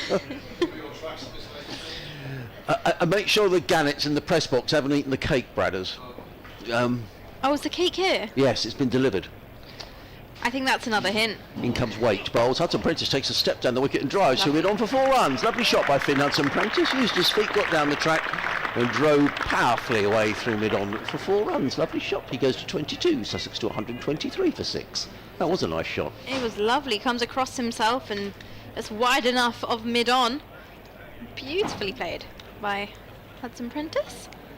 Sussex wins 123 for 6. Was hoping the press box haven't got to the cake another hint, Adrian, now that Bradders isn't in the room? Would you like a coffee and a slice of cake right now? They're probably listening in there, so they probably know it's there and they've eaten it all. So were you here the last game when they ate it all? Yes. Yeah, the lot. We had 2 cakes the last game I was here. We Yes. had a chocolate cake, and then I believe Jack's partner made a strawberry cake. In comes Waite, bowls to Hudson Prentice. He plays onto the onside. He was looking for a single, and Jack Carson quite rightly set Finn Hudson Prentice back there because there wasn't a single. There is no run. So what game were you here for? Were you here for the Somerset game or the Surrey game? I was here for the Somerset game. Right. Oh yes, that's right, because Isabel Duncan was here for the Surrey game. That's right. Okay. Yeah. Well, the Surrey game we got bought a very nice fruit cake. Oh, okay. I'm not a fruitcake person. Don't know. Never got the taste for it. Get your 5 a day in a fruit cake, you know. Yeah, but a fruitcake's full of raisins, and I don't like raisins. Got a change in the field. The third slip has now come out to mid-wicket.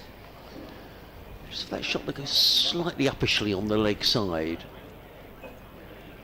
Waiting again, bowls, Hudson Prentice solidly forward, plays into the covers, there is no run. To the field, 2 slips, backward point, cover mid-off, mid-on, mid-wicket, deep backward square and a fine leg. Bradders were saying a lot of people around the ground with sort of shirts off, shorts on. Yeah, They used to have sun cream dispensers around the ground here at Hove. I don't know whether they still do, but... maybe they haven't got them out yet, because you're not expecting the weather to be as glorious as it is already. But people are really decked out in that stand at the far end of the ground. Yeah, I might need to go wander over, because I'm actually feeling a bit chilly over here. Are you? All those blue seats. Waiting, bowls, Hudson Prentice solidly forward, plays into the onside, and there is no run. Sussex Cricket at bbc.co.uk if you'd like to send us an email. Here on BBC Radio Sussex, BBC Hereford and Worcester. Adrian Harms, Nicky Chowdhury, Dave Bradley, your commentary team. You can try listening to us via your smart speaker if you have such a thing. You just have to say, play Sussex v Worcestershire Day 1, and the smart speaker apparently will be blurting out our commentary. Yeah, it does work. You can confirm Yeah, that? I can confirm. I've tried it. And comes Wade again, bowls, Hudson Prentice shows good judgment this time, lets it go by outside the off stump. But you have to And be there is very... no run. You do have to be very specific and say day 1 or day Yes. 2, and otherwise it just doesn't pick up on it. End of the over, 123 for 6, Matthew Waite, 9 overs, 3 maidens, 0 for 33. Elsewhere in the First Division, Yorkshire 109 for 2 at Chelmsford against Essex. Notts 135 for 4 against Hampshire at Trent Bridge. And Warwickshire going great guns against Surrey at Edgbaston. They're 178 for 1. Rob Yates in the runs there. He made runs against Sussex earlier in the season. Made 100 actually. He's 82 not out. And Tom Latham, the New Zealander, 45 not out. So the champions up against it at Edgbaston. Here you go. Here's Gibbon from the C end. Into Carson, who's forward, and miscues this one as it's played off the front foot to extra cover. Looks to drive, and that comes off the toe end of the bat. Didn't sound so nice. Your coffee is here. Oh, well done, Bradders. As I say, if you ever go to Worcestershire to New Road, Nikki, there is a coffee machine with all varieties of coffee. Oh yes, Thank you, Brad. I've experienced. But they have a big box of biscuits there Yes, as well. they do. They a have massive box of biscuits. It's a massive box of biscuits, and it's a literally free for all. Eat as much as you want. Yeah, I love Worcester. As Gibbon is in now to Carson, who's forward and defends. This goes to mid-off. Yes, I remember, but the last time I was up at New Road was 2023. It was the last game of the season, and it absolutely started to chuck it down, and it was very cold. And everyone was literally hovering around the coffee machine, drinking coffee. I think we became 70% coffee in our bloodstream by the end of it, and eating all the chocolate biscuits in that box. I love the Worcestershire press box because it's just it's got a place of great fun and camaraderie and jokes. It's quite snug as well. Oh, so I just love it. It's an old style press box. It's just brilliant. it's lovely. Here's Gibbon into Carson again, back of a length off the back foot punch to extra cover, no run. Back in the day, the early days of doing the job, I remember going down to New Road and meeting Bradders for the first time. And in those days, they used to there was an ice cream van used to arrive on the ground, and Bradders would sort of put his hand up, and the bloke would come round with a couple of ice cream. way. Yeah, he would come round with a couple of ice cream. What was his name, Bradders? Dean. Did you? Well, there you go. It's all about connections, isn't it? Honestly, yeah. Surely you'd have those sort of connections here at Hove, Adrian. Well, Wave clearly your no arm out the influence. window. As here's Gibbon in, Carson's forward, and this one's driven on the rise through the offside. They'll come back for 2 as Deep Point comes round to do the fielding. Well run between Hudson Prentice and Carson. Sussex move on to 125 for 6. That's right, Dean the ice cream man, and he'd always come round. I don't think is he not allowed on there anymore, Bradders, or perhaps he's not an ice cream man anymore. Right, okay. They were nice ice creams anyway. And then the other thing at Worcestershire is they had the ladies' pavilion with the cakes. Oh, that's still there. Yeah. I went in there and there was like a little cake shop. Gibbon in, and again Carson forward, square drives down to Deep Point. A run is taken. 127 for 6. Quite got his line right, has he, in this spell, Gibbon? He's just falling a little bit too wide outside. He was annoyed with himself then, you could tell with that delivery. I mean, I think he's bowled very tidily up until now. Sorry, it's 126 for 6. The scoreboard is really quick here today. It is. It's like they can already see the future. I just wonder if he's lost There's his ice cream. If you're watching on the stream, talk about ice cream. There we are, you see. So, whose ice cream is that? Mid-Sussex is Mid-Sussex. super cream. Other ice creams are available. We have to say that on the BBC. So maybe the man from Mid-Sussex Ice Creams might bring us round a 99 or whatever. Maybe you should go away for the ice cream ban and maybe a 99 back in the day when there used to be 99 pence. I went up to one of the test match venues in London over the summer last year, and I think it was close to £4 for what you'd call a 99. Yeah. And I don't think I've ever felt so shocked in my life, thinking paying £4 for a 99. Here's Gibbon to Hudson Prentice. Ooh. Out. And he's nicked him and he's gone. That's a really poor shot. There's a very loose delivery there from Hudson Prentice. Well, I was just going to say, Nikki, that what happened there was, I said Ben Gibbon wasn't happy with that previous delivery, and he decided to change the angle of attack. He decided to come around the wicket instead of over the wicket, and immediately it's brought rewards, but you've got to say that's a poor shot. I mean, watch it. Oh, yeah, I mean, it's a good catch by Roderick, but... He's wafted out that one. Yeah, and he knows it's a poor shot, does Finn Hudson Prentice.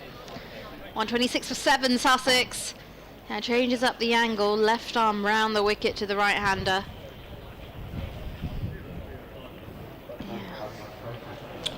Yes, I think that'll...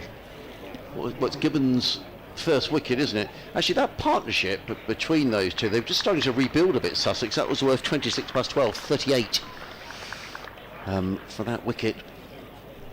But not a great way for Finn Hudson Prentice to be dismissed, and the new man in looks like it's going to be Ari Cavalos, who's in the side for his first appearance of the season. Sussex opting to go with, I'm presuming it's Ari Cavalos. Oh, it's Ollie Robinson. Wow. Ollie Robinson was down to come in at 11. I'm a little surprised that Ollie's above Ari Cavalos, actually, but there we go. Got first class 100 to his name, is Ollie, but he's not been in terrific form with the bat in recent seasons, but he fancies it today. So, another wicket goes down. First wicket for Ben Gibbon. 9 overs, 3 maidens, 1 for 31. And the change of angle of attack. Now, more substitutes are going on and off here for Worcestershire. Is that the skipper who's coming running back on? Who's that? Rob Jones is back on the field. The man with no number on his back. He's gone into second slip. And it's going to be Matthew Waite who's going to carry on from the Cromwell Road end of the ground to bowl to Jack Carst's in and bowls, and Carsten nudges this nicely through mid-wicket. In fact, more of a nudge. It's beautifully timed. It's racing away towards the boundary, and it's gone away for a couple of runs out towards the Players' Pavilion. 2 more to Carsten, who goes to 14, 128 for 7. I say it remains to be seen whether this is really a 128 for 7 pitch. I'm not certain that it is, to be honest. I think Sussex have contributed to their own downfall here. Yeah, they didn't make this. Well, they didn't make it look like it was a 128 for 7 pitch when they started, did they? Well, it didn't look like it at 80 without loss. It definitely didn't. That is for sure. Waite comes in. Again, 2 slips go down. Bowls to Carsten, who defends onto the onside, and there is no run. And I'll read this one to Bradders when he comes back in. It's all about... It's from Luke. And he was talking about the Battle of Worcester. Ooh, the Battle of Worcester. Yeah, we'll read that a little later when Bradders comes back in, because he'll know all about that. So just the 2 slips. The third slip's gone into that shortish mid-wicket position. He's Waite again. He's on his way. In and bowls, and down the leg side, taken unfussily by Roderick. and there is no run. We've only had 44 overs, Nicky. It's coming up to 3 o'clock. We've still got 51 overs to be bowled today, so the over rate is showing up -1. We've had a couple of delays. Just picking up some noise there from I think it's the corporate area down to our right hand side, so I'll just turn the effects microphone down a little bit in case anyone Enjoyed their lunch. says something that they regret. In comes Wait again, bowls. It's a looping delivery that is signalled as a no ball. But Carson lets go. Through to Roderick, then there is no run. Loud applause around the ground, I'm not entirely sure why. Luke says earlier on in the commentary there was mention of the Battle of Worcester in reference to the Cromwell Road end. Sussex and Worcester share a link here. There's a trail known as the Monarch's Way which follows the appropriate route King Charles II took following his defeat at the Battle of Worcester. The 625-mile route obviously starts in Worcester but ends up in Shoreham. More in a moment. Things you find out. In comes Waite, bowls, Carson drives handsomely. That's a beautiful shot. One of the shots of the day by Jack Carson. It's not going to get him a boundary, I don't think. The ball is racing towards the boundary. And picks up 3 runs, does Jack Carson. He goes to 17, 132 for 7. A note from Bradders. Henry Nichols has relocated his finger, being nice to... So presumably it was dislocated. And it's been put back in. I wonder if that's one of those where you give it to the coach and he says, yeah, just I'll look away, mate. And yeah, I have to say that. Ooh. So thank you for that. So hopefully he'll be able to bat, Bradders. Fingers crossed. That makes me feel very queasy. Yeah, I just threw in that little joke, Bradders. Yeah. Oh, goodness. I'll tell you all about the Monarch's Way in a moment when in comes Wait again, bowls to Robinson, who's solidly forward. Is Ollie Robinson down the track? There is no run. Yeah, so the Monarch's Way, the 625-mile route obviously starts in Worcester but ends up in Shoreham. The way marked route hikers can enjoy today happens to pass through Arundel, through to Stenning, Bramber, Southwark Hill, and then passes through Hove near the county ground. The route eventually brings you to Brighton Pier, then finishes back along the south coast towards Shoreham Port. There you go. Monarch's Way. In comes Waite. Bowls. Robinson lets that go outside the off stump. Taken by Roderick. No run. End of Waite's over. Who has bowled? 10 overs. 3 maidens. No wicket. 40. Sussex on 133 for 7. Carson 17. Robinson yet to score. And Bradders has got some info on Monarch's Way. Well, the King, Charles II, hid in the oak tree at Boscombe, which is why lots of books around the country called the Royal Oak. Oh. Don't start me on the banner, was it? And then he took that somewhat circuitous, good word, route right round the country to come back to shore and to catch a boat to go to France. Great knowledge, Bradders. Surely it's not 625 miles from Worcester down to Shoreham. Oh, I was going to say, I definitely didn't take the straightforward route. I was thinking, I've driven up to Worcester a fair few times, and it's always been 200 and something. Yeah, but that was back in the day, wasn't it? It's given from the sea end into Carson. This one just drifts away down the leg side. It's taken by Roderick swiftly. Oh. That's true. What would we do without a sat-nav? Well, I don't know. To be fair, when I was younger, I remember we didn't have sat-navs then. It was all done by maps. I used to sit in the back of the car and watch my mum with a big map in front, trying to figure out which way to go. No, it's much more fun. It is actually quite fun. Sat-navs just make things too easy nowadays. Technology's made life too straightforward, as this one is driven through the offside down towards deep point. Just gets a little bit of a slice on it, does Jack Carson. They take a single, 134 for 7. And it was also easier, I think, Nicky. I've got a bee in my bonnet about the bit. I don't know about where you guys live, but the amount of roadworks and motorway closures. I came back from London relatively late last night and got stuck on the A3. No advance warning, 3 lanes to 1. all taken off the road, roadworks. It drives you nuts. That's the worst when it's 3 lanes to 1. Yeah, I've but been stuck on the notice. M1. No notice. The M1's really bad for that. They do that late at night when you think you'll leave and you'll miss the traffic. But no, they catch you out. No, they do. Here's Gibbon into Robinson now, who's forward and blocks this one out to mid-off. 134 for 7 here, Sussex. They were 80 for no loss. It's quite the collapse.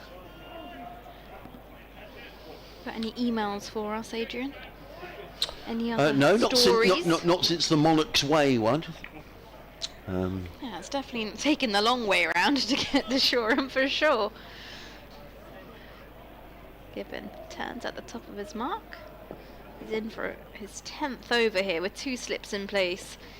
As again, this one drifts down the leg side. It's a great take with Roderick, Roderick. So the roadworks close to us are at the junction of the A3 and the M25 at Wisley, and they are horrendous. They've been going on for over 2 years. Then they announced that they were a year behind schedule, so it's been extended by a year. And they've got signs there that say, you may not be able to see us, but we are working. Because you go through there and you think, we're in a massive queue, and there's nobody. I mean, it's so frustrating, isn't it? You know, and you're just sitting there in this massive queue of traffic. Oh no, for sure. Gibbon in to Robinson, and this one played down towards long leg. I'm not sure if that's come off the bat. I think it's come off the pad, I think. It might be just waiting for the signal. It's been signalled a leg by. Sussex 135 for 7. No, I remember whilst I was at university, I did commute. So I was on the M23 the days I had to travel in, and that was the time when they were making the M23 a smart motorway. So for those 2 years of my university, no, actually those 3 years of my time at university, I was stuck in roadworks every single day pretty much. It was so frustrating. Gibbon in again to Carson now, and this one's played down to deep square leg, flicked away. I'll take a single. 136 for 7 at the end of 46 overs. Here's Sussex. Carson on 19, Robinson yet to get off the mark. We'll bring Bradders back in after the next over. Just to say that we're not even halfway through the day yet. Got 2 overs to go, and it's already 3:10. So we're looking at a late old finish here tonight. Jack Williams has been in touch. He's running the stream. Well done, Jack. Not only is he doing a great job on the stream, but he's also sent me a note to say they're making sure that the cake is not going to be devoured. So well done. Well, I did give him a cookie, so he Yeah, better make sure there's some cake for all of you.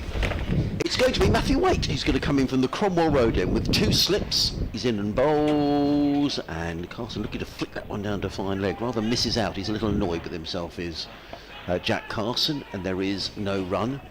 2 slips, backward point, cover mid-off, mid-on, mid-wicket, a deep square leg and a fine leg. Very good afternoon, wherever you're listening from. Thank you for all your correspondence throughout the day. And the live stream looks terrific. And if you think, God, it looks a nice day at home on the stream, it really is as nice as it looks. It's a glorious day, but there is quite a stiff breeze blowing across the ground as in comes Waite. Bowls to Carson, who drives. That's another lovely shot by Jack Carson, who's carrying on where he left off at Trent Bridge, punching the ball down the ground. He picks up a couple of runs. He goes to 21, I think that's going to go up to. Yes, there we are. 138 for 7.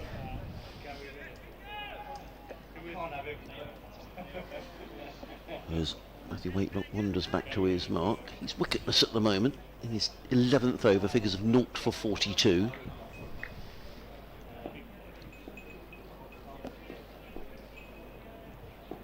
Comes in again, down the hill. Bowls, and Carson plays onto the onside and picks up a single on this occasion. And he goes to 22, 139 for 7. Just to mention that it is free to come in after tea here at Hove every day in the county championship. So actually, well, you know, if you're finishing work early on a Friday, pop in here, watch 32 overs of cricket, because we are going to get a full day's play here. So why not wander down to Hove if you're in the area and you think, yeah, I quite fancy that. You should see some good cricket. Wait. In again. bowls, and Ollie Robinson lets that one pass by outside the off stump. There is no run. I thought there was applause for the delivery, but it isn't. It's applause from the corporate area away to our right-hand side. There's the lunch club, and I can only imagine that someone's been presented with the Dave Bradley Award to Industry or something in there. I don't know, but or maybe someone's won the raffle. I don't know. Yeah, a nice raffle prize. Whenever if I ever win on the raffle, I always sort of win the bottle of Rose's chocolates or something. I never win the main prize. If ever I win, which is rare. In comes Wake, bowled. Robinson stoutly forward, plays onto the onside, no run.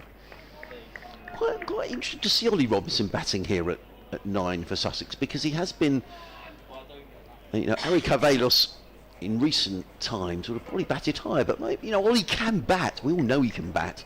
So maybe he said, no, I'm going in 9 today, so good for him. And Sussex do need some runs because they're in trouble here, having been 80 without loss. Now 139 for 7. They're thinking about a fielding change here. Well, now what's happening? What's going on? We've got to delay the... Square leg umpires coming over. They're talking about the ball, I think. So we've got a delay as the umpires meander together to look at the ball. So further delay. The over rate is only showing us -1, so Worcestershire are okay, but we are, when you think that we should be halfway through the day at 20 to 3, and it's already 10 past 3, we're not halfway through. I think the umpires have said, no, get on with it, so they're going to have to carry on with the ball that they've got. And Matthew Waiter's already back at the end of his run. Brenda Tuppin, who normally brings out the spare balls, was ready to come onto the pitch. In comes Waite, bowl short, and Robinson ducks underneath. It goes through to keeper Roderick, and there is no run. So end of the over, 139 for 7. It's time for me to take my leave of absence. I'm going to leave you with Bradders and with Nicky. Cheers, Adrian. Yeah, Sussex 139 for 7 after 47 overs. Jack Carson's on 22 from 47, and Robinson yet to open his account. Ice cream van seems to be doing good business here at Hove today. Sunny day. If you can't sell ice creams today, You can never sell ice cream. I love the optimism. Here's Gibbon from the C end, and this one gets a little outer edge and squirts down to deep point for Carson. He'll take the single. Sussex move on to 140 for 7. Still a bit of a breeze around the ground though. Yeah, the optimism of an ice cream man who goes around our area probably middle of February when it's -2, binging out his ice cream chimes. You would be surprised, actually. I do see some people lining up for that ice cream van when it's out in February. I'm thinking, you know what? I like the optimism. Yeah. Here's Gibbon round the wicket to the right-hander as Robinson is forward and defends. But he must sell some ice creams, else he wouldn't bother doing it, would he? So. Yeah, that's true. And some people actually generally have a love for ice cream no matter what the weather. Yeah. What's your favourite ice cream flavour? That's a really good question. If it was 40 degrees and you're outside and you see that Mid-Sussex Super Cream ice cream van. It's 40 degrees, I'm not outside. You've been locked out of your house. Strawberry, I think. Strawberry? Yeah. Given in now, this one flicked to mid-wicket by Robinson, no run. It's gone straight to the fielder. What would you pick? Depends how hot it is actually. I'm thinking if it's around 40 degrees, I'm normally like a chocolate person, but I think it'll be too hot to eat chocolate ice cream, then it'll be quite heavy. So I'd probably go for something like a Stracciatelle. Stracciatelle? Stracciatelle? Tella? I think I've completely butchered that. Playing goal for Arsenal. It's that vanilla ice cream with those little chocolate bits in it. Oh, I know what you mean. Given in now, and this one down the leg side, taken by Roderick. Good dive to his left. Or like a mango sorbet. Oh, yeah. If it's really hot. If it's probably something like this today, I'll probably go for something that has chocolate in it. Like a dark chocolate ice cream. Bit fruity. Well, I'm not having any of it because I'm a good lad and I'm. Watching your waistline. Summers are terrible anyway, aren't they? Sat here all day and then Don't move around as much as you normally do. hotel breakfasts and all that sort of thing. Not good for you. Gibbon into Robinson, who's forward and looks to drive in the offside. Miscues that one, close to the face of the bat. That just goes to cover. There is no run. Now Robinson decides to do a bit of gardening. I'm not sure if the rule still exists, but if Henry Nicholls doesn't field, I don't think he can come into bat until the fall of the fifth wicket, which used to be the restriction in county cricket. So somebody's coming onto the field at the far side, not Henry Nicholls though. Gibbons in now. And Robinson turns this to mid-wicket. That will conclude the end of the over. Just one run from it. 48 overs gone. Sussex 140 for 7. For those of you who wonder what I'm witching on about, Nicholls dislocated his finger, or relocated his finger as it says, off the bowling of Tom Taylor. Hughes, the batsman, first wicket of the day, and immediately ran off the field having taken the catch, and he's still off the field. In fact, another fielder on for Worcestershire. It looks to me as if Yavinder Singh is on at mid-on. Indeed he is. So I'm just trying to see who's gone off. Maybe somebody gone and put some bowling boots on. Tom Taylor is back on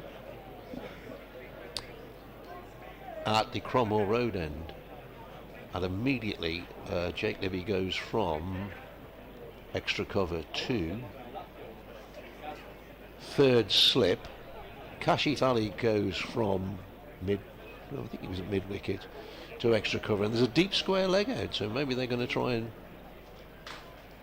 or maybe it's the 3-card trick where they're trying to get Robinson to hook. Taylor in, bowls forward very solidly in behind that one. Carson rather to hook, pushes up the pitch, and there is no run. Always, it doesn't surprise me because it happens all the time.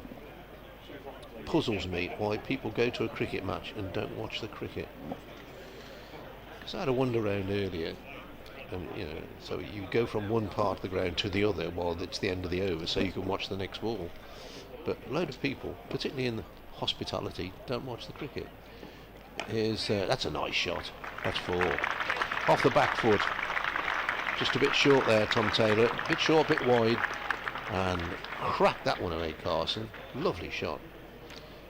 Picks up 4 runs, and Sussex go 2. The scoreboard's got the sun on it at the moment. 144 for 7. It's a little more difficult to see. I get what you mean. If you're at the ground, you'd assume you'd be there to watch the game. But I think if you've been invited down to hospitality, there's probably other reasons you've also come to the ground for. There's a bit of business to be done, maybe. Networking, as they call it. Next ball, Carson forward, pushes away. Up into the offside. Kashif Ali from extra cover moves around to his right to do the fielding. Usually get the shadows from the floodlights across the field towards the close of play. Not as yet. Sun just dipping away into the west. If it doesn't dip away into the west, we are in serious trouble. We'll let you know. Here's the next ball from Taylor. Once again, very solidly in behind that. Moving forward as he plays the shot there, Carson. He's got 27. This is a bit of a recovery here from Sussex, who were 88 for 6. They're now 144 for 7. So they've, 56 runs for 1 wicket. So they've been quite pleased with that. And it's amazing how often we see this, don't we? The last 5 wickets adds valuable runs. The ball's not as hard as it once was. And there's some decent batsmen down the order these days in county cricket. Taylor in bowls, Carson drives again. This time to Waite, who's at mid-off. He tells his partner to wait because the ball is going too. Matthew Waite. A screeching seagull above us. Anybody out on the flats? Can't see anybody. No. I think the lady's done her sweeping for the day. Had a lady I'd sweeping be a on bit the flat. concerned if she was still sweeping, I'm not going to lie. Like 2 hours later, still at it. Yeah, it's not a big balcony, is it really? Let's be honest. Taylor to Carson, and this time Carson drives once again to Matthew Waite at mid-off. End of the over, and Sussex, having been put in by Worcestershire at 10:30 this morning, well 11 o'clock this morning, are 144 for 7. If you've not been with us, they were 80 without loss. Hughes 25, Clark 0, Allsop 0, Haynes 53, Simpson 5. All fell to the bowling of Taylor. Allison picked up the wicket of Coles for 1, and Ben Gibbon dismissed Hudson Prentice for 22, which takes Sussex now to 144 for 7. And there's a few folks. They're directly behind the scoreboard on their right-hand side, aren't they? So, yeah, nice view there with the Sussex flag up. Well done, fellas. I think there's a young lady there as well. Can't see the flags properly in the way. It's a brilliant balcony. What a lovely spot. Yeah. Gibbon in for his 12th over from the sea end. This time Robinson tries to open the face of the bat. He's played that straight to point. There is no run. Carson on 27. Enjoying a beverage or two on the balcony. Where are we? 47th over, so... No, remaining, sorry. We have to go to 32 remain. So after this one, 14 overs till tea? 13 overs till tea. No, let's get that right. This will be the end of the 47, so that'll be 17 overs till tea. Gibbon in now, and this one tickled down fine by Robinson, and he'll finally get to open his account. 15 deliveries later, it's a boundary here for Sussex. It takes the score to 148 for 7. Nice shot there. It is. Got inside the line, flicked it away. Watched it well. 148 on the board now.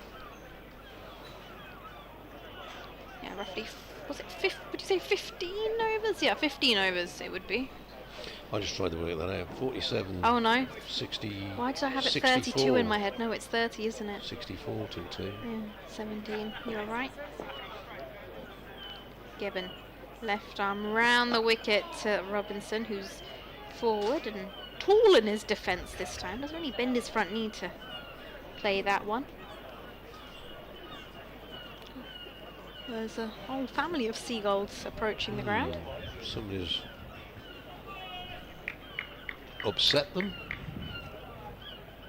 Probably called them a name, so they're not very happy about it. What do you call a seagull Well, to upset us? Call them anything, couldn't you? Dirty seagull. Gibbon to Robinson again. Looks to play this off the back foot. Doesn't quite time it right. That ends up going into the leg side. It's fielded by D'Oliveira, who comes in from mid-wicket. They have a bit of a chat. Robinson and Carson meet in the middle whilst they do some gardening.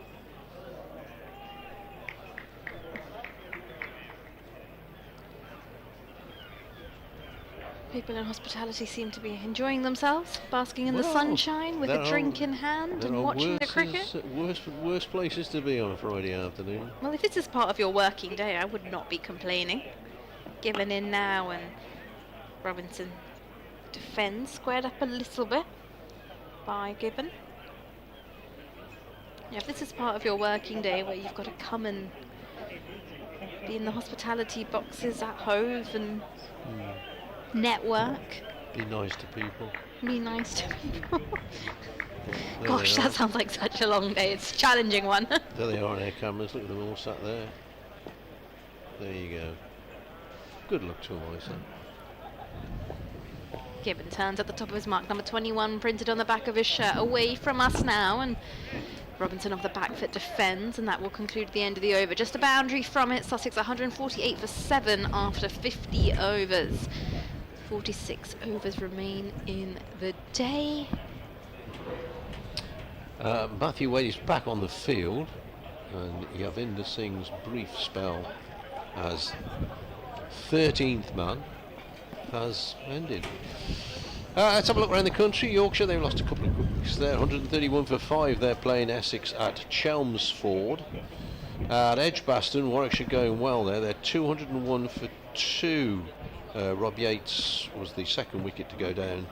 He went for 86. Nottinghamshire at Trent Bridge, 160 for 4.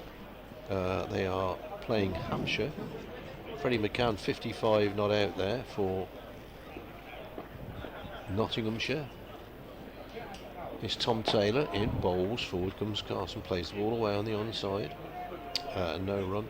Northants, bit of a fight back from Northants. Lewis McManus made 53. They're 217 for 9 against Lancashire at Wantage Road. Glamorgan 217 for 4 against Kent.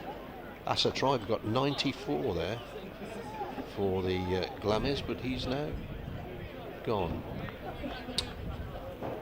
Back here at Hove, Tom Taylor, Cromwell Road end, right arm over to the right-handed Carson, who's up on his toes and plays the ball to a shortish mid-wicket, shall we say, who's Ben Allison, who's there for the mistimed drive. It's a deep square leg out. It's a fine leg, deep square. I say shortish mid-wicket, what is it, 20 strides from the bat. Mid-on, mid-off, extra cover, backward point. No third man for Worcestershire, as there generally isn't. And then the slips are Ben Gibbon and Rob Jones, so 2 of them in there. Taylor bowls to Carson, who's turning the ball down. 2 fine legs, it's gone away for 4. Some oohs and ahs from the Worcestershire fielders, whether he played that off the middle stump remains to be seen. I think the part of the applause was for a steward who caught the ball, I think, as it came. Yeah, he did. Yeah, good catch that. Well played, mate. Came up off. I think it flicked up off the boundary rope and it got down. He's telling everybody what he did now. Look at that, I did that. Look what I did at work down today. to his right. If you've not seen the pictures, this is yeah, quite amusing. Yeah, that's his. As Andy Warhol would say, your 15 minutes of fame. Or 15 seconds, in that case.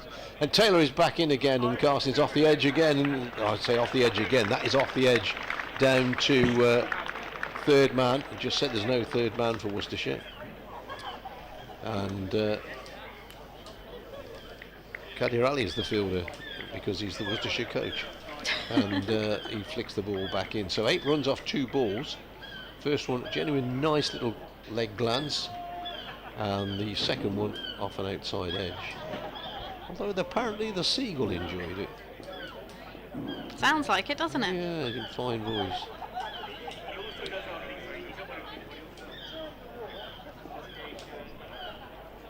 Taylor in, bowls, reaches a little bit for this one, Carson, plays the ball to Ethan Brooks at cover point. 156 for 7 now. For recovery here. There's a lady stood in hostility who looks as if she's trying to sell somebody something. I thought she was making a speech for a minute, but then if she is, nobody's listening. Just like being at home. Somebody's talking, but nobody's listening. Taylor in again, Carson. Oh, he's reaching for that one. That one did a little bit. According to the batsman, that one did a little bit. And let's have a look at that. And yeah, it did go away a bit from the right-hander. But that's the end of the over, and Sussex's recovery continues. 88 for 6 at one time, 156 for 7 now.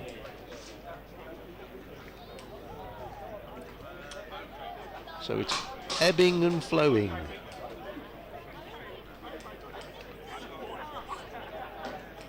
Getting a bit loud down there, the hostility. We'll have to go and have a word in a minute. Adrian Harms is hello, brothers. who appears by kind permission of the National Trust, is with us. Ethan Brooks is going to bowl from the C end. Yes, I get the feeling that the corporate hospitality may have had a little natter down there. Perhaps the wine and the sunshine has taken effect, brothers. Very nice too. Yeah. In comes Brooks, right arm over the wicket, comes in and bowls to Robinson, who plays elegantly into the offside. There is no run. Very patient here from Ollie Robinson, 4 in 20 deliveries. He's certainly getting his head down, as they say, and Sussex need him to.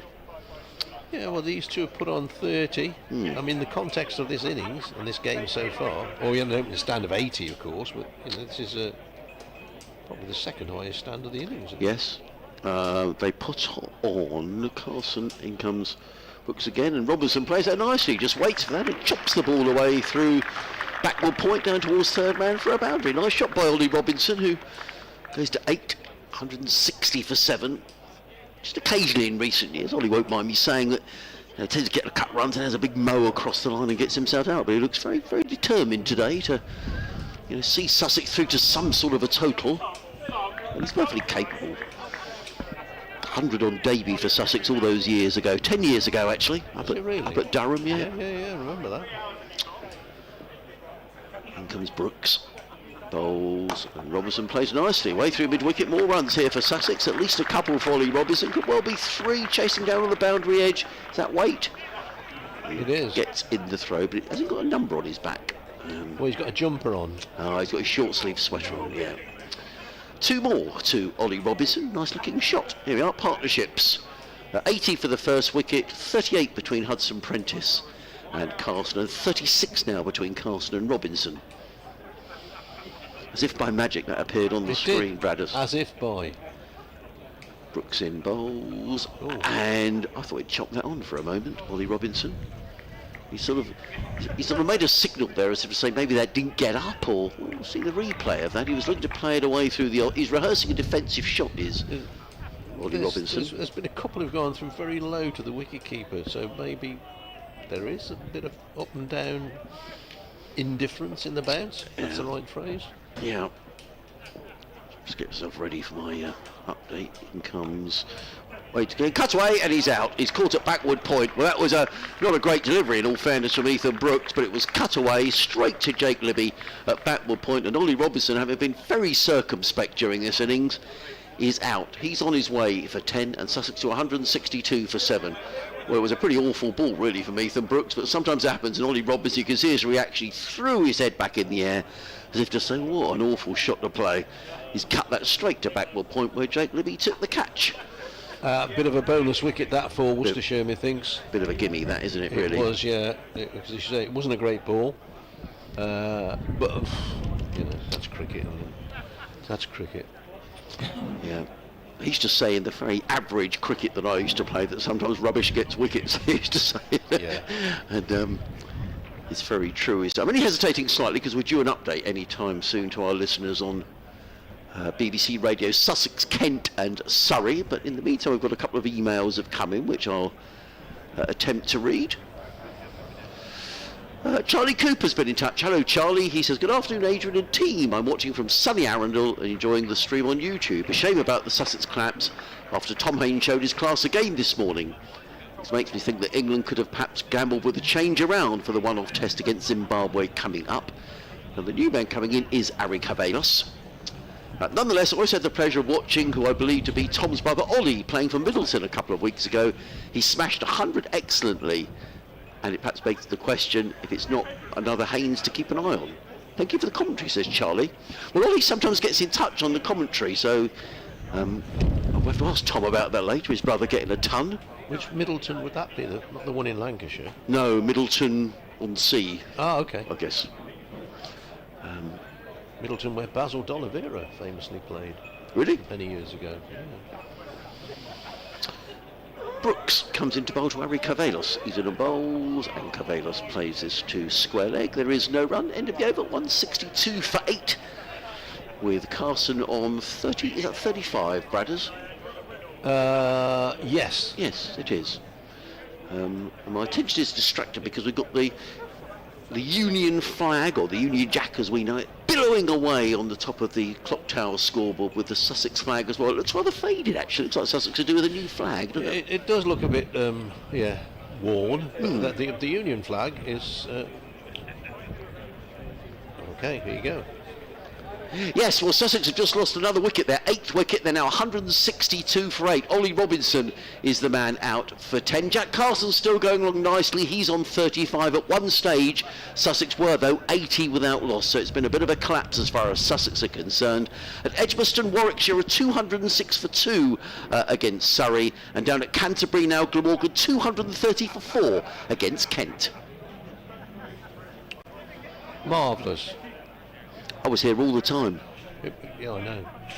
Sorry, people in their studio say, "Oh, you're not." Well, we are here. Yes, I was here. Yeah.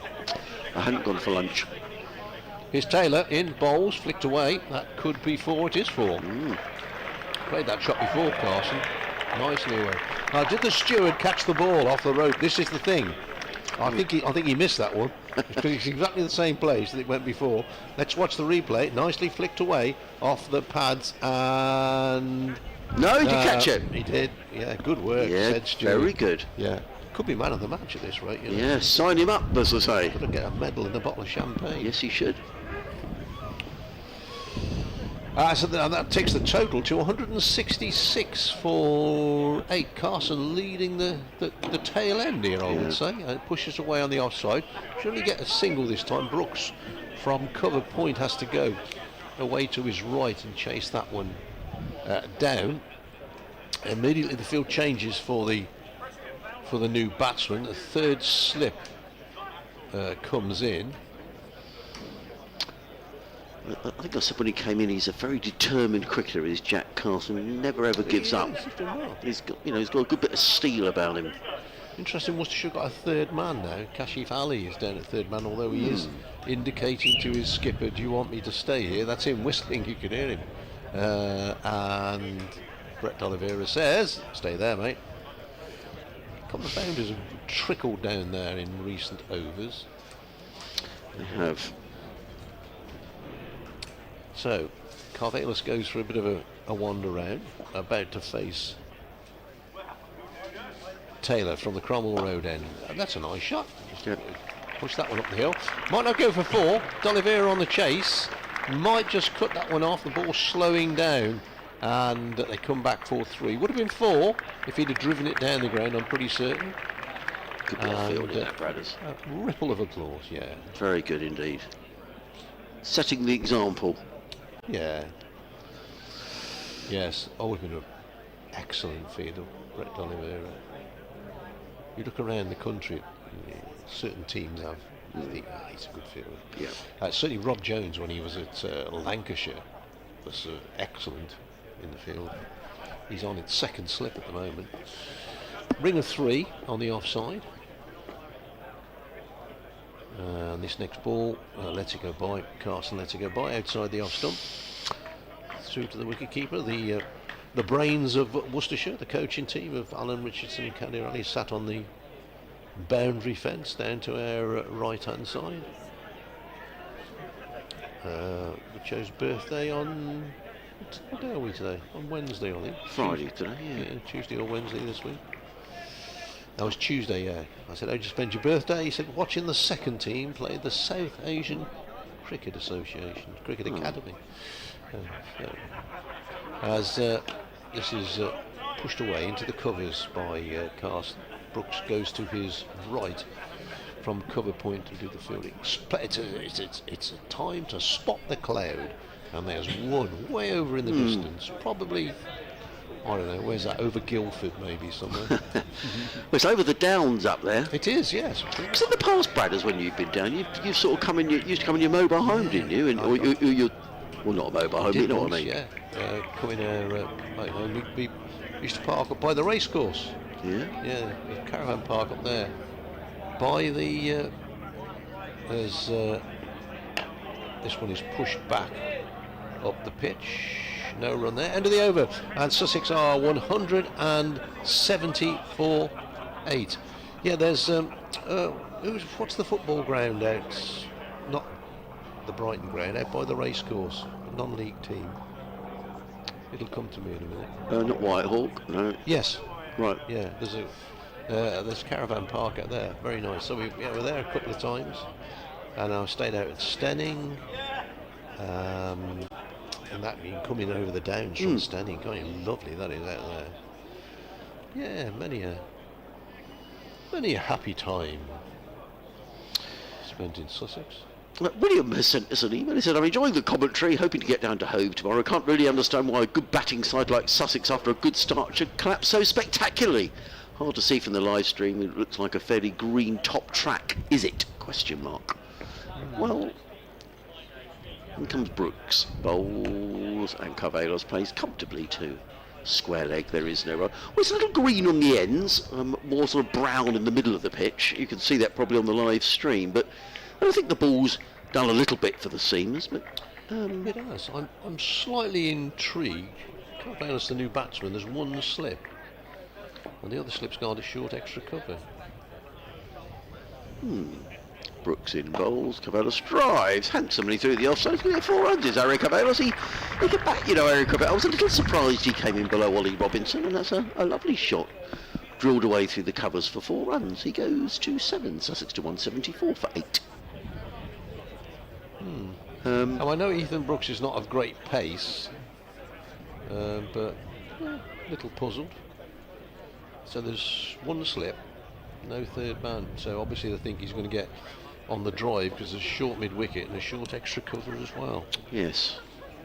Brooks, right on medium pace in and bowls. Carvelos clips this away down towards fine leg. They've taken 1, they'll think about 2, but the second isn't there. Throw comes in over to Gareth Roderick, who very unfussily takes the ball.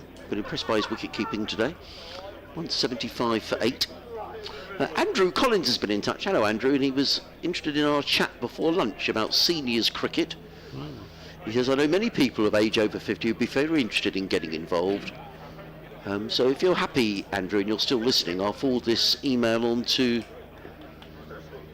Just break off for a minute. To Jonathan. In comes Brooks bowls, and Carson turns out to the leg side. There is no run.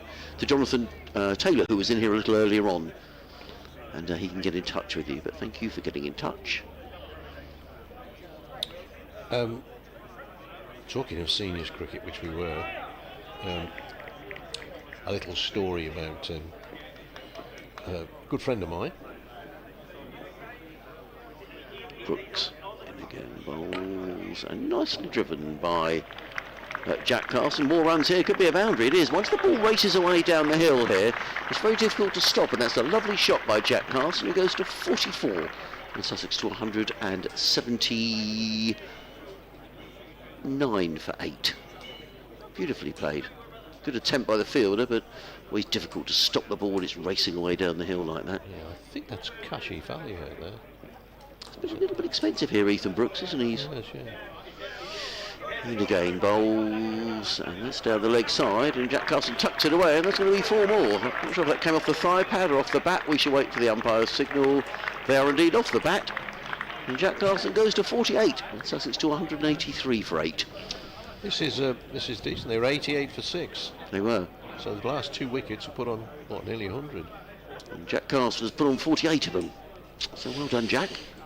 Martin Weston, formerly of Worcestershire. Worcestershire supporters will know well. Some Sussex supporters remember him in that great side of the late 80s, early 90s. Went along to I think it was an over 60s match, and somebody got injured, so he volunteered to go out and field. He got some kit and went on to field. And the captain of the team said, oh, thanks for coming out, mate. Have you played much cricket? Well, won 2 county championships, 3 one-dayers at Law. Yeah, I played a bit. I think he actually didn't say anything. He said, yeah, I played a bit. Yeah, the odd game here and there, a bit of village cricket. Yeah. Have you played much cricket, mate? So here's Tom Taylor. This is past the outside edge. It's through to slaps into the gloves of the wicketkeeper. Carvelos a little bit sort of squared up, maybe. Yeah, just did a bit, just did enough to go away. But this is it's a funny old game. This in 80 without loss, and Worcestershire run through the top order. 88 for 6, and then it's a little bit of a fight back. This, Worcestershire can't finish it off. As I said, the new ball has got older. Maybe the pitch has dried out a bit. that next ball turned away on the onside, no run. I'm not suggesting it was wet at the start. I'm just saying, there was a bit of green and a bit of tint in it. The tide was in. In or out, whichever way it is. I can never actually tell it, bro. It's not very tidal, is it? No, it's not.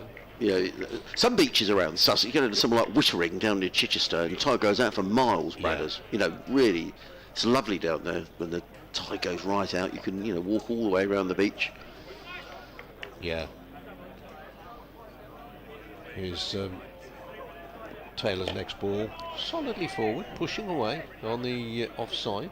You could almost walk around the headland there to sort of places like Bracklesham Bay when it's really low. Yeah, it's lovely. Yeah. Be nice there today. Go down to Broadhaven in Pembrokeshire quite often, and you can walk around the headland there when the tide's out to Littlehaven and have lunch, but you can't stay too long for lunch, because if the tide comes in, you've got to walk back up over the top of it. Right. Yeah. Yeah, or get cut off by the tide in one of those people. They say, these idiotic people. Oh, I saw that last week. Is Taylor into bowl, and that's wide of the off stump, out to go through on its trajectory through to the wicketkeeper.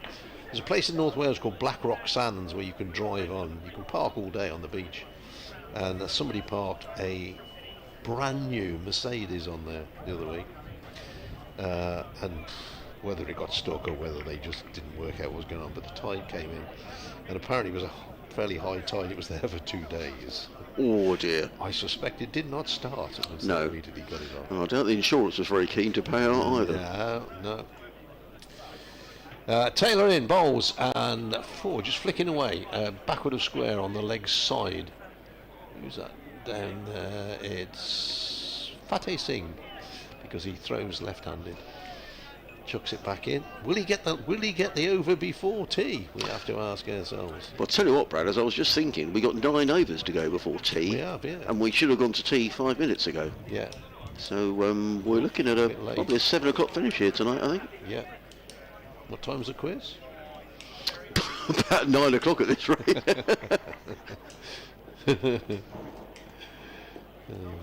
Tom Taylor, right arm over to the right-hander, and this is driven. Shot. That's a nice shot. That's for Penrith. Ben Allison. Oh, is it for Penrith? Oh, I think Ben Allison got a hand on that. And that is 50.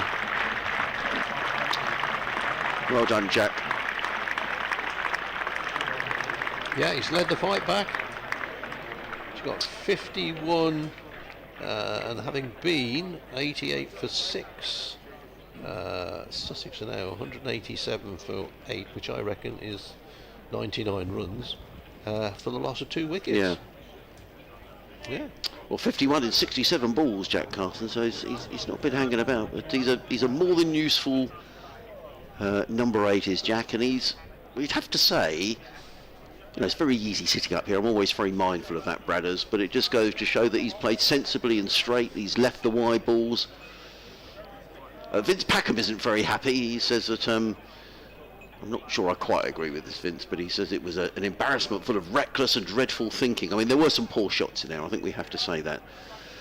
But certainly Jack Carson has shown the necessary application, I think is what you say. Yes, change of bowling.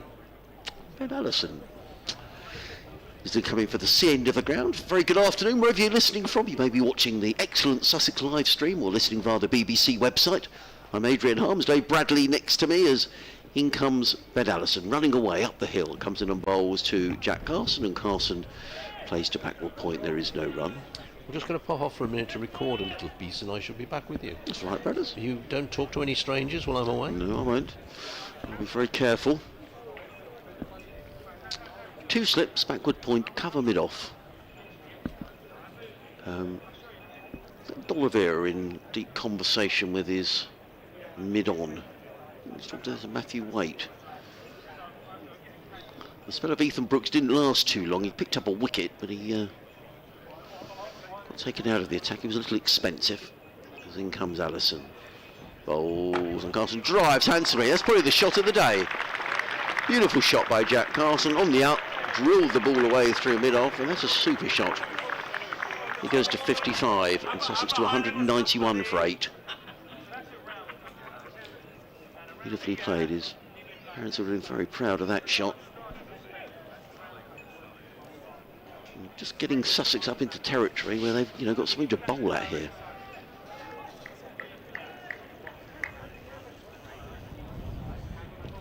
Allison wheels around.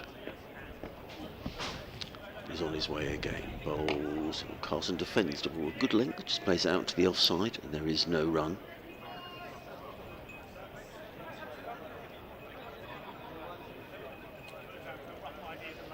Around the country, bit of a collapse for Yorkshire at Chelmsford, now 149 for 5. A couple of wickets there for the ever reliable Jamie Porter. James Wharton, 41 not out for Yorkshire. Allison runs away from us. Bowls. Carson defends the ball a good length, played out into the offside, no run. Nottinghamshire 176 for 5. Freddie McCann on 65. Carl Verreyn, very fine South African wicketkeeper, made 33. 3 wickets there for Abbott, 2 for Fuller. And at Edgbaston, the champions not having it all their own way. Warwickshire 251 for 2. Robbie Yates making 86. Tom Latham 84 not out. Allison in. Bowls to Carson. Short, pulled away. That's going to be 4 more.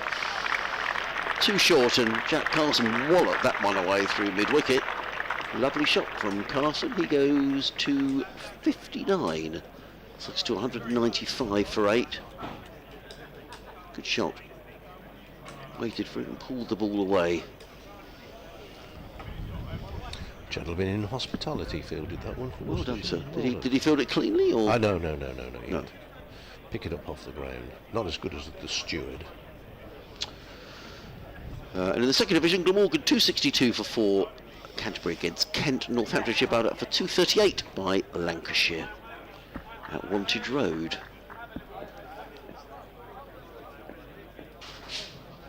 Here comes Allison. Move the wicket and bowls. Carson is forward, plays to backward point. And there is no run. End of the over. 59 to Jack Carson, 9 to Ari Carvelos, 195 for 8. We've had 56 overs, so still another 8 overs to go until the tea interval. The over 8 showing at -1, and they do sort of correct it as they're going along. So that's what it is. We've had seam all day so far. We haven't had any spin. I still think Worcestershire will feel Bradders having won the toss and bowled first. You'd settle for this, wouldn't you? If you stick the opposition in, but they won't want Sussex getting too many more. If Sussex got another, 40, 50? Yeah, they might fit. Yeah, absolutely. From where they were, 80 odd. I mean, for 80 for none, you'd think, oh, terrible. From 80 odd for 6 or whatever, 95 for 6, you might think, well, we'd almost settle for this. There's a Willie Wagtail on the pitch, wandering around. That short third man. As Tom Taylor is in. Bowls. Oh, it's a mighty blow, that is. Where's that gone? Backward a square on the leg side. Well Good bit of fielding. No, he's missed it. Fateh Singh went away to his left and looked as if he'd got it covered, but the ball escaped him and bobbled over the rope. 4 more. I don't think Tom Taylor was desperately happy about that. I thought he did well to get to it, to be fair. He kind of slid into it. Yes. Rather than slid across it. It went in feet first, like a bad tackle at association football. Yes. I haven't called it that. I haven't heard it called that for a long time. Association football. I've referred to that as opposed to rugby football, of course. Anyway, total is 199 for 8 rather. Here's the next ball wide of the off stump. I was thinking about you the other day, Brad. Were you? Goodness me. Yeah, I was. Must have been a dull day in hell. I was thinking about you because they were talking about the rebirth of rugby yes. in Worcester. I know you're a keen rugby man and have commentated on many games at 6 Ways the ground. 6 Ways, yes. Well, they're back. That's good. Somewhat controversially, it has to be said, because other teams who went bust in the past, Richmond, London Welsh, had to start at the bottom, whereas Worcester Warriors rather come back in tier 2. Taylor in, bowls, once again, short and wide of the off stump, through to the wicket keeper. They are getting a bit raucous down there, aren't they? Yeah. Yeah, and the difference being that other clubs that have gone bust owed money to people and didn't pay it off. And Worcester Warriors have said that they will pay all the rugby creditors. So they're going to pay their bills. And that means that they can come back in and play in what is basically the second division of top tier rugby. Wasps and London Irish, as Taylor is in and bowls, and this is turned away on the onside. Can't get it past, is that Ben Allison there? No run. Wasps, who are thinking of relocating to Kent and building a ground there, may well not play in the English rugby system, I'm told. They may go and play in the league that used to be the Celtic League, which is now Scotland, Wales, Ireland, South African teams, Italian teams in it, so they may go and play in that. But what was happening with London Irish, I'm not sure. Taylor is in and bowls, pushes away on the offside. Basic problem is rugby is there's no money in it. Nobody's making money. Bath lost £4 million last year. They are sponsored, held together, whatever you want to call it, by a couple of people, including Dyson's Hoovers. And if you've got a nice benefactor, that's great. But if you haven't, you're in trouble in rugby. It don't make any money. All that in my opinion, of course. Here, back at the cricket, Taylor's in and bowls and beats.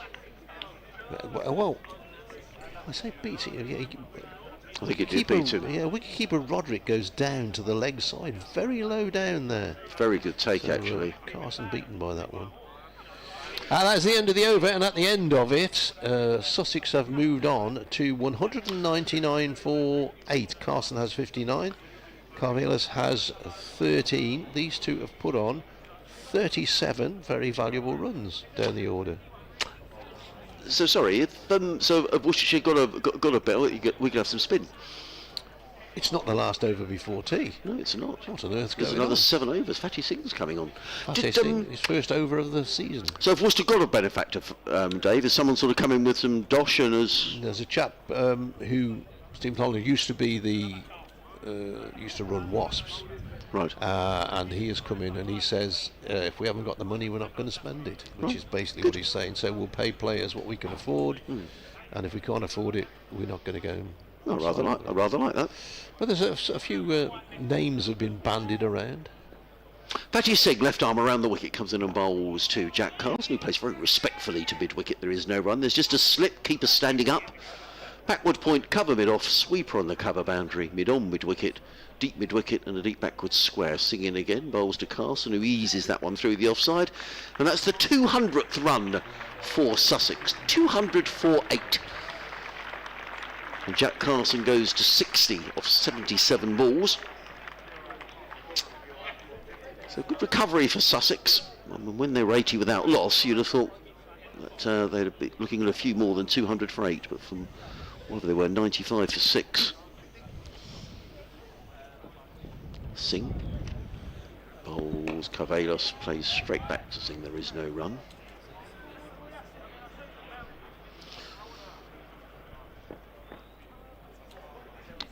Singh again bowls, played into the offside by Carvelis, picks up a single, well run single as well. Throw comes into Roderick. One more to Harry Carvelis. He goes to 14, 201 for 8.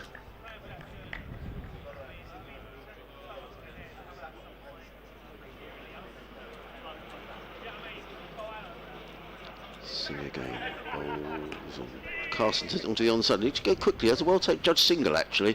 Harry Carvelis need to be on his toes as the non-strike, but they nip through for a single, played to the right of the fielder at mid-wicket. And one more to the total. Carson goes to 61. Total to 202 for 8. Fatty Singh being on will of course improve Worcestershire's over rate. Yes, he does zip through his overs, so we've got a brief delay here because the umpires are resetting the the stumps, making sure everything is in order. Sing around the wicket bowls. Carvelis defends on down the track. There is no run into the over. 202 for 8. Carvelis is on 14. Jack Carson is on 61. Because you know, in a previous life, Brad, as I used to work for a company, and they used to have a lot of their meetings at Worcester Rugby Club because Yes. it was sort of just off the M5 and convenient for everybody to get to, and had that sort of didn't have sort of like a big underground training pitch or something there, or Yes, they had a big indoor centre, which when it was built was really state of the art. yeah. Probably still is, really. Yeah, that's probably now though, Brad. That's best part of 30 years ago, I would think. Let me think about that. Yeah, you're right. Yeah, long old time ago. Yeah. Oh, good. Well, it's good to see. But sorry, final thing on rugby. But you can't get promoted to the Premiership, can you, in rugby? Is that Well, one of the issues? I mean, this is a bone of contention in the game. There's a change here. It's Ben Allison coming from the Cromwell Road end into bowl. That's a nice shot, crisp. A good fielding. Brett D'Oliveira, the skipper, going to his left at mid-off to do the fielding, and tumbles as he picks the ball up and throws it back in. What they've done is the Premiership clubs have set this criteria that you must have. I probably get this wrong. You must have a ground capacity of 5,000 people, and that must increase to 10,000 people within 3 years, I think.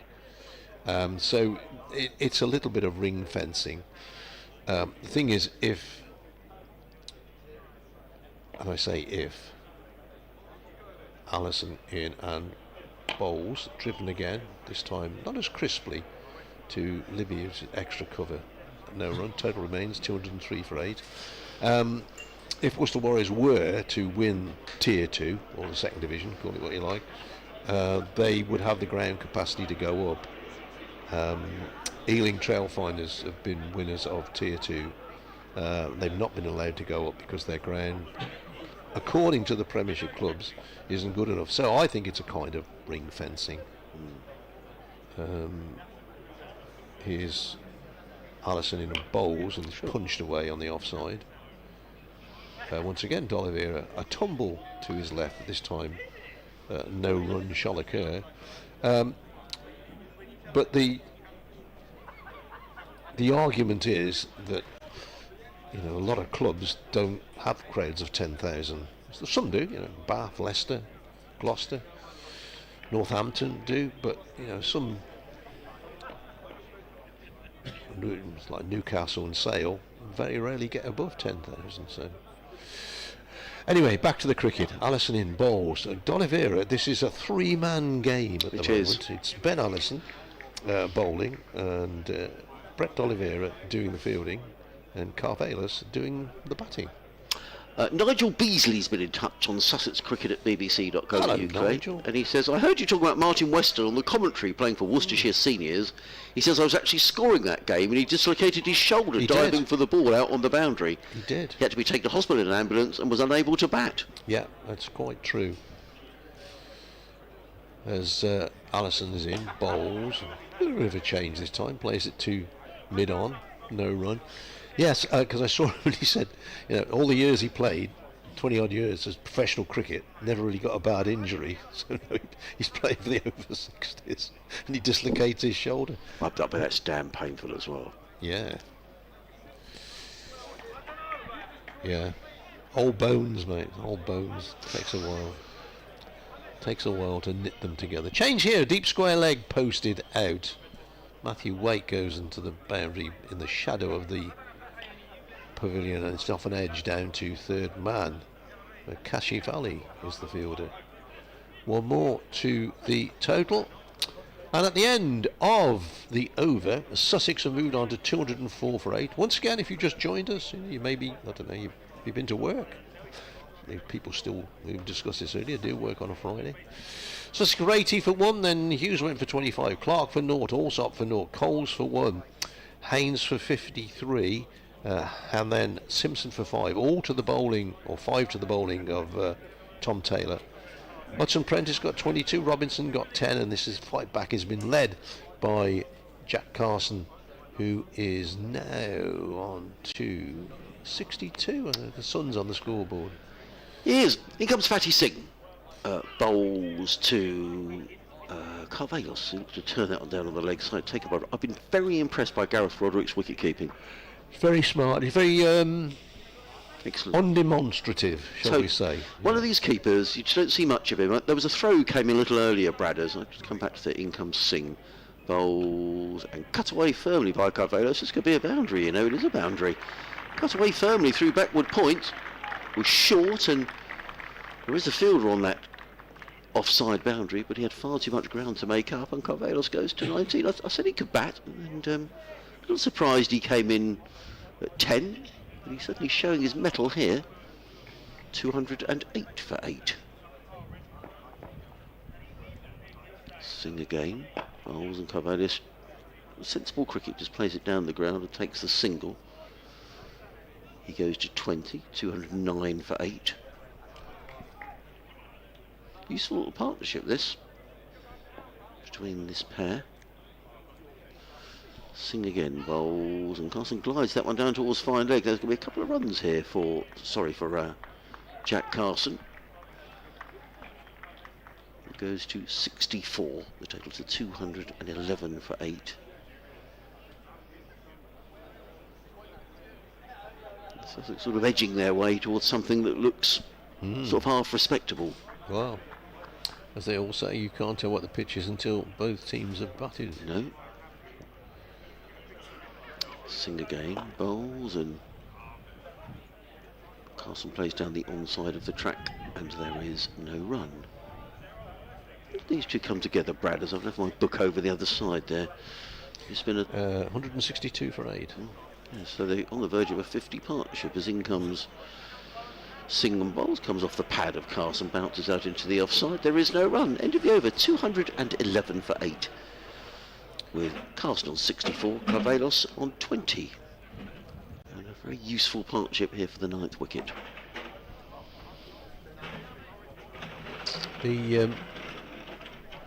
The mighty Brighton and Hove Albion, they're away, aren't they, tomorrow? They're away at Wolverhampton Wanderers They tomorrow. They're having a decent season. They've still got a chance of getting into Europe. Yeah. Going on travels into Europe. I think it's becoming a bit of a long shot. They probably need to win tomorrow. A lot of Albion fans are Sussex fans as well, so if they're playing at the Amex, you tend to find not so many people here. Next ball is pulled away. It's in the air. It should go, and he does indeed. Matthew Waite moves away. That's not a great shot, to be honest. It was short. Tried to hook it. They'd got a man out of deep square leg, but they didn't need him because Matthew Waite comes round to his right from a mid-wicket area, and well, I think he'll be a little bit disappointed there, Carvalhos, having batted well and batted solidly alongside his teammate Carson, but he goes. Well, they gave that away, didn't he, Bradders? I think you're right. Didn't need to do that. It's been his delivery again.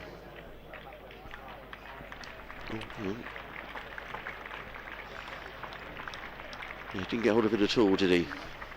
But a useful little knock from Eric Carvalhos. And so now we're going to get the debutant. Yeah, well, he's not playing any first-class cricket, so there's no telling how competent a batsman he is. No.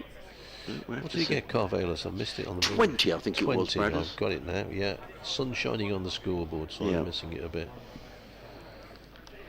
My old eyes don't react to things like that. He's getting a good hand, it goes off, and he did well. What did they put on there? Yes, they came together when the score was 162. They put on 49. Yes, 49. Yeah. So that's the second highest partnership of the innings between Carson and Carvalhos. So, young man making his debut. We wish him well, Bradders. This could be the start of a career. You never know. We might be witnessing the new. Who knows? The new Ian Botham. You never know. Who knows? Yes, he'll have a few butterflies striding out there. Well, he's not in the team to bat. Although, as I said earlier, I think everybody bats these days, don't they? Yes. Allison in bowls and solidly in behind that one. That'll be a nice It'll start for him, turns it away on the onside. Waite comes into field.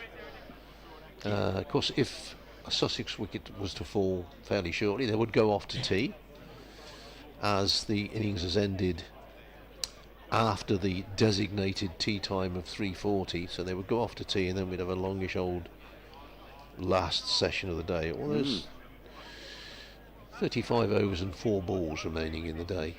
Allison in bowls, short ball, ducks underneath it, through to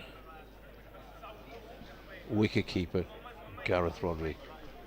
3 slips, third man, cover point, mid-off, mid-on. Matthew Waite will be mid-wicket after he's stopped talking to umpire Middlebrook, and Fateh Singh down away to air, left is a fine leg. Allison turning at the Cromwell Road end. This ball is once again short, but just drops his wrists and gets inside it. Gets his body out the way. Wicketkeeper takes again. Yeah, coming back to Gareth Roderick, Brothers, there was a throw earlier on that came in from the boundary. It was round by his toes, and he came forward, took the ball. He just turned what was not a very good throw into it was just a really good bit of wicket keeping. He didn't make a fuss, just took the ball, and so I think he's been excellent. Been very impressed.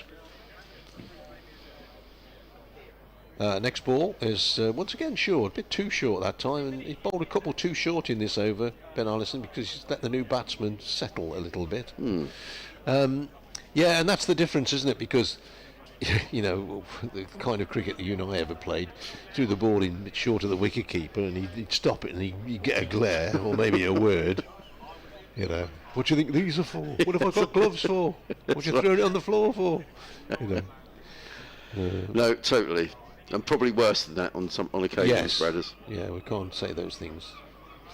As Allison bowls off an edge. Oh, that is almost a brilliant catch. Yes. By Jake Libby at third slip. Took off to his right.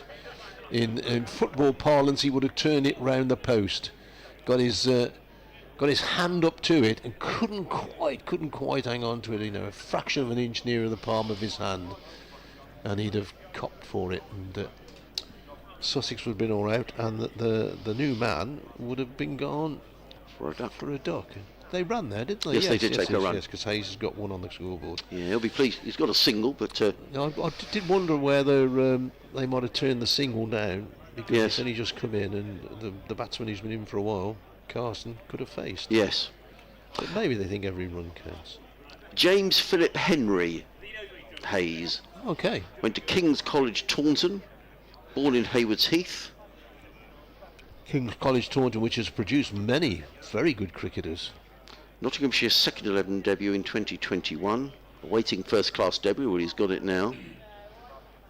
Highest score of 1 not out. Best bowling 2 for 58 against Middlesex at Grantham in 2022 in the Royal London Cup. He's facing now as Fateh Singh comes in.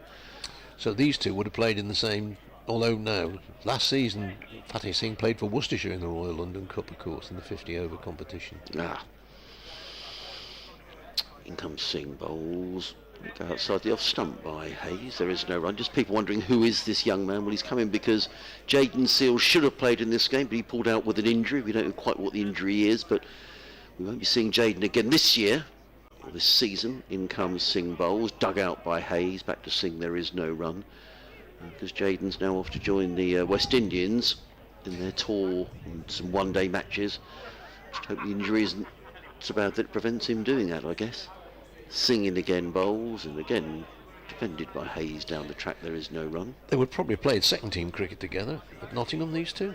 Oh, right, last okay. season. Okay. Was Fateh Singh there? He was. Right, there you go. Came to Worcester for the 50 over competition and then was offered a deal. In again, bowls. Hayes cuts that one, steps away to leg and cuts it to backward point. There is no run. So we'll have to see what the young man is like with the ball. What have we got? One more ball left in the over, then 2 more overs until tea. We are way behind here, aren't we? We're about 35 minutes behind time. Singing again, bowls, defends, as Hayes down the offside of the track. There is no run, so maiden over. Fatty Singh has bowled 3 overs, 1 maiden, no wicket for 10. Sussex 212 for 9. I am often asked, play finishes at 20 to 7, but there's no minus on the over rate on the board. Yes. People say, how does that work out? I'll tell you what, if you ever got an hour to spare, or maybe half a day, you ask a county cricket scorer how they work out the over rates. No, I agree. Trust me. I mean, it's tremendous the way they do it, Yeah. but it is a very complicated mathematical equation. It is. And they're in discussion with the umpires as well, aren't they? Well, throughout yeah. the day as to where, because captains want to know where they stand. Yeah. You used to be that they might, you might get a couple of overs at the end of the day, but you don't anymore. Ben Allison is bowling from the Cromwell Road end. He bowls, and Carson flicks this one away, and he doesn't take a single this time. So I was a little bit puzzled why they took a single off the last ball of... Yes. Not the last over, but the one before. No, he's got the field right back, isn't it? Yeah, they're giving him a single. There's 1, 2, 3, 4 on the offside, who are, about 5-10 metres inside the boundary. Deep square leg, deep fine leg. Mid-wicket is... or mid-on rather, is at least 3/4 of the way back. Still a couple of slips in though, so they're quite happy to give Carson the single. Next ball from Allison, and he's got that away. That's high in the air, but is it out or is it over the boundary? It's over the boundary. It's into the stand for 6. Whiffed that one away on the leg side. And Matthew Waite out there looked interested for a while, but it was over him, over the rope, and into row C, I would have thought. Good blow that from Jack. It was, yeah. So Sussex move on to 218 for 9. Prompts another field change. Rob Jones, who is on as a sub-fielder for Worcestershire, goes from second slip to... Is he going out on the fence? He is. Yeah, I think he is. Just about where that ball went over the boundary. So just the one slip, the only fielder inside the circle, if there was a circle. Allison bowls, and he's got hold of that one again. Where's that one gone? Oh, straight up the ground to Brett D'Oliveira. The way he played it, I thought it was going out over mid-wicket, mid-on area, but he's clubbed it. He does like that shot over mid-wicket. There was a T20 here last year against Gloucester. Jacket, I think it was the second last ball of the match for 6 into that tier. But he's batted well. Good job. Yes, batted well. Good job for him and Haynes. Otherwise, Sussex would have been in a bit of a mess. He's held it together down the order. Oh, yes. So, as Allison tries to finish this off, tucks that one away for a single. Good cricket. 2 balls left in the over. Yeah, 2 balls left for Hayes to face. Multiple changes in the field. We're going back to 2 slips, 3 slips. Yeah, Jake Nibby going back to 3rd slip. And Jones to 2nd. Everybody basically. And everybody else comes in about 40 yards, apart from 3rd man and fine leg still out. Allison to Hayes, and this time Hayes is clipping this one. That's a nice shot. It could be 4. That is 4. Well, that's nice enough. Ben Allison is annoyed with himself. Stride him back up the slope because he's bowled him a nice, juicy leg stump half volley. And Hayes says, "Thank you very much." That's a nice way to get your first class boundary. Yeah. Prompts a change in the field where Matthew Wade, who was at square leg, goes out to deep square on the boundary, and cover point goes to cover on the boundary as well.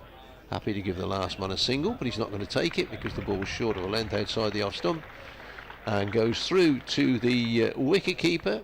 Ben Gibbon is pulling his jumper off. Now, Adrian Harms, we don't go to tea, do we? Because there are 9 wickets down. What a good point, Bradders. We won't go to tea. So we start for another 30 minutes, don't we? Or is it 8 overs? 30 minutes or 8 overs. Yeah, from the time of tea, so that will be this over, then possibly 8 overs. Yes. 30 minutes. Nicky's Nicky's saying what's happening. Well, we'll see what happens in this over. We've got to wait a long time for a cup of tea and to eat our cake, Yeah. which is in the fridge. No bad thing, mate. No bad thing. So it is going to be Gibbon who's going to come from this, the C end. He's bowling to Jack Carlson, who's 71 not out off of just 86 balls, and he's leading Sussex, well, possibly towards a batting point. We'll see. It's going to need a few more to get there. Need to get to 250 before they get their first batting point. In comes Gibbon round the wicket, bowls to Carson, who defends into the offside and decides against taking the single. Gibbon wanders back to his mark. He's a tall fella, isn't he, Ben Gibbon? Yeah. Missed a lot of last season with injury. So many of these quick bowlers do, don't they? I think Yeah. he's tidy enough here. He's in his 13th over, 1 for 38. Round the wicket, bowls. That's not a great delivery. Down the leg side, taken by tumbling Roderick. And there is no run. Taken with no fuss whatsoever. Yep, it was, wasn't it? Fussily taken. People talk about momentum, don't they, in sport? Where's the momentum now? Is the momentum with Sussex because they've come back from? Yeah, I think you're probably right, Brad. I mean, 88 for 6 when John Simpson is out. Yeah. I think Sussex would have settled for 223. Yeah. In again, Gibbon bowls and Carson plays down the. Oh, they are going to take the single now. Off the third ball of the third ball of the over. Yeah. Carson to 72, 224 for 9. Now, that being said, I think if you went back to the start of play, if you were D'Oliveira and you said, well, you're going to bowl out Sussex for 224, you'd have said, okay, we'd settle, we'd settle for that. Yeah. But at 80 without loss, you'd have definitely settled for it. Yeah. In a funny old innings, really. It's a funny old game, as Jimmy Greaves used to It say. certainly is, Saint.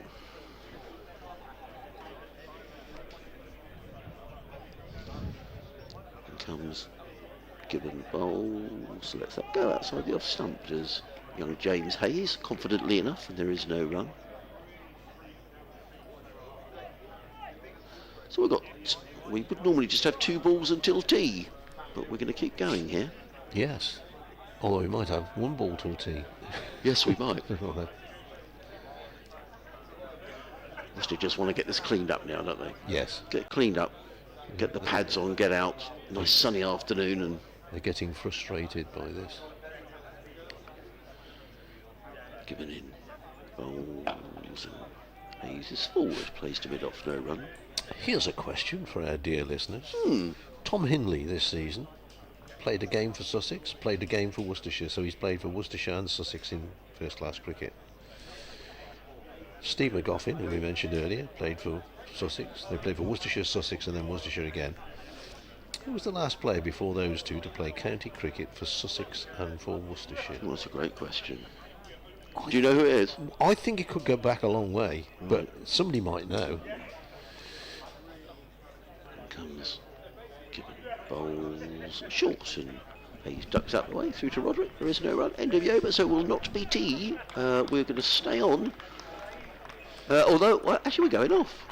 No, I think there's a drink. Oh, drinks of it. I think I wonder whether Jack Carlson suddenly thought it was tea. Some people do think it's tea. But it is not tea, folks. We are staying on because 9 wickets are down.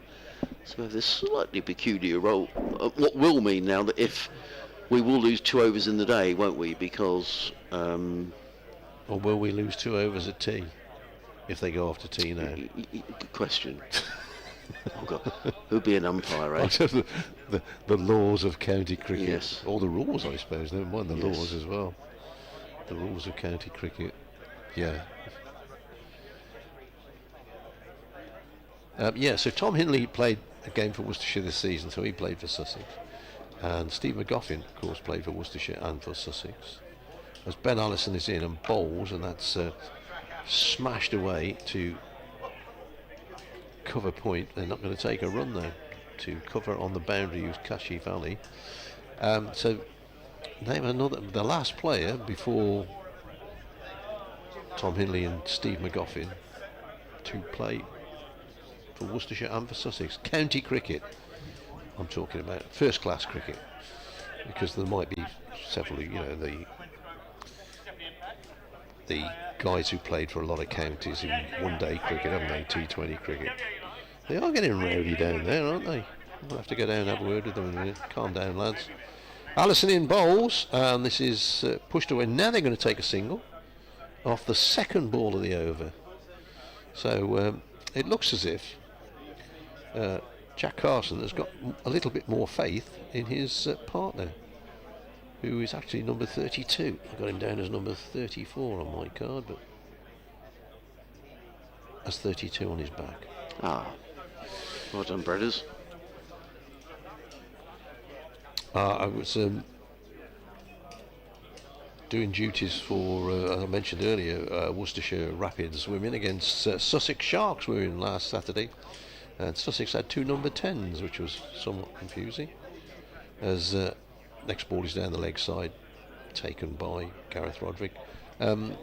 In that, on the scorecard, there was 2 number 10s, so a number 10 came into bat. So, not knowing the Sussex women's team very well, we had to have a little bit of a guess at it. But yeah, good game of cricket that was. You got many there watching, brothers? Few? No, not thousands. It was free to get in as well. Right, okay. I suspect you take the relatives, the mums and dads and the brothers and sisters out the crowd. But yeah, it was all right. Allison in bowls and pushed away on the offside. There's no run. But nice to see that the women's teams are playing more games on main grounds. Yeah, totally. I couldn't agree more. And it's all on the live stream as well, a lot of it. Yeah. I don't think there was any commentary on the Worcester game last week, but there was live stream going out. Yeah, there's commentary here on. Nikki does the commentary for the Sussex women's games here. Yeah, there's a few double headers as well this season. Yeah. And I just asked Nikki earlier actually about what the format of the various competitions, because it's all very new. Allison in bowls. Hayes looking very competent. Yes.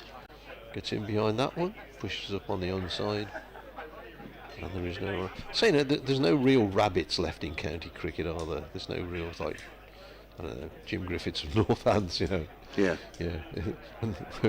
Mark Robinson, he was, wasn't he, for Sussex? Yeah. When the 9th wicket fell, the groundsman started up the roller, sort of thing, because he knew he wasn't going to. Bob Carter, many years ago for Worcestershire, took 100 wickets before he'd scored 100 runs in first-class cricket, I believe. That's what he always said, anyway.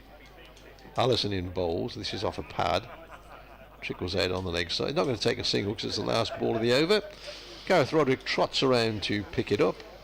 And at the end of the over, Sussex have moved on to 225 for 9. If you just joined us, welcome. And we've been here all day, so where have you been? But welcome. Live cricket coming to you from here at Suntanned Hove. Brought to you by the BBC. Nicky Chowdhury, myself, Dave Bradley, and Adrian Harms are your commentary team today. We're going to get Ben Gibbons is going to carry on, Bradders. This leg side field, there are, well, in fact, both the offside and the leg side field, there are 4 men back on the fence, so there's only 1 man in any sort of one saving position, and that's almost like a third slip position as Ben Gibbon comes into bowl to Jack Carson. He's in and bowls short, and Carson sways out the way, lets the ball go through to keeper Roderick, and there is no run. 225 for 9, Carson's 73. Tom Haynes earlier made 53, but the Sussex middle orders where it all went wrong for Sussex. Tom Clark with a duck, Tom Walsott with a duck, James Coles with 1, and John Simpson with 5. Sussex really struggling in that middle order, and that's where the slump came. In comes Gibbon again, bowls, and Carson is forward, plays it back to Gibbon, who feels enthusiastically off of his own bowling, and there is no run. D'Oliveira is just sort of changing the field. He's having a chat to him. I think they're sort of pointing out maybe another fielding change. Something down here at long off. is having his say in terms of perhaps where the field should go. Tom Taylor down there, Is it? I think. Making a suggestion to D'Oliveira.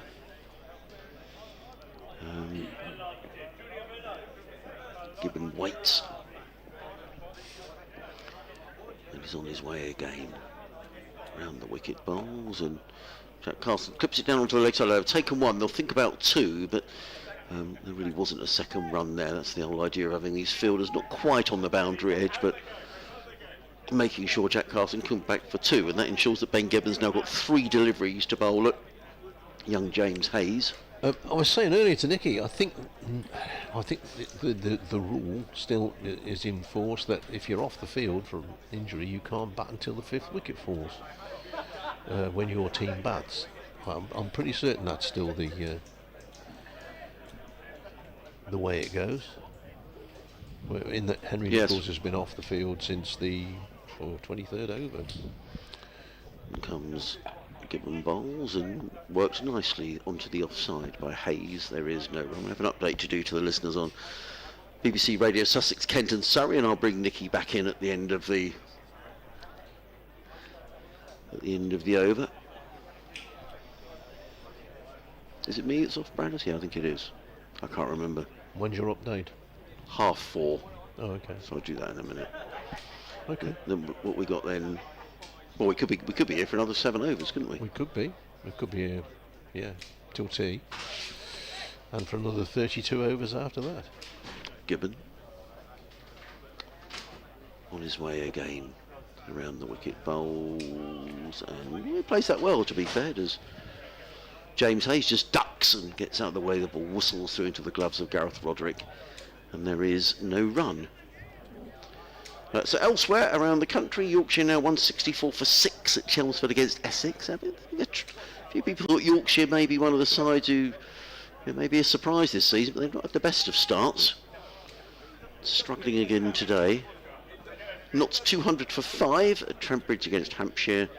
And Warwickshire going on very nicely against Surrey, 266 for 3 at Edgbaston. In comes Gibbon, bowls, and again Hayes plays that well, just sways out of the way. The ball goes through into the gloves of Gareth Roderick. Then there is no run. You stay, Bradders. Do you want to? I can't remember whether you were on or off. You stay, and I'll do my update, and then I'll disappear, and I'll go and see if I can find that cake so we can all have a piece of tea. All right, mate. Not a bother.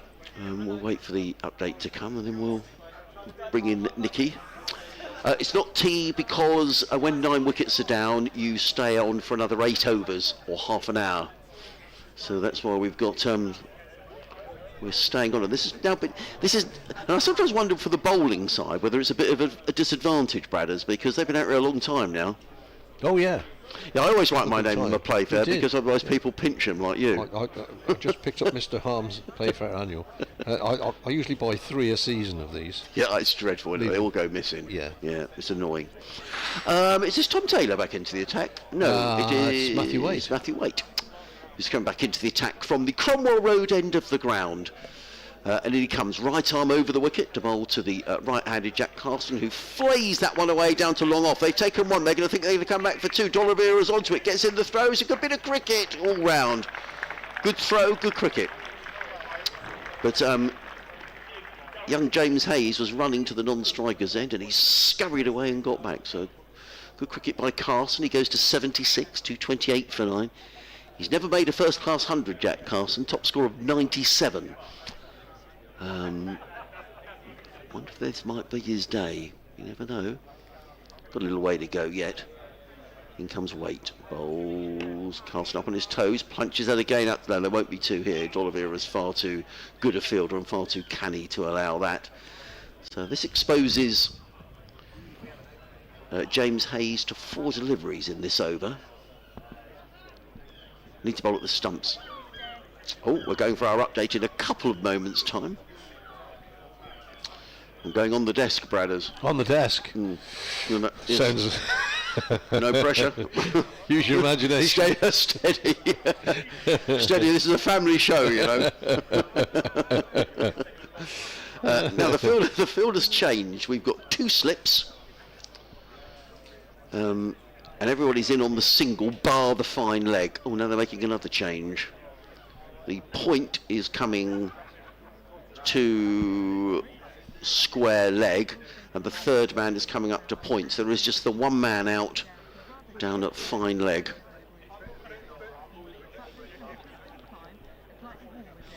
Matthew Waite is on his way.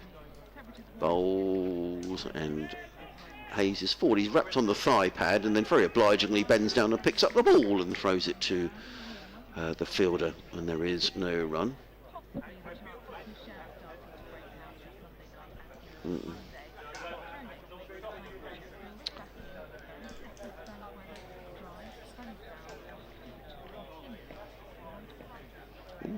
Good long-term weather forecast. Yeah. I thought it might rain on Monday, but it sounds like it's going to be okay. In comes Waite again, bowls. Outside the off stump, there is no run. Well, an excellent recovery here, Adam, for Sussex, who at one stage were 88 for 6, but now they've recovered to 229 for 9. That recovery led by Jack Carson, batting at number 8. He's 77 not out. It's been an excellent knock that's seeing Sussex to some sort of a decent score. Meanwhile, elsewhere, Surrey having a difficult day. Edgbaston, where Warwickshire are 267 for 3. And in the second division, Glamorgan having a good day down at Canterbury. They're 285 for 4 against Kent.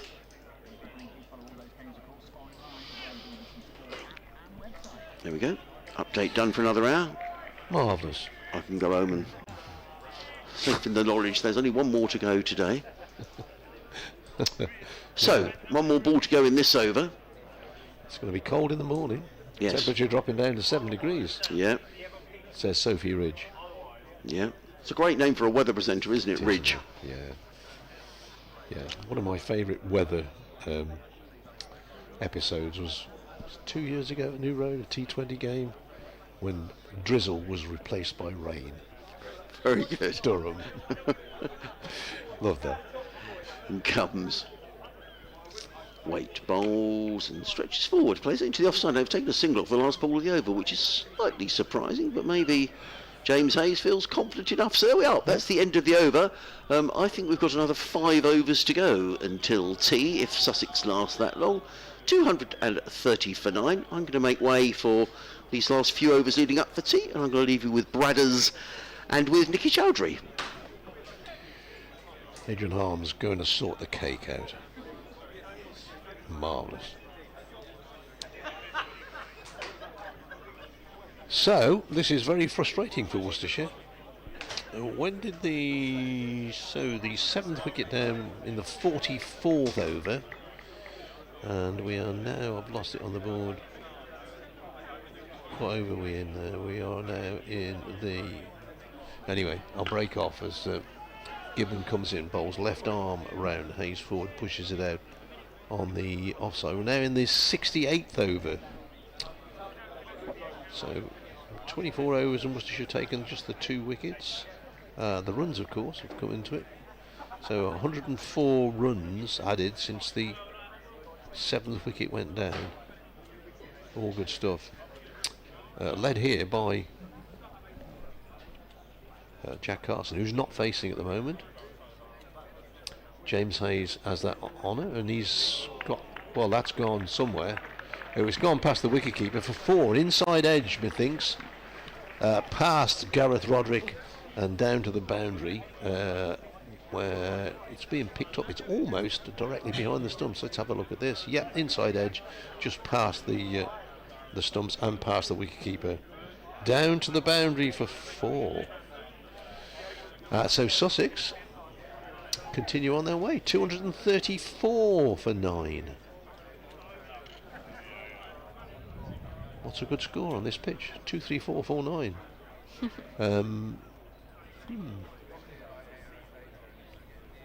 Yeah, they've done a good job of rebuilding. They certainly are.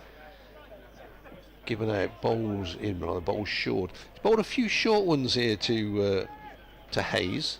I'm not sure. Judging by the way the batsman's played it, or not played it, just ducked out the way and got out the way of it. Ball has lost its hardness, of course. not that Worcestershire would hope to get there, but what, 12 overs after this one to the new ball. They would hope that they don't have to take it, but this is stubborn resistance from the Sussex lower order. Next ball pushed away on the offside. No run. Still not many. I'm always fascinated by the flats here. And, those people at the top with their Sussex flag with a fine view down over the ground. But They've really been enjoying themselves this afternoon, haven't they? There's somebody at the top of the red brick flats over there, very top. But apart from that, there's not many people out watching the cricket. Unless the lady's still on her balcony after sweeping. Oh, I would hope she's found something else to do. Gibbon in, bowls, and I think he just dropped his bat inside the line of that. Hayes, who has 10 on his first class debut. Oh, there we go. There's the man up on the flats. If you're watching the stream, right up in the top corner. Oh, must have a splendid view, not only over the cricket ground, but down over the sea as well. He must be able to see out to the ocean.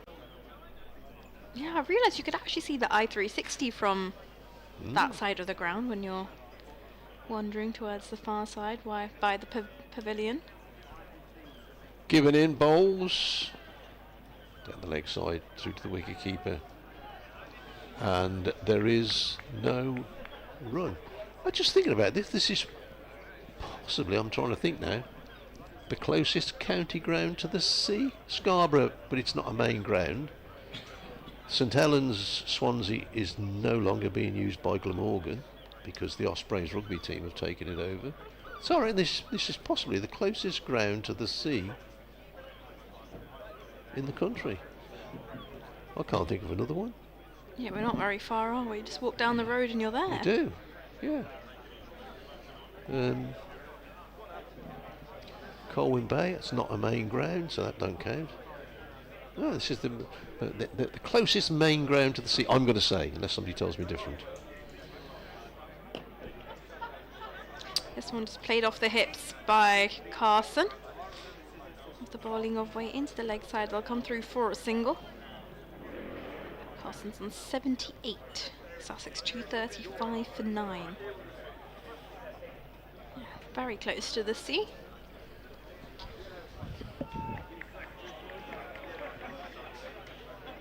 Hence all the seagulls. Hayes on strike now, he's on 10. 2 slips in place for him. Oh, and this one has an appeal for a bit of a snick. Well, Worcestershire begging. Matthew Waite is distraught. He's absolutely convinced that the batsman hit that. Watch it back on the replay. I think there might be a few words exchanged here. Well, if there was a noise, it couldn't have hit anything else apart from the outside of the bat. But the Worcestershire slips and certainly Matthew Waite were convinced. Slip coordinator started walking off. Yeah. They were ready to go. Give it another shot as Waite at the top of his mark turns. Looks down towards Hayes, who's leaning on his bat right now. In he comes. This one's defended. That goes to short mid-wicket. Yeah, I wonder what they heard. There didn't seem to be a huge deviation, just looking back on the replay. The ball kind of kept its line, as in from my eyes, but... Well, if there was a noise, it probably couldn't have come anywhere else. I've just... Look at it again, maybe his bat brushed the pad. But the umpire is the man who decides, and that's it. Into Hayes, who's forward, and this time defends to cover. No run taken. Crowd seem to be enjoying themselves. The hospitality lunch and chatter is still going on. Yeah, it gets louder throughout the day, doesn't it? Come 6 o'clock, it'll be crazy. Wait, makes his way back to the top of his mark. Got eyes full of determination as he looks ahead to Hayes, who's tall in his stance and is forward and lets this one go through to Roderick with the gloves. I believe Adrian said Jack Carson's highest score is 97. He's yet to score a first-class 100. Batted very well today. He has. Bearing in mind Sussex were 80 for no loss and then 88 for 6. Lost 6 wickets for 8 runs.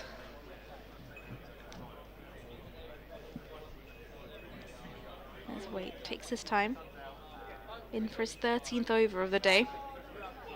This one's back of the length and it's defended by Hayes. To conclude the end of the 69th over, Sussex are 235 for 9. And this is, well, the runs are frustrating, but you get to this stage of the day, and you're the opening batsman for Worcestershire, who will almost certainly be Gareth Roderick and Jake Libby. At least now you know if the wicket falls, you're going to go off for tea. So you're going to get 20 minutes. Because normally you just get 10 minutes, don't you? Mm-hmm. So from their point of view, Fateh Singh is back on. From the C end. Much movement of fielders. Who's going where? They all seem to be running across the ground, they do, trying don't to they? figure out In where opposite they're going. directions. It's like a disjointed Morris dance. Anyway, we now have a slip, and everybody else a back saving 2 basically. Fateh Singh in bowls, and that's pushed away for a single. Down to third man, and Carson quite happy to let Hayes face the bowling. I'm just trying to work out. So there would be 22 overs left. Hang on. 24 overs left till tea if they survive these extra 8. Fateh Singh bowls outside the off stump through to the wicketkeeper.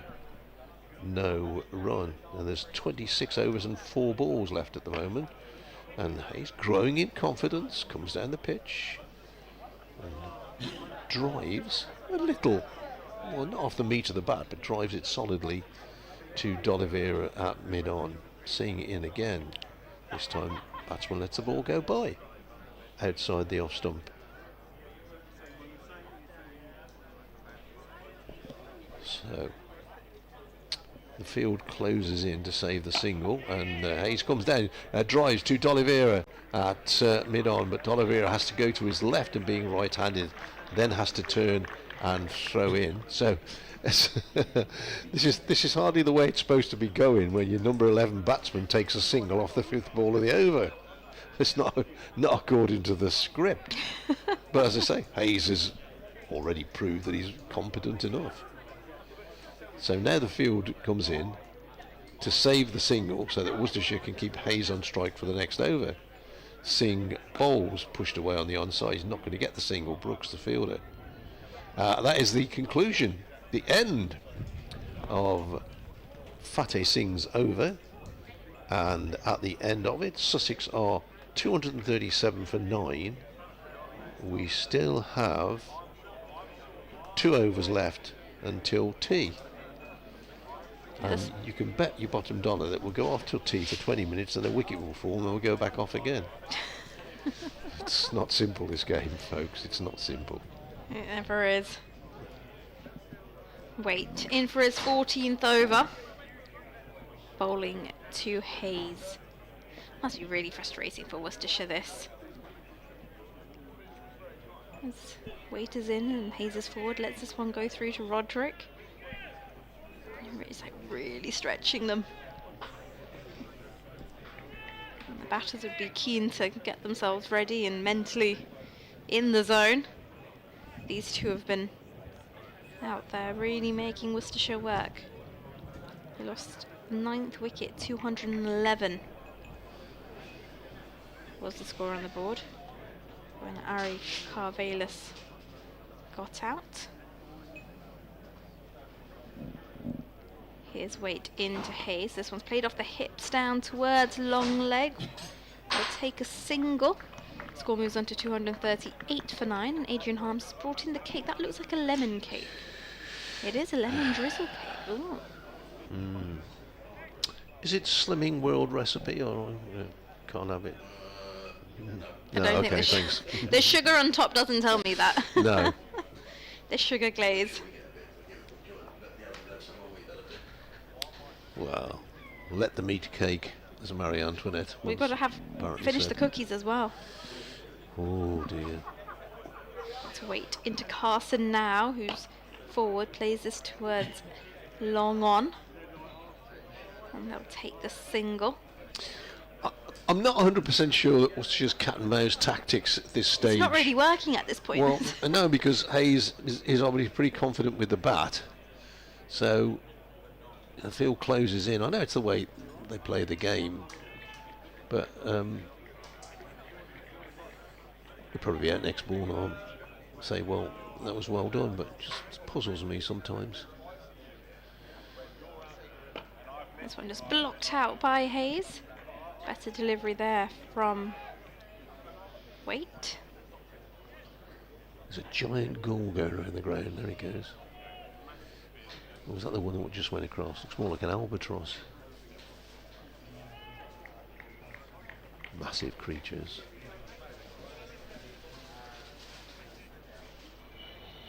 Waite making his way back to the top of his mark, turns, his shadow behind him as he runs in from the Cromwell Road end. 2 slips in place to Hayes, who plays this off his hips, and this is going to beat the man at mid-wicket and run away down towards the boundary. Timed that beautifully along this carpet down here at Hove, and Sussex move on to 243 for 9. So these two put on 32.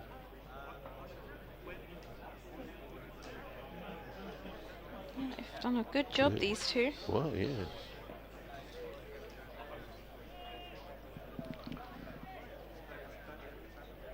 Wait.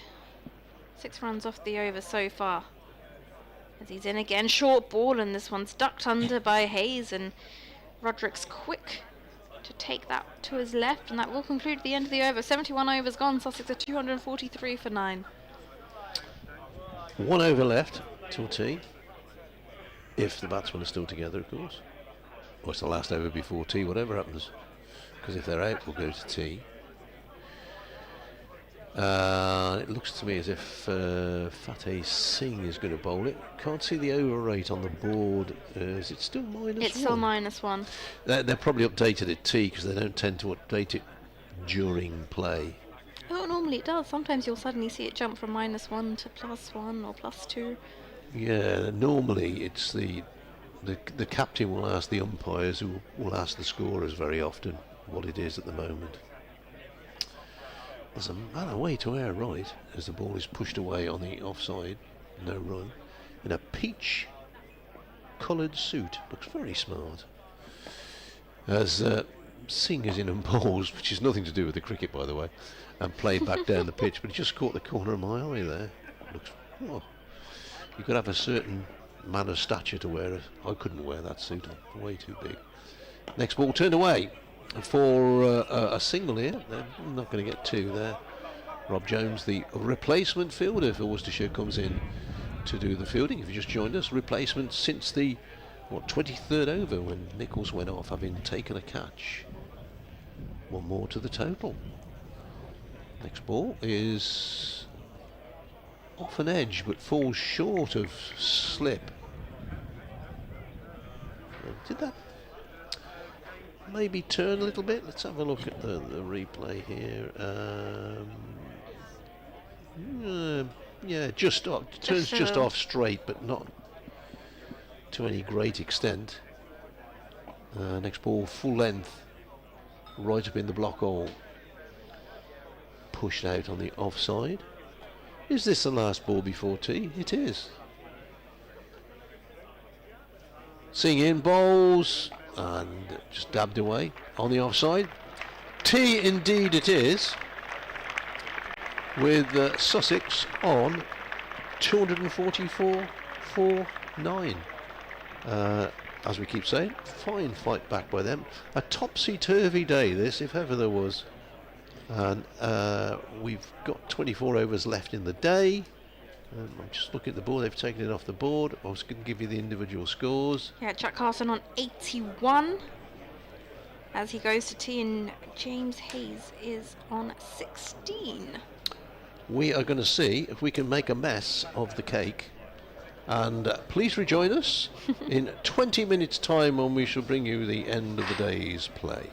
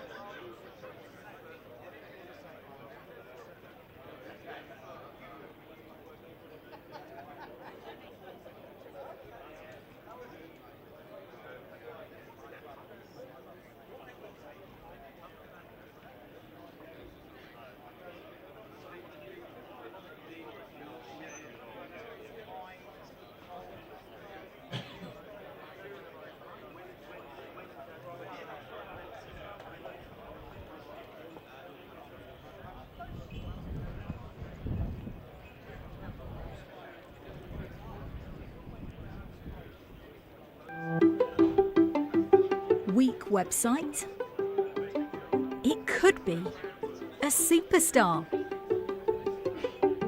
We do A/B testing, personalisation, social proof, product recommendations, baseline analysis to bring your bottom line over the line. Visit webtrends-optimise.com or call 0333 444 5502 today.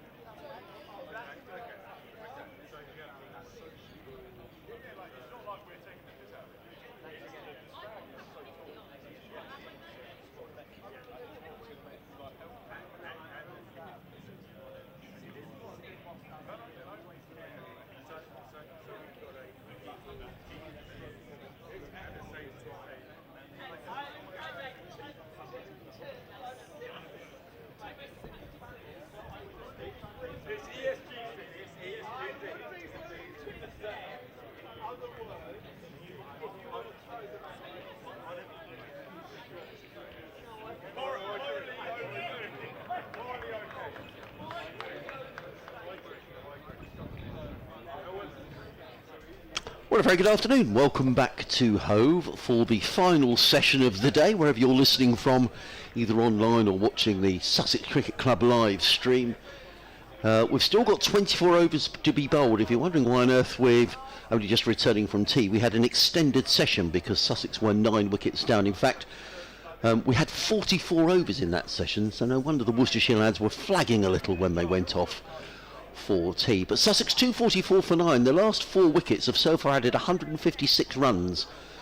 So the tail has certainly wagged for Sussex, very much led by Jack Carson, who's their 81 not out, and the debutant James Hayes, who's there on 16. These two coming together when the score was 211 for 9. So they've added a very useful 33 runs for Sussex. So 24 overs to be bowled tonight. If a wicket does go down, then we'll lose 2 overs as the teams change over. But if you're sort of sitting around at home thinking, oh, might be a bit of cricket, well, you're going to get probably a couple of hours cricket if you come down to Hove, and the weather is set fair. So why not come down? It is going to be Matthew Waite. No, it's not. It's going to be Ben Gibbon who's going to open the bowling after tea from the Cromwell Road end. I'm Adrian Harms, Dickie Chowdhury next to me, and Dave Bradley, the third member of our commentary team here at Hove this week. A little bit more cloud around now, but it's all high level cotton wool cloud. It's the most glorious evening, although a little breezy, so if you are in the shade, you might need a jumper or something just to I can see the trees swaying outside of the ground, but the forecast for the next couple of days is excellent. I think Monday's slightly more iffy, but we're all set fair certainly for the next 24 overs as in comes Ben Gibbon running in down the hill to bowl to Jack Carson, who's up on his toes and plays it out into the offside and picks up a single. It's a comfortable signal because Worcestershire have set the field all the way back, and Jack Carson is very happy to let his debutant James Hayes face the next 5 deliveries. Carson goes to 82, Sussex still within 5 of a first batting bonus point. And Nick, it's been a good recovery from Sussex, who when they were 88 for 6 and 126 for 7, we were thinking, well, they could be rolled over for 150 or so here. Yeah, no, it's been brilliant from them. I just think that Worcestershire now will hope that they don't have to hang around too long, and they'd like to get this final wicket pretty imminently. In comes Gibbon, left arm around the wicket, tall man in and bowls, and Hayes plays comfortably down to 5 leg. He's looked a very comfortable player. He was dropped, actually, before he'd scored at second slip by Jake Libby. When I say dropped, it would have been a brilliant catch. It was high to his right hand side. I think most people probably wouldn't have even got a hand on it, to be honest, but he was put down. That was literally before he'd scored. And at the time it looked as if it wouldn't be that important, but as it's turned out, it's turned to be a frustrating half hour, 3/4 of an hour for Worcestershire. Gibbon back to his mark, and he's going to come in to bowl to the right-handed Jack Carson. He's in and bowls, and Carson picks up another single. Short delivery, turns it back to the square on the leg side and picks up another run. 73 overs gone after this one, so a new ball would be available in 7 overs time if Sussex were to get that far. But if it lasts that long, then Sussex will be certainly at least with 1 batting bonus point in the bank. And for those who think the bonus points don't really matter, in a division that's going to be very tight both at the top and at the bottom, every point really does matter. Gibbon with 2 slips in place now for the right-handed James Hayes. He's in and bowls, and Hayes defends from the crease into the offside, and there is no run. So it could be a case that the pitch has become easier to bat on, which certainly Worcestershire will be hoping. It could be a case that the ball's got a bit soft and it's proving more difficult. It could be that this is a decent pitch, and Sussex made a bit of a Horlicks of things earlier on, but I do think the ball was doing a little bit earlier on today. Got some people who've just come out the corporate hospitality away to our right hand side who are just enjoying a beer or 2 or whatever. Some of them looking like they're making their way home as in comes Gibbon. Bowls, and Hayes is forward defensively, plays onto the onside, no run. If you're wondering who James Hayes is, well, he's a young man was born in Haywards Heath but is on Nottinghamshire's books.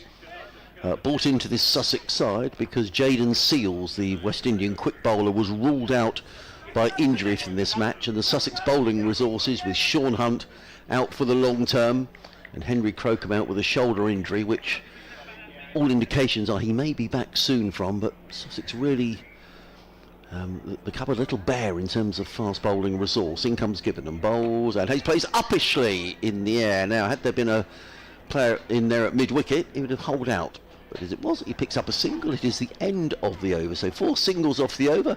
248 for 9 are Sussex. Carson on 83. Haynes is on 18. He's pinched the strike. And he's going to have to face all 6 balls from Fatty Singh, who is going to bowl the next over from this, the C end. 5 overs, 1 maiden, no wicket for 13. And to talk you through the over, here's Nikki Chowdhury. Yeah, well, these two have been looking extremely comfortable, especially Hayes as well. He's come in at number 11, but he's happy to take ownership, keep the strike. Fateh Singh in for his 6th over of the day, and this one is defended by Hayes into the leg side. Mid-wicket comes in and does the fielding. Fateh Singh continuing from the C end after tea. Hayes uses his feet down the track, plays this to mid-on. They'll take on the single. There's a shy at the stump to the non-striker's end. Good bit of fielding. He was safely home, wasn't it? It was a good bit of fielding. Yeah, it looked like he made it back just in time, but willing to take the risk. That went straight to D'Oliveira at mid-on. Yeah, it was a very good bit of fielding. You're taking a chance for D'Oliveira, is one of the best fielders around. And you always felt he was going to hit the stumps. D'Oliveira just taking a few steps back now, slightly deeper, but not fully on the boundary either. As it's Carson on strike. He's on 83. And he's forward and turns this into the leg side. It's gone straight to mid-wicket. No run. Carson's top score, highest score, 97. So he'd be looking to break that. There's this one off the back foot is played to D'Oliveira at mid-on, who's slightly deeper. He'll come through for the single, and that brings up the 250 on the board for Sussex, and you can hear the applause around the ground. And a batting bonus point, which is always gratefully received. Singh to Hayes, who's forward and lunges into a defence. There's a slip in place, a slip, point, deep cover, extra, mid-off, mid-on, mid-wicket, deep square, and a 45 as Singh is in, tosses this one up. Hayes forward, lunges as the ball goes to point, and that will conclude the end of a very quick over. Sussex 250 for 9 after 74 overs, 22 overs remaining in the day's play. We're currently at -4 on the over rate. I'm sure that will pick up.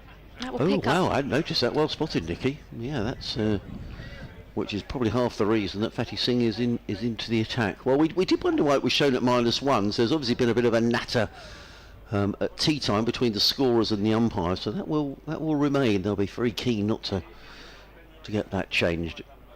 Anyway, Ben Gibbon is coming in from the Cromwell Road end. Around the wicket, comes in and bowls, and Carson steers that down towards third man, or deep backward point. They've taken 1 again off the first ball of the over, which has exposed James Ryan to the next 5 balls.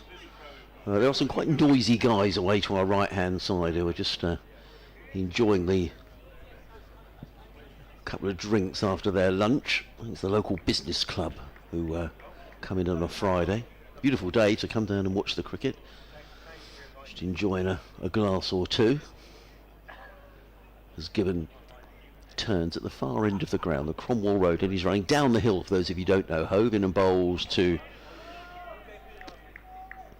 James Hayes, who's very confidently forward, plays into the offside, and there is no runs. There's a slip in place, 3 men saving 1. There's a mid-off cover and a point. There's a third man, then a mid-wicket, mid-on, and a fine leg. Worcestershire striving for this final wicket.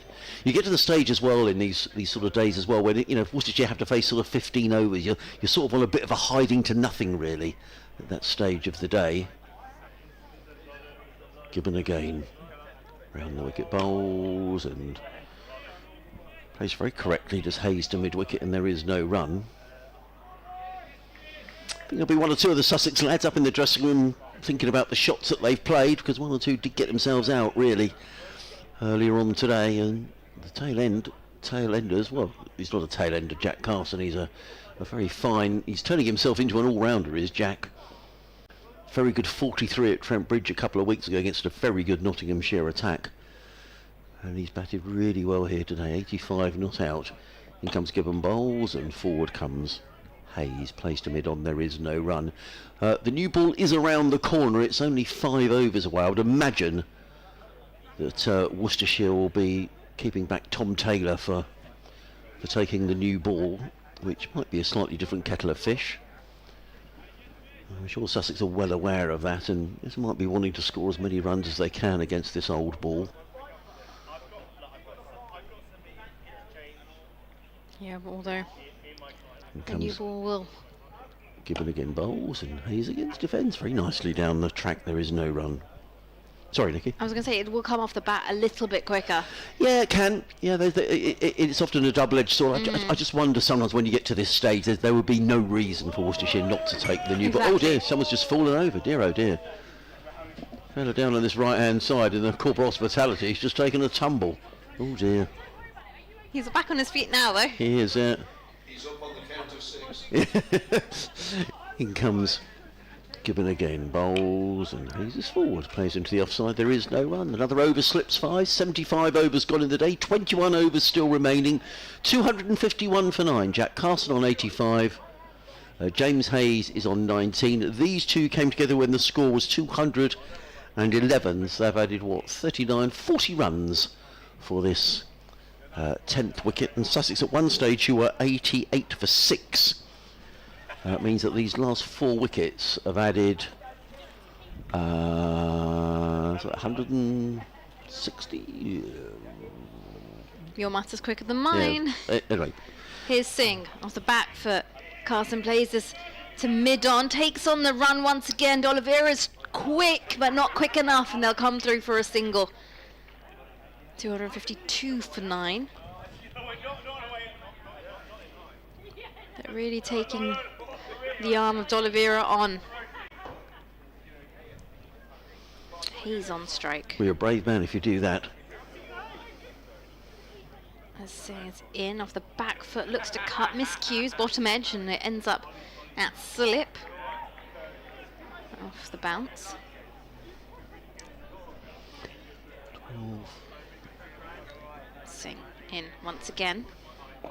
This one clipped into the leg side. The wicket comes round and does the fielding. 164 these last 4 wickets have added. Got there in the end. I did. I used to be good at maths. Fateh Singh tosses this one up and Hayes lunges into a defence. I think Worcestershire won't be overly bothered here because it's not as if the ball is disappearing around the ground, is it? They'll just be pleased to get to this new ball, I think. Get to it as quickly as possible and hopefully get a break. This one's a drag down and this is misfielded at mid-off. That's poor. That's very poor. That will not please his skipper. That is not going to leave Fateh Singh happy either. No. It was a poor delivery. It was hit straight to mid-off. It didn't get dispatched as it should, but there at mid-off, that is not what you want to see on replay. No, that wasn't great, was it? Makes its way to the boundary. 256 for 9 as this one is bowled by Singh and beats the bat of Hayes. And He's done at mid-off, Bradders, number 21. Ben Gibbon. Thank you, Bradders. that will He conclude, did apologise. He walked up to Fateh Singh and said sorry about that. that will conclude the end of the over. 76 overs gone. Sussex 256 for 9. Carson's on 86. Hayes is on 23. And everyone sat in the stands at the opposite side of the ground look like they're loving life. Well, they've enjoyed watching this Sussex recovery, no question about that. Now we're going to get a change of bowling. It's going to be Ethan Brooks, who's only bowled 2 overs. It was expensive, actually, earlier, Ethan Brooks. 2 overs, 1 for 19. He did pick up the wicket of Ollie Robinson, who was caught at backward point by Jake Libby, but he's back into the attack. He's going to be bowling to Jack Carson. Right arm over the wicket, just the one slip in place. He's in and bowls, and Carson steers this away on the leg side and picks up a single to backward square. He goes to 86, total to 257 for 9. So this partnership now worth 46 between these two. Which will be very irritating as far as Worcestershire are concerned, but they played very well. Certainly James Ryan on his debut will be very pleased. It's his first-class match. And he waits as in comes Brooks and bowls, and he carves that one away through the covers. More runs here. I don't think it's going to go for 4, but he's going to pick up at least 2 and quite possibly 3 if they're going to move on. No, they're going to settle for a 2. So he goes to 25. Sussex 259 for 9. This partnership now worth 48. between this pair. Yeah, good partnership, and they've both looked like they've taken on the responsibility. It's not all fallen on the shoulders of Carson. Brooks in again, bowls, and he's at it again, Ryan. This time though he finds the fielder at backward point and there is no run. So we hope that Henry Nicholls is okay. He dislocated a finger in taking a catch that dismissed Daniel Hughes, first wicket that went down this morning. So we hope he's going to be okay to bat. In comes Brooks, bowls, Ryan punches this one away. That's more runs. And this is going to be the 50 partnership between these pair. The ball runs out to the boundary.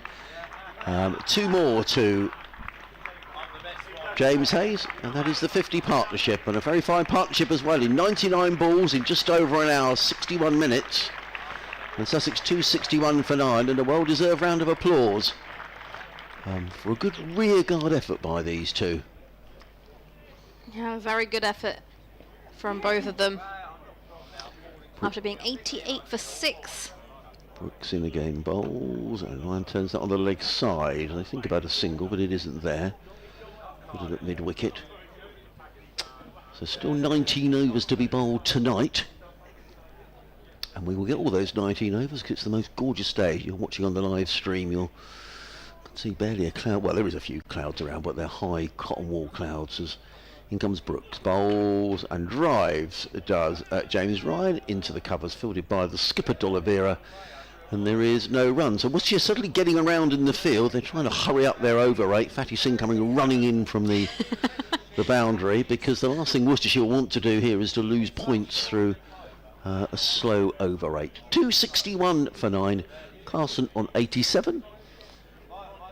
James Hayes is on 27, and we've got another 3 overs until the new ball is available. And this is, just looking at the partnership, this is the second highest partnership innings, and the last 4 wickets have really wagged for Sussex. Here's Singh. So Carson plays it off the back foot into the leg side. Will quickly take a single as mid-wicket slides to do the fielding to his right. 262 for 9, the score now. Carson on 88.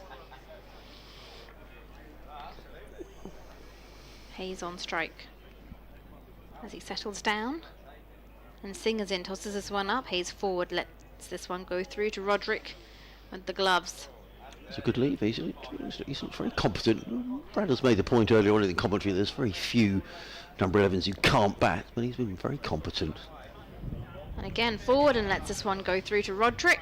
Yeah, just letting it go with the spin, isn't it, from the left arm spinner. Just drifting away outside his off stump. Uses his feet this time, and missed opportunity for a stumping. Well, he should have, but he's kept wicket beautifully, hasn't he, Gareth Roderick? But that was a missed stumping. Oh, that's really going to bite Worcestershire. Hayes uses his feet to come down the track. He looks to play that to mid-on. He's missed it. It's gone through to Roderick, who's had to juggle it and doesn't get it in time. This time Hayes is forward and stays in his position as he defends. Doesn't move his feet, doesn't leave his crease. Well, he's barely put a foot wrong, hasn't he, Gareth Roderick, behind the stumps, but he will be disappointed that chance has gone a-missing. Off the back foot, makes space and cuts down towards deep cover. He'll come through for the single. He will keep the strike. He will. And that is the end of the over. 78 overs gone, Sussex 263 for 9. So 78 overs gone, 2 overs until the new ball will be available, 18 overs remaining in the day. We will lose 2 overs if Worcestershire bowl Sussex out today. If not, 18 overs, it's well over an hour to bowl, so we're... Oh, don't worry, Nikki was looking at my rota, which I only got as far as lunch. We'd rather change things around. We'll bring Bradders back in a minute. Here comes Ethan Brooks, bowls to James Hayes, who plays on the onside, and there is no run. I'll do my update, and then we'll hand over. You can... Dave Bradders coming for you, Nikki. Come in now, if you like.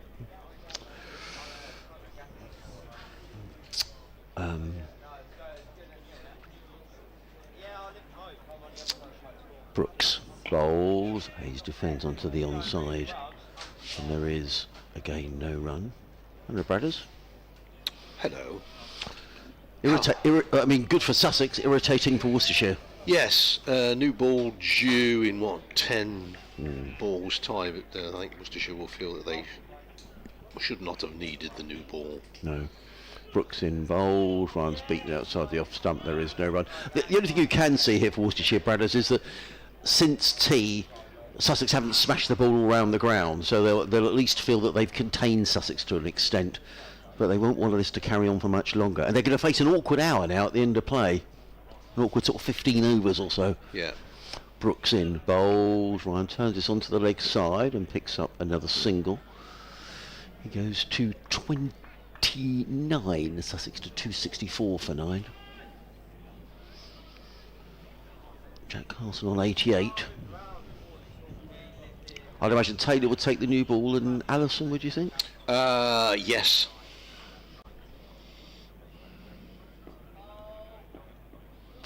Brooks again, bowls. Carson plays firmly to mid-wicket, and there is no run. Lots of hugs next door in the corporate area as people sort of making their way home. A good day. Or they might be going on somewhere else. They might be going what they call these days apparently out. Oh, is that what it is? Yes. You don't just go out. You go out. Oh right, okay. In comes Brooks, bowls. Carson up on his toes, plays to mid-off, and there is no run. Rather weary-looking Ethan Brooks makes his way back to his mind. He shouldn't be that weary. He's bowled 4 overs, taken 1 for 25, 264 for 9. Sussex, if you're just joining us, a very good evening. Welcome to Hove. Adrian Harms, Dave Bradley here on commentary. We're going for an update to the listeners on BBC Radio Sussex, Kent and Surrey in a few moments' time. That'll be our final update of the day. But very much the story of the day, Worcestershire winning the toss, deciding to ask Sussex to bat. Looked a bad decision when Sussex were 80 without loss. It looked a good decision when Sussex were 88 for 6. But the Sussex lower order, largely through Jack Carson, has really wagged. He's 88 not out, as in comes Fatty Singh, bowls to Hayes, who plays on the onside. There's no run. Do you mind if I carry on, Bradders? Because this update could come a bit sharpish, I think, because it's Carry on, old boy. A past 5 one. In comes Singh, bowls. Slip that one turn away from him, going with the spin taken by Roderick. Disappointed with that, Roderick, wasn't he? Yeah, he was a little bit unsighted, but he will know that he should have whipped the bails off.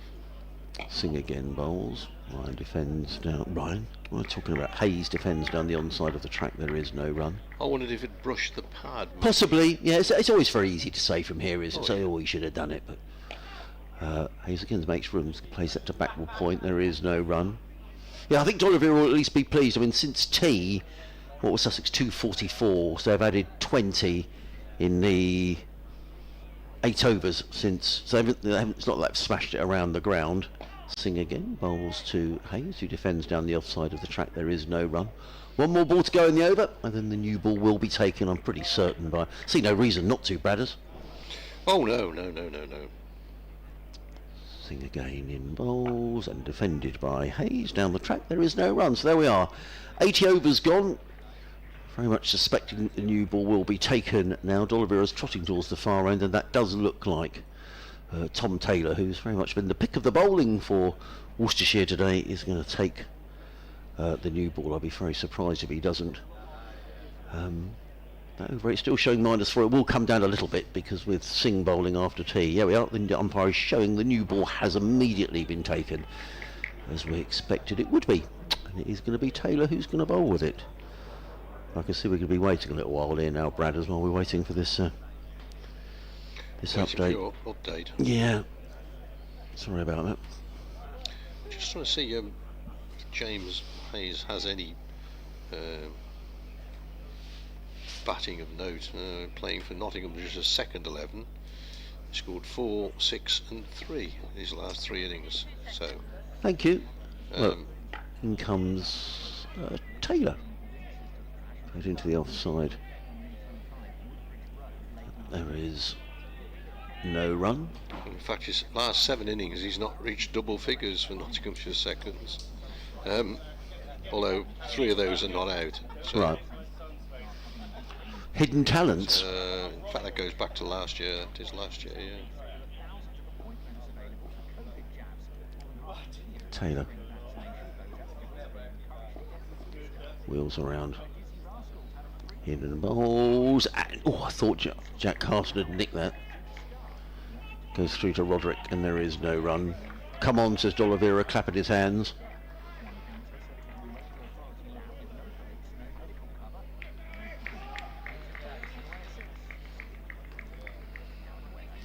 Well, I got the weather. Nina Ridge.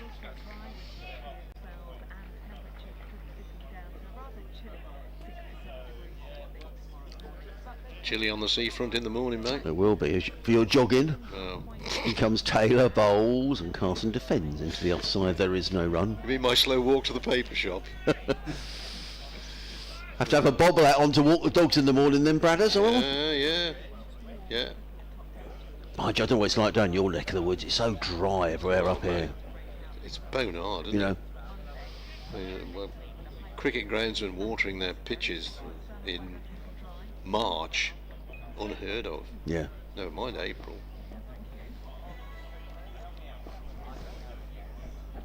In comes Taylor. Down the hill bowls, and Carson right in behind this, plays it to mid-off. And there is no run. So 4 dot balls to start off with the new ball. Yeah, it's the seasons are strange, aren't they, these Yeah. days? I mean, we still start playing cricket way too early for me. But take last summer, last April was freezing cold. I mean, Yeah. this April, I mean, there's been some cold days. Don't get me wrong, but We've lost very little cricket though, have we, really? no. In comes Taylor again, bowls to Carson, who's solidly forward, foot right to the pitch of the ball, plays to mid-off, and there is no run. You're on, mate. Well, it's turned into a good day for Sussex here, Adam. They're 264 for 9. Jack Carson is on 88, and he shared a last wicket partnership of a half century now with James Hayes, who's making his debut for Sussex today.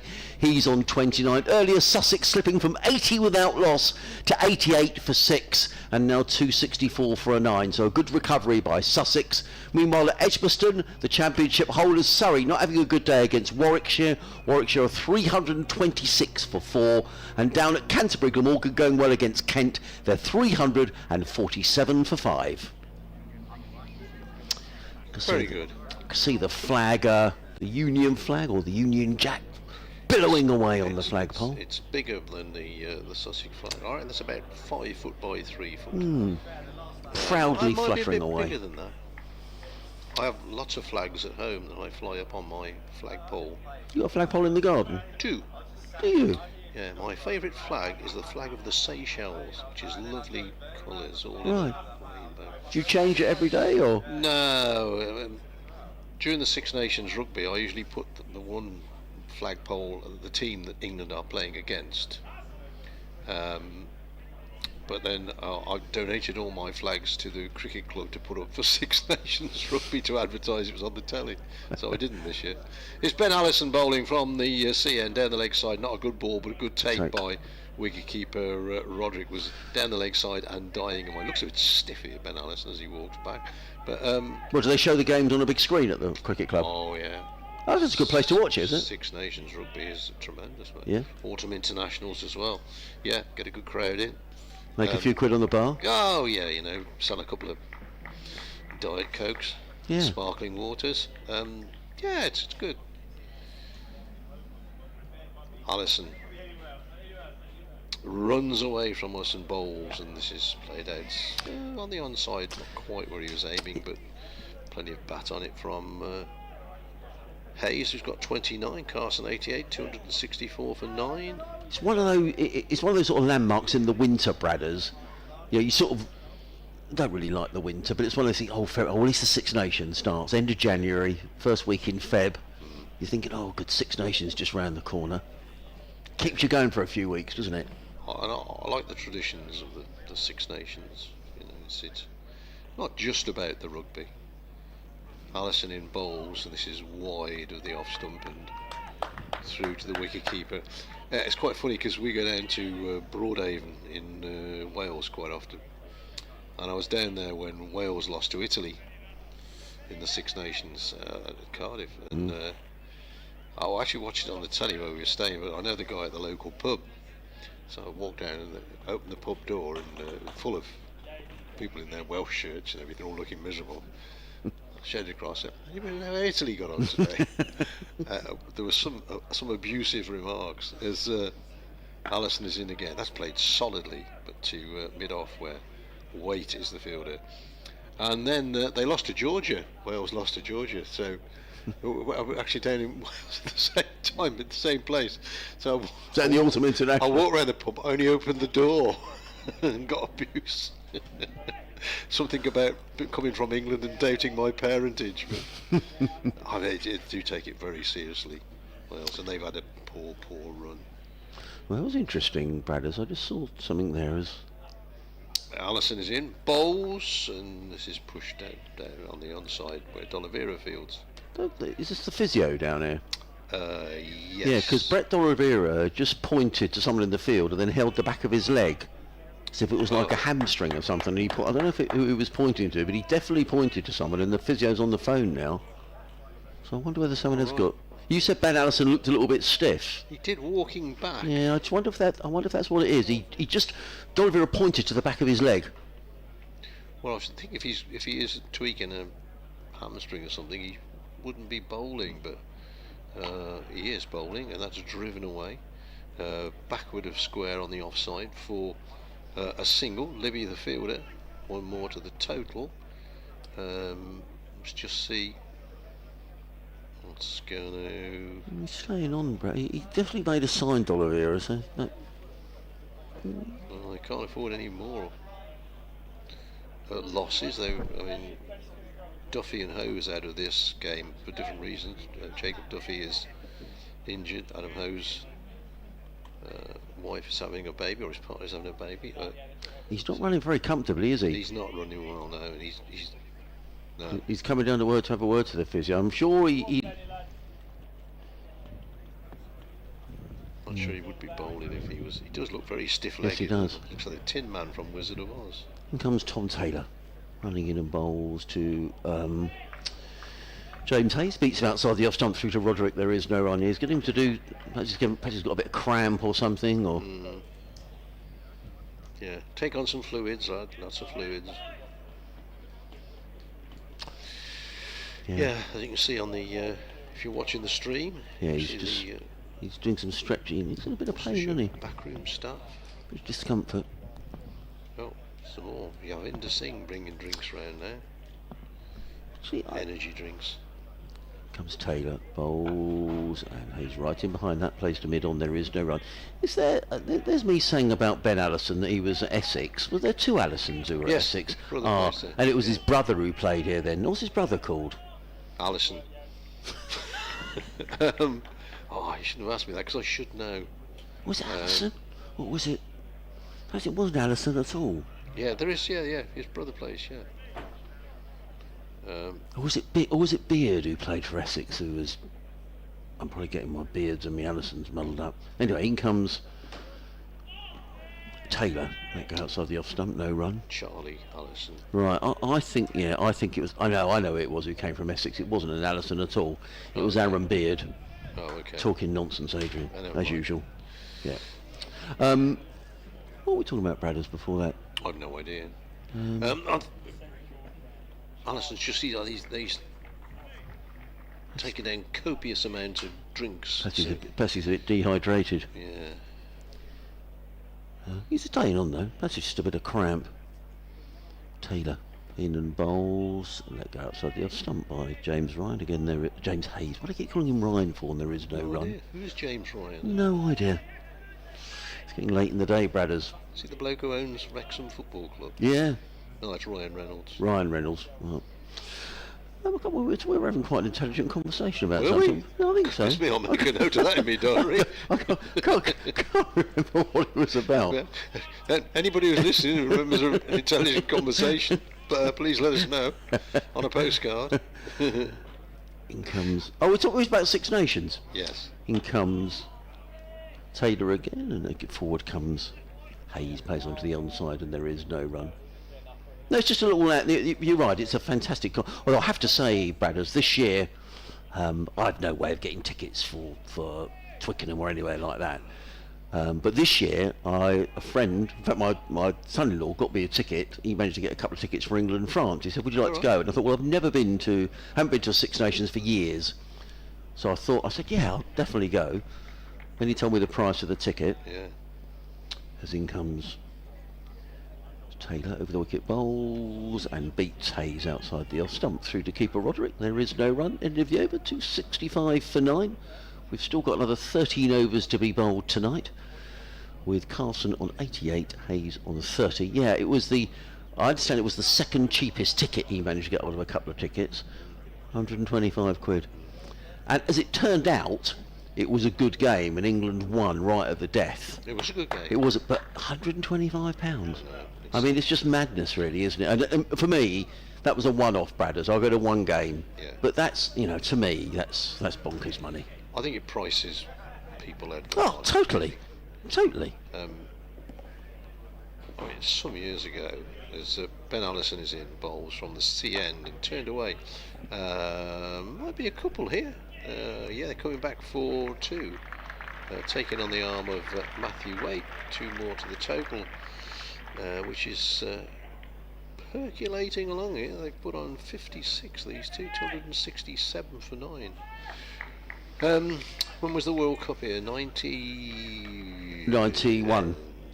Oh, what the first one? Rugby. The first Rugby World Cup. 91, 95 would be probably 99.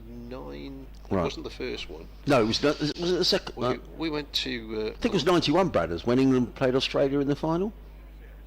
Is the next ball wide of the off stump through to the wicket keeper. But we went to a lot of games. We followed what were then called Western Samoa. Okay. Played Australia at Pontypridd for £6 to get in. The third place game at Cardiff, New Zealand against Scotland, £6 to get in.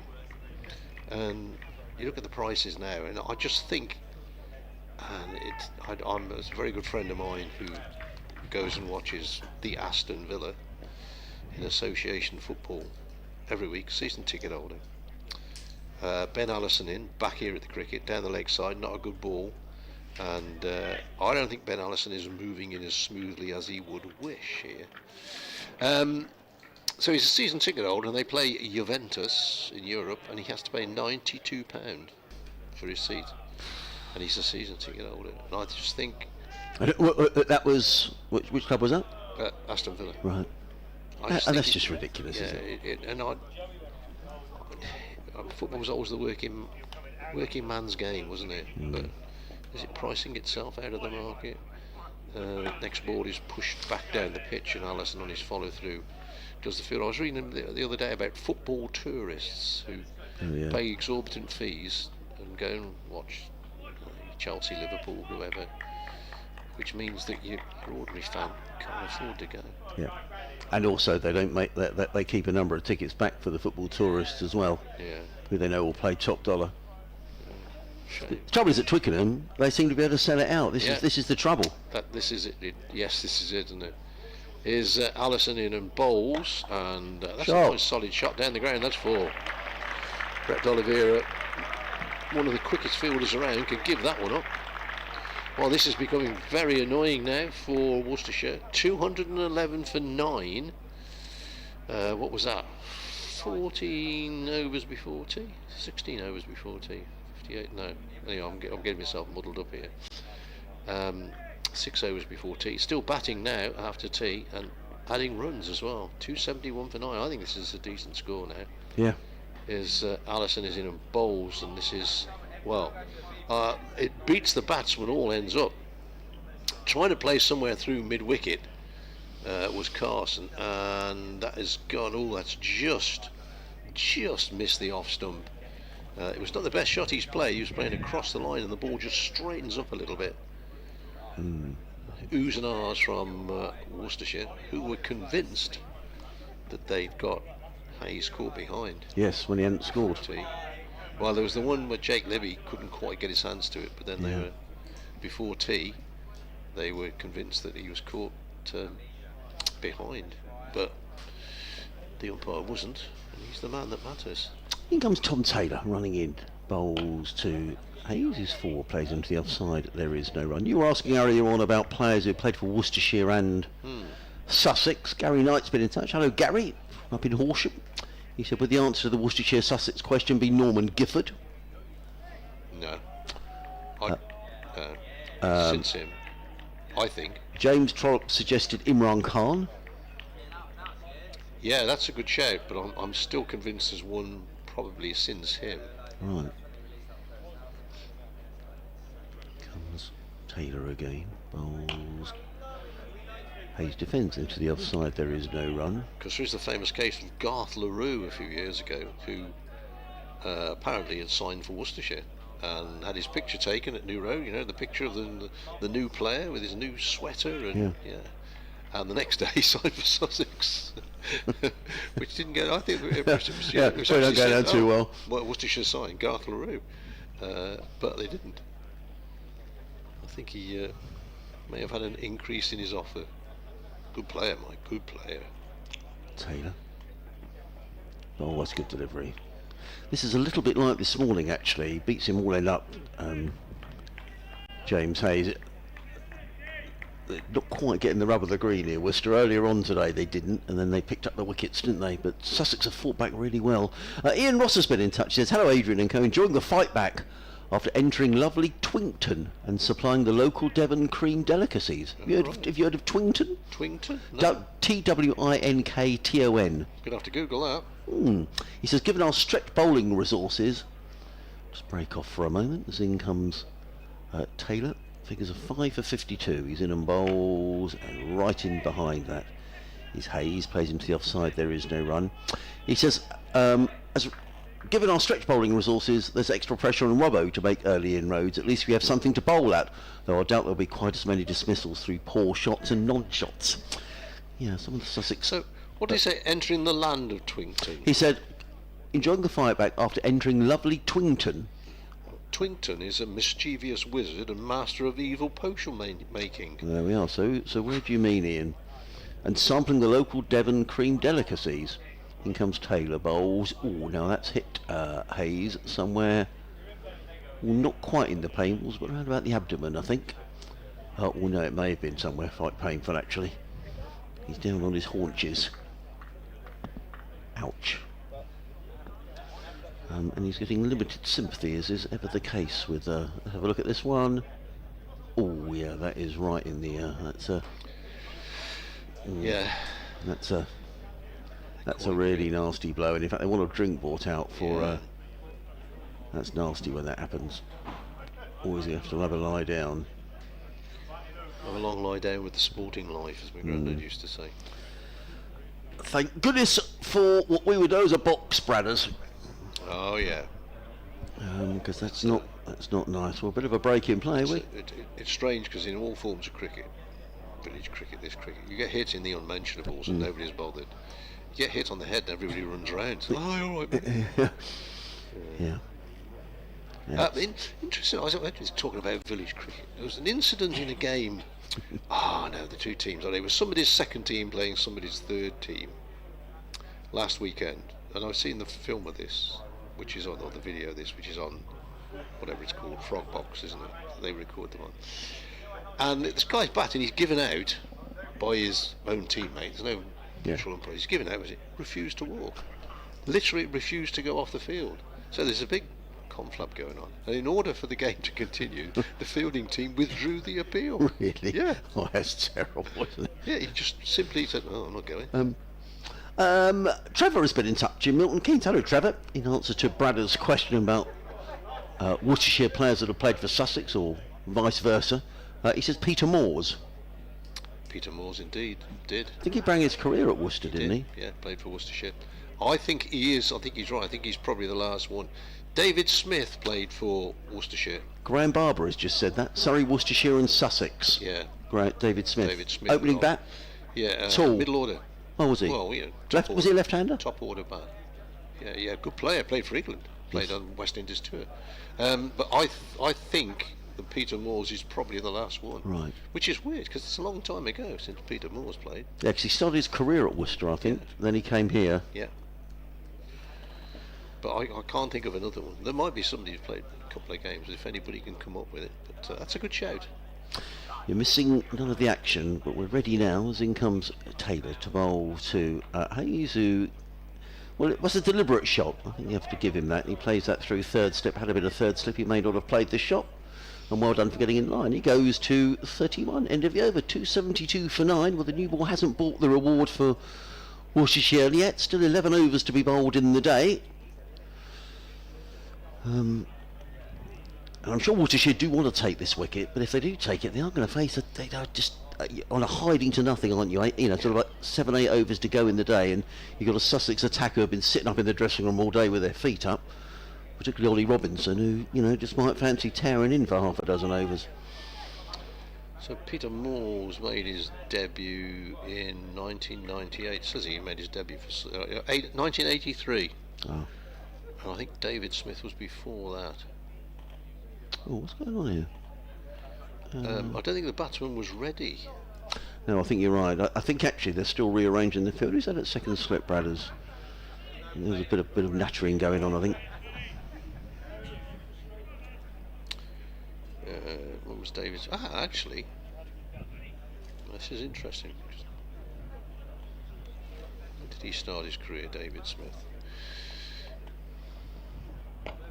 Turned away on the leg side for a single. One more to the Sussex total. A rip of applause. I thought there was some sort of a milestone reached then, but David Smith played for. Come on.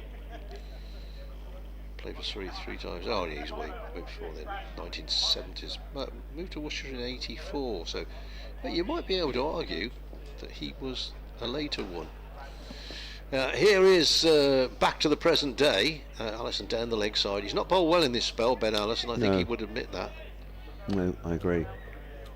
He's not got. It seems as if he's lacking a bit of rhythm here. He's stretching to get up to the crease.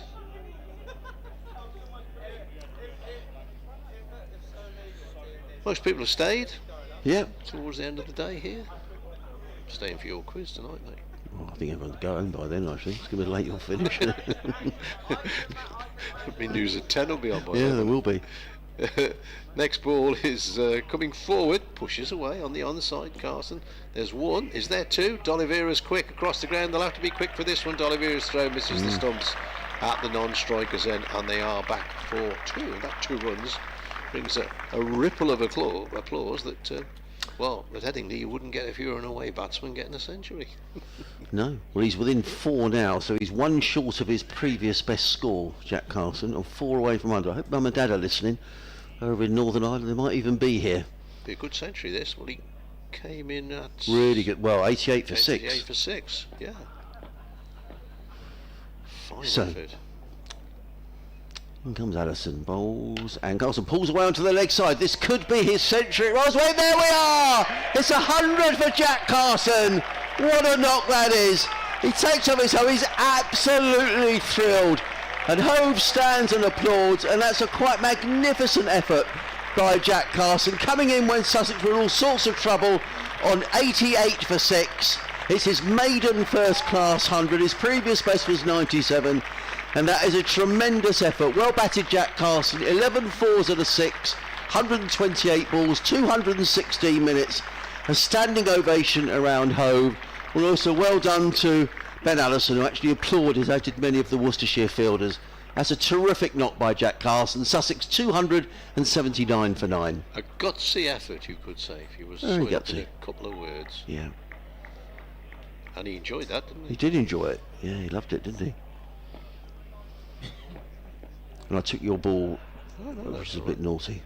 He was getting towards his 100, so tradition states. Next ball is played back down the pitch, and Ben Allison tries to play a bit of football with it. Looking a bit leg weary now, I would say, Worcestershire, as you would expect, having had Sussex in big trouble. 126 for 7, 88 for 6 before that. And here they are, approaching 300. Is that a good score on this pitch? Has the pitch levelled out? Has Worcestershire not bowled as well since that lunch? That spell either side of lunch? Forward. pushing away on the offside. And that completes Ben Allison's over. And at the end of it, Sussex are 279 for a 9. Carson on exactly 100. Hayes on 32. 68. These two have put on. Am I right? Yeah, 68. Yeah, it's been a good stand, hasn't it? Which Hayes has scored his almost, not equal share, but he scored 32 of those 68. So. Ben Allison has gone off the field, I think. That's him going off up the steps, way over on the far side. So I think he's got a few muscle problems. In comes Tom Taylor, comes in and bowls to James Hayes, who's played his part here, you know. More than his part. He's faced 108 balls, you know. Yeah, he has. Put down before he'd scored as well. So that turned out to be quite an expensive drop, really. Yeah, it was a tough one, wasn't it? To high up to Jake Libby's right, and he got his right hand to it. One of those, some days they stick and some days they don't. Today was a don't day. Yeah, it would have been a great catch. Taylor in bowls, and he's good bit of keeping by Roderick down the leg side. That's going through quite low there, isn't it? It's a new ball. Yes. I think that's always you can, to an extent, batsmen deal with the ball moving around a bit, going a little bit sideways, but when it doesn't bounce, you're in serious trouble. Struck a nasty blow in the previous over, was James Hayes, but he's gutsed it out. In comes Taylor again, bowls, and he's right forward defensively, plays into the offside. There is no run. You probably have to say, the way it's gone, Brad, is that Sussex will probably say it's their day now. Oh, I would agree, yeah. Having been 88 for 6, they probably didn't expect to get anything like, you know, best part of 300 on the board. And if you say, let's say they're all out next ball and Worcestershire to come out and phase, what would it be? 6 overs, 7 overs. Tricky, yeah. And they lost a wicket. That would definitely put Sussex in the ascendancy. Taylor in bowls, and more runs here. It's gone for the thigh pad. Picks up a single. He's shown a lot of faith in James Ryan, who he did from the outset, actually, because he was only on sort of, you know, 70 odd, wasn't he, when these two came together. Yeah. Well, I think he worked out after he'd been in for 3 or 4 overs that the lad can bat. Although, as we were saying, his scores for not seconds last season didn't bear that out, but he certainly knows which end of the willow to hold.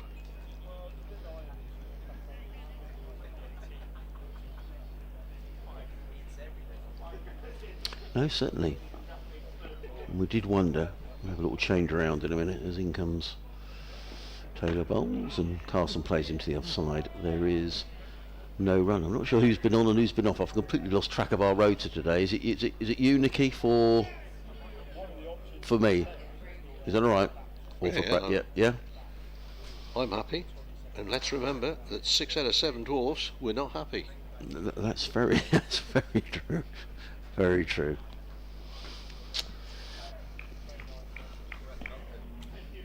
Taking it back to his nice hush around the ground. Worcestershire backroom staff sitting down below. Is that Ashley Giles down there? It is, yes. In comes Taylor again. Bowls to James Ryan, plays into the offside, and there is no run. So end of the over, 280 for 9 are Sussex. Carson on 100. Hayes is on 32. We've got another 9 overs remaining in the day. So for the next few overs, I'm going to be with Bradders and with Nicky. A few people beginning to leave, picking up their bags and their call boxes and off to catch the 6:15 bus back to East Grinstead. Fateh Singh is going to bowl from the C end, so that's what they said. Ben Allison has gone off, so does that mean Matthew Waite is going to bowl down the slope? Singh bowls, aiming that one in towards leg stumpish. Pushed away to Ethan Brooks. That mid-wicket who stoops to conquer. Next ball gave that a bit of air. He really gave that a loop. But forward comes Hayes, pushes the ball back down the pitch. I think he's getting too much out of this. Is Fateh Singh. Next ball is a little bit more oomph in this one, driven towards D'Oliveira at mid-on. The shadows from those floodlight pylons and the floodlights, as we said earlier, are beginning to stretch across the field. It moves well across the pitch there. It gives himself a bit of room, Hayes, by moving across the crease. Punches away on the offside, but doesn't get it past Libby at extra cover. Singh in again, and this time turned to, well, I'm not quite sure what happened there. Ethan Brooks was behind it. It hasn't come off a crease end because it came across the middle of an old wicket. Suddenly ball left away from him, and there's no run coming from it. Mid-off and mid-on, drop back as Singh bowls, and this time it's to the right of Brooks. No run made over from Fateh Singh. He's bowled 10 overs for 22 runs. Is it going to be Tom Taylor still down the slope? Tom Taylor, yes, 5 for 53. That includes a spell of 5 for 5 at one time. A golden spell. And Tom Taylor would love to make it 6 and get back in the pavilion and take his boots off. I'm sure he would. As he shines the ball on the top of his right thigh, standing at the top of his mark from the Cromwell Road end. Sun on its way down here at Hove as he runs downhill. Bit of width in this cut down to deep point by Carson. They'll take a single. That takes Sussex on the 281 for 9, being 88 for 6 to be at this point, at this stage in the game. Absolutely brilliant from Sussex. They fought back, and how. Really made Worcestershire work. 2 slips in place now for Hayes, who's on strike. He's on 32. He's played a fabulous role supporting Carson. And this one just nips back at him. There's a shout, but it's not convincing enough. I think there is a little bit of willow on that. I heard something chunky come off it, but they'll come through for a single. It's a leg by, according to umpire Ben Debenham. Thanks to Simon Rice for your message, Simon, about players being hit in the unmentionables. Did I miss something? Well, there was one earlier. Not sure. Not sure I can read that out, Simon. But let's safe to say that the batsman was a bit poorly afterwards. So thank you very much. Thank you for your interest. Here runs Taylor through to Carson now. The back foot just dabs this into the offside, soft enough to come through for a single as deep point comes in to do the fielding. The boundary on the offside here is absolutely enormous. Who's timed it well? I always think if you count the stripes, you can tell which is the longer boundary, can't you? The mower stripes. That's true. There's a lot of stripes on this side, on the offside. 11.5 stripes to be precise. As Taylor makes his way into Hayes, leaves this one alone outside the off stump. It goes into the gloves of Roderick. Yeah, 11.5 stripes, and then I think on the other side, on the leg side, 8.5. I'm getting a bit confused with the shadow coming onto the ground from the Spen Karma Pavilion. Taylor making his way back to the top of his mark, taking his time. He's bowled 22 overs today as he turns and sets off again towards Hayes. He off the back foot, guides this down towards third, will come through for the single. Score moves on to 284 for 9. A lot of cricket clubs starting their All-Stars and Dynamos. tonight, which is youngsters from 6 up to 11, and the club's grounds will be packed with the sunshine. Friday evening at the cricket club. Friday evening in the cricket club. Yeah. It's nice when the weather's like this. Barbies on, ice creams being sold. What a day. What an evening out. As Taylor's in and swung back of a length. It stays low, and Carson does a good job to watch it as it defends. And the ball goes into the leg side. That will conclude the end of the over. Sussex are 284 for 9 at the end of 89 overs. We've got 7 overs remaining in the day. Right, it's not great if you're an opening batsman, or if you're a top order batsman and you're seeing the ball not seemingly from where we are getting up to the height that it should be. Could be other reasons behind that. Bowler could be bowling a slower delivery. His sing bowls in, left arm around the wicket, and played off the back foot down into the ground by Hayes on 33. This is his highest first class score because it's his first class score. Sing in and bowls, pushes away on the offside. Maybe it's one of those whose highest first class score comes in his first ever innings in the whole of his career, but he's in the team as a bowler. But I think Sussex will be pretty pleased the way he's batted.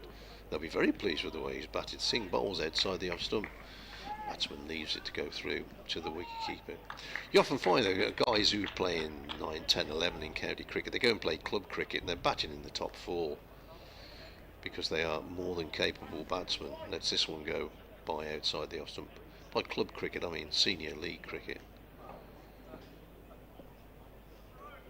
That floodlight shadow is exactly pushed away on the onside over the batsman. It looks as if there's a cloud on the stream. It looks as if there's a little cloud. Somebody's painted the grass a different colour at the far end, but it is the shadow of the bank of floodlights. Sing in again, bowls a quicker delivery, drags it down a little bit. D'Oliveira comes into field at mid-on and then races up to the far end of the field because Worcestershire are behind the over rate. They were -4 when they came out after tea. That may well have changed, and the players, the captain, will be aware of where they are at the moment. Tom Taylor is going to... No, he's not. Matthew Waite is taking over to bowl from the Oliver Cromwell Road end. Yeah, Waite has ball in hand. He's bowled 14 overs so far today, 3 maidens, 54 runs, and yet to get a wicket. 2 slips in place as Carson takes a wonder towards square leg, adjusting his gloves. And there seem to be a lot of hands being waved around right now by the Worcestershire players, adjusting the field. And once they have settled into their positions, I shall tell you what's changed. 2 slips, a third. Actually, third is moving very wide as I speak, but it's a wide third. So 2 slips, a wide third. Cover mid-off as in runs Waite now to Carson. And this one's down the leg side as an appeal. Did he get some bat on it?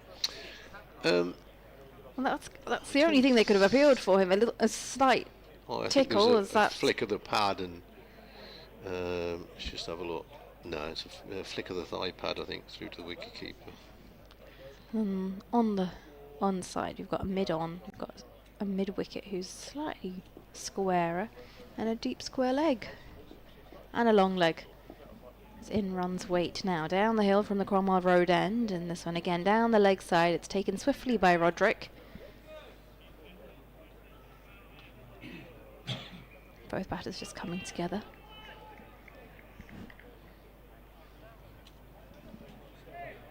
.284 for 9. Sussex. Even the seagulls have gone home, I think. Gone to look for dinner elsewhere. Gone to find and disturb people sat on the beach with their fish and chips as in runs Waite now, and this one... Oh, it's bowled! Jack Carson's been bowled! Inside edge. Looks like it just jagged back a little bit. We'll have to watch it back on the replay, but that means a brilliant innings from Jack Carson comes to an end. 102 from 138 deliveries, and Worcestershire finally get that 10th and final wicket down here at Hove. Sussex have been bowled out for 284. Yeah, a nice bit of sportsmanship there. Worcestershire players catching up with Jack Carson and giving a pat on the back and shaking his hand, saying, well batted. There's even an arm around his neck. I think that's probably Rob Jones who's put his arm around his neck. And a fine hand, of course, from the supporters here. Inside edge, onto the stumps, but what an innings from Carson. Changed the whole shape of the day, I would think. And Hayes, 33 not out at the end. So, fine effort by those two. Well, fine effort by the lower order. What have we got? 126 for 7, 284 all out, so I'd make that 147 put on by the last 4 wickets. Is it? Yeah, you work it out, Armsy. Yeah, but from 126 for 7, I was thinking. That's right. He's working it out, folks. Don't wait. He's got his shoes and socks off now. 159? Oh. If you say so. I'm willing to settle for anything this time of day. 150 something. Okay. So Worcestershire will have... Oh, the scoreboard's cleared, so I can't tell you how many overs they will have. We've had 90.3 in the day, so that'll be 91. So Worcestershire will have... I'm trying to work this out. 3 overs, yeah. Yes, 90. Yeah, 94 in the day. Yeah, 3. Yeah. Which they won't be happy with. They might. I mean, last season against Yorkshire at New Road, when Finch and Gibbon put on some runs for the last wicket. There was 1 over left in the day, and Finch and Gibbon actually opened the batting against Yorkshire, sending in 2 night watchmen, as it were, because if you lost a wicket in that last over, it didn't really matter. Overs remaining today, it says on the board 3, so. And they could be 3 very interesting overs. Right, shall we? We'll have a breather. We'll go and have a rub down with the Sporting Life.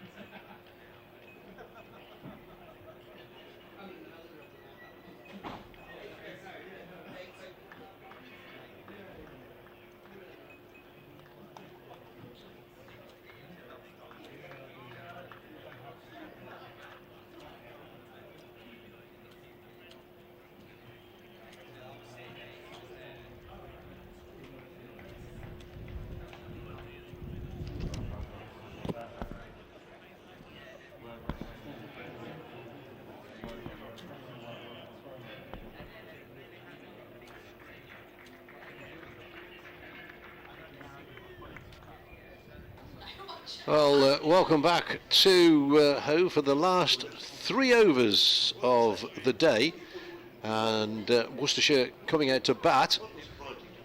Sussex made 284. If you have just joined us, it's late in the day, but Worcestershire opening up with Jack Libby and Ben Gibbon. So Worcestershire sending out Ben Gibbon as a night watchman to open the batting. Sussex's field is going to be interesting here. I think they've got 5 slips. Indeed, they have 5 slips and a backward point, or is he a deepish gully for Ollie Robinson to bowl down the slope to Ben Gibbon. There's a short leg in there as well. Gibbon lets the ball go by. It's pretty wide of the off stump, so Robinson will be maybe a tad disappointed with his first ball. So 17 balls left of what's been a fascinating day's play. If you have just joined us, Sussex, nice opening partnership, 80 on the board. Then they were 88 for 6, 126 for 7, but a recovery, mainly thanks to a brilliant century by Jack Carson here today. 102, his maiden first class 100, held it all together towards the end. Here's Robinson in and bowls, and Gibbon is forward, covering up, plays the ball out on the onside. Not the first time that Ben Gibbon has opened the batting for Worcestershire, as I mentioned. He did it against Yorkshire. I'm trying to think, was it last season or the season before? I don't know, I get confused. It all blurs into one, Nicky. It does, doesn't it? It all becomes a blur. But a fair few said the lights have come on, or is it? That's not the sun reflecting. No, over it's there, the sun is it? reflection. It is the sun reflection. Look like the lights have come on the stand over the far side. Is Robinson bowls too high? There's a bit of an appeal, but it's on the thigh pad of Ben Gibbon as he's half forward. Yeah, the temporary stand on the far side, it looks as if the lights have come on the end of the road, but it's the sun reflecting off them. Well, I thought the sun was a bit too far round for that, but I'd be worried if the lights have been put on. It's like it's Well, yeah. clear blue skies. it looks as if a couple of the floodlights come on. I wondered if they were on a timer switch and came on at 7 o'clock at night or something. Not that it's 7 o'clock at night, but by Jove, it's close to it.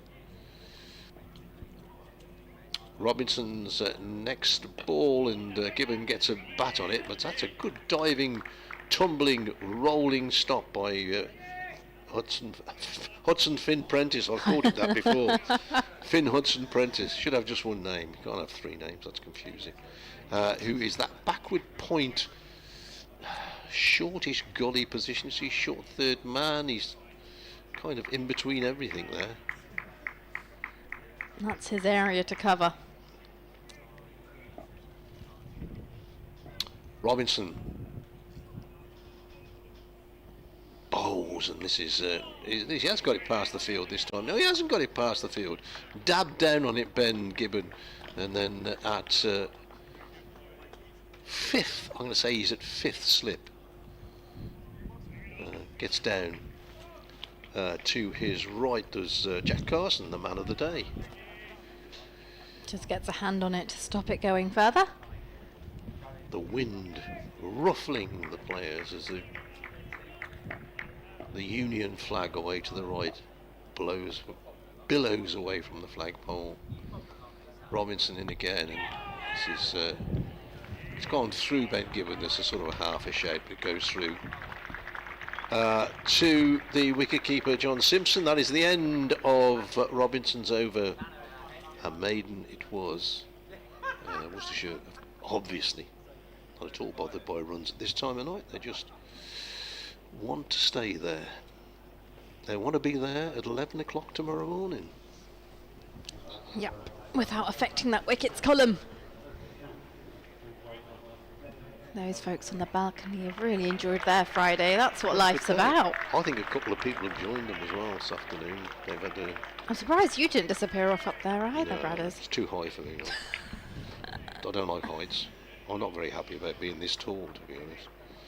Thick pile carpet worries me. Here's Hayes from the sea end. Running away from us now, and this one's left alone by Libby. His first ball in first class cricket, of course. It is. First ball in first class cricket.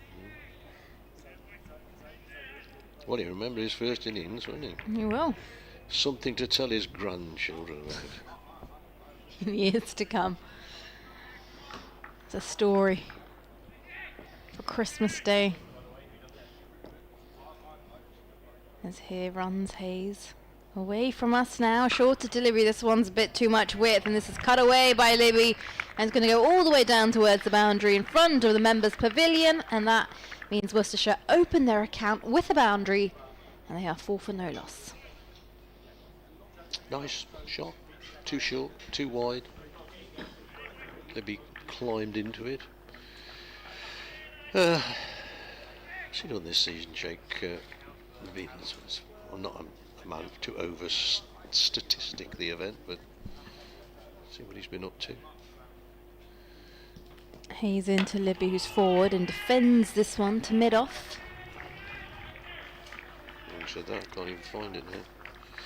If you just tuned in, Sussex were Jake Libby. bowled out for 284. 30, 16, 53, 11, 12, 14, 9 and 2, so not his best start ever. Only 1/2 century in those 8 innings. They've had a couple of starts, Worcestershire, but not consistent. Hayes into Libby again, and this one played off the hips down towards long leg. They're not taking the run. No, they haven't taken the run. Which I would have thought off the 4th ball of the over you would have taken. Maybe they're waiting for the 5th. Unless they are being clever, because the next over will be the last over of the day, so if Ben Gibbon's out, it'd be the last over anyway. Mm-hmm. And Libby will still be in. So perhaps that's the thinking. He'll be in tomorrow morning. Hayes at the top of his mark turns and is ready to go as his shadow runs beside him. Oh, this is an edge and this lands short of first slip. It's a thickish edge. And it's on the bounce to first slip. We'll have to watch that again. Just might have strained up a little bit.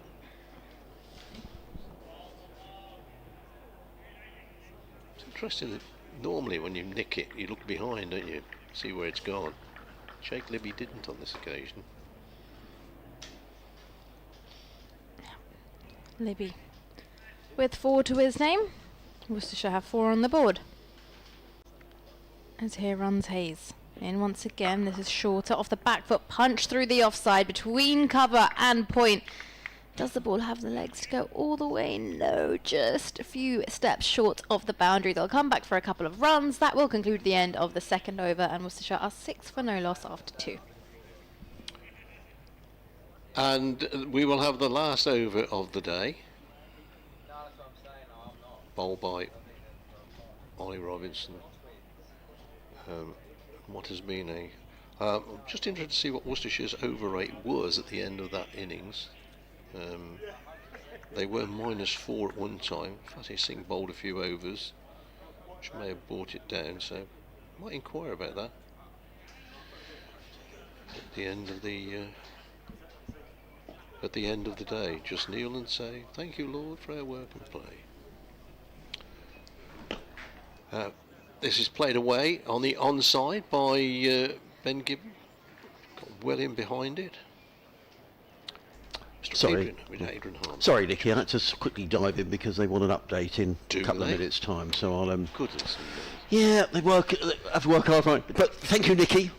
But most of all, thank you for the cookies, Yes. which were lovely. We enjoyed those. So thank you very much. Nicky back with us tomorrow, but not Sunday, I don't think. Oh, okay. Robinson in, bowls, beats Gibbon outside the off stump. You're quite right. I'm sure that's why they've got Ben Gibbon down there, Bradders. Yeah. That's why they came out and said, "You face Robinson and I'll go up the other end." He's not an idiot with the bat, Ben Gibbon. He's scored useful runs down the order before. As I keep saying, everybody bats these days. There are very few people who can't bat. No, agreed. Robinson, 1, 2, 3, 4, 5 slips. Comes in and bowls to Gibbon, who's struck Where about the side pad, the ball bounces into the slip cord. There is no run. Big responsibility here for Ollie Robinson for Sussex, particularly tomorrow with Sussex with 3 bowlers who might have all played in this. Well, I don't know if they'd have all played in this match, but certainly 2 of them would have done. Seals, Hunt and Crocombe all out injured. They'd have all have played. They've had 14. They would have done. Yeah. A little bit unfair. So he needs a responsibility on Ollie Robinson, who's going to probably bowl plenty of overs. And he's on his way now. What have we got? 3 balls left in the day. In and bowls, and forward comes Gibbons, steers it onto the onside, and they're not going to take the single, and that's good cricket from Worcestershire. Because I don't want to expose Jake Libby to the strike for the last couple of balls of the day. Well, they might have got 2 there. Ball went out to the boundary almost. So thank you, Nicky, for her help today. Always good to be with you, Brad. It's been a long time, mate, really. Oh, well, of course, last season there was no game, was and there? I mean, I understand the reason for North and South T20 groups, but come on, guys, mix it up one season. Do you know what? Interestingly enough that you say that, as in comes Robinson, penultimate ball of the day, bowls to Gibbon, who's forward defensively, back down the track, there is no run. I was talking to Tamal Mills last year. He came on. It often comes on Tamal and natters about various things, and he was saying that they think that it's got a bit stale. Yeah. And he said, it'd be much better if we could play some of these sides in the northern group, and maybe it could be so. Maybe like, for example, us, Durham and Yorkshire. You could always go up there. Durham one day off. Yorkshire the next day, then maybe Nottinghamshire the next day. Do it in a block like that, so make the travelling sensible. Durham on a Friday night, Yorkshire on a Sunday. Well, yeah, Absolutely. something like that, just to mix it, because it does get very samey. Robinson in bowls, Gibbon plays out to the offside. They will take a couple of runs here. I'm sure Finn Hudson-Prentice charges back from point to field. In fact, they're only taking the one. Jake Libby doesn't want to take the first ball tomorrow morning, I don't think. No. And that is the end of the day's play. Worcestershire finished 7 without loss. Ben Gibbon on 1, Jake Libby is on 6. I think, Bradders, in hindsight, Sussex will think they've had a good day from where they were. Yes. Yeah, they think they've had the better of the game so far. Yeah. This time tomorrow night, we might think differently. We might. But, they've done well. They did well to get out of the... Carter got them out of the cart, I would say. What I would say as well is the highlight of my day was obviously Jack Carson's 100. Known Jack for a long time, and it was lovely to see him get his maiden first-class 100. I hope his parents, if they weren't here, were watching on the stream. But also, I love the reaction of the Worcestershire lads as well. Sporting. Sometimes there's just people just aren't sporting in sport, are they? And the Worcestershire lads running across, shaking his hand, didn't need to do that. So well done to the Worcester lads as well. Thoroughly enjoyable, Bradders. Great to see you. We'll be back tomorrow. We will indeed. And look forward. Thank you all for listening. Thanks for your emails, texts and all the rest of it. And we'll be back bright and breezy tomorrow morning at 11 o'clock. We'll be back tomorrow morning. Whether it's bright and breezy is another thing. Bradders, thank you and good night, everyone.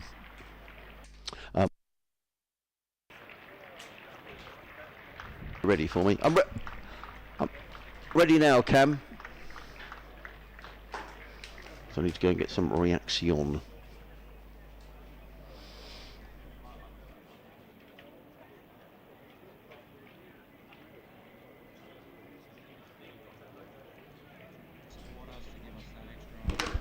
Okay, ready when you are, Cam. No problem.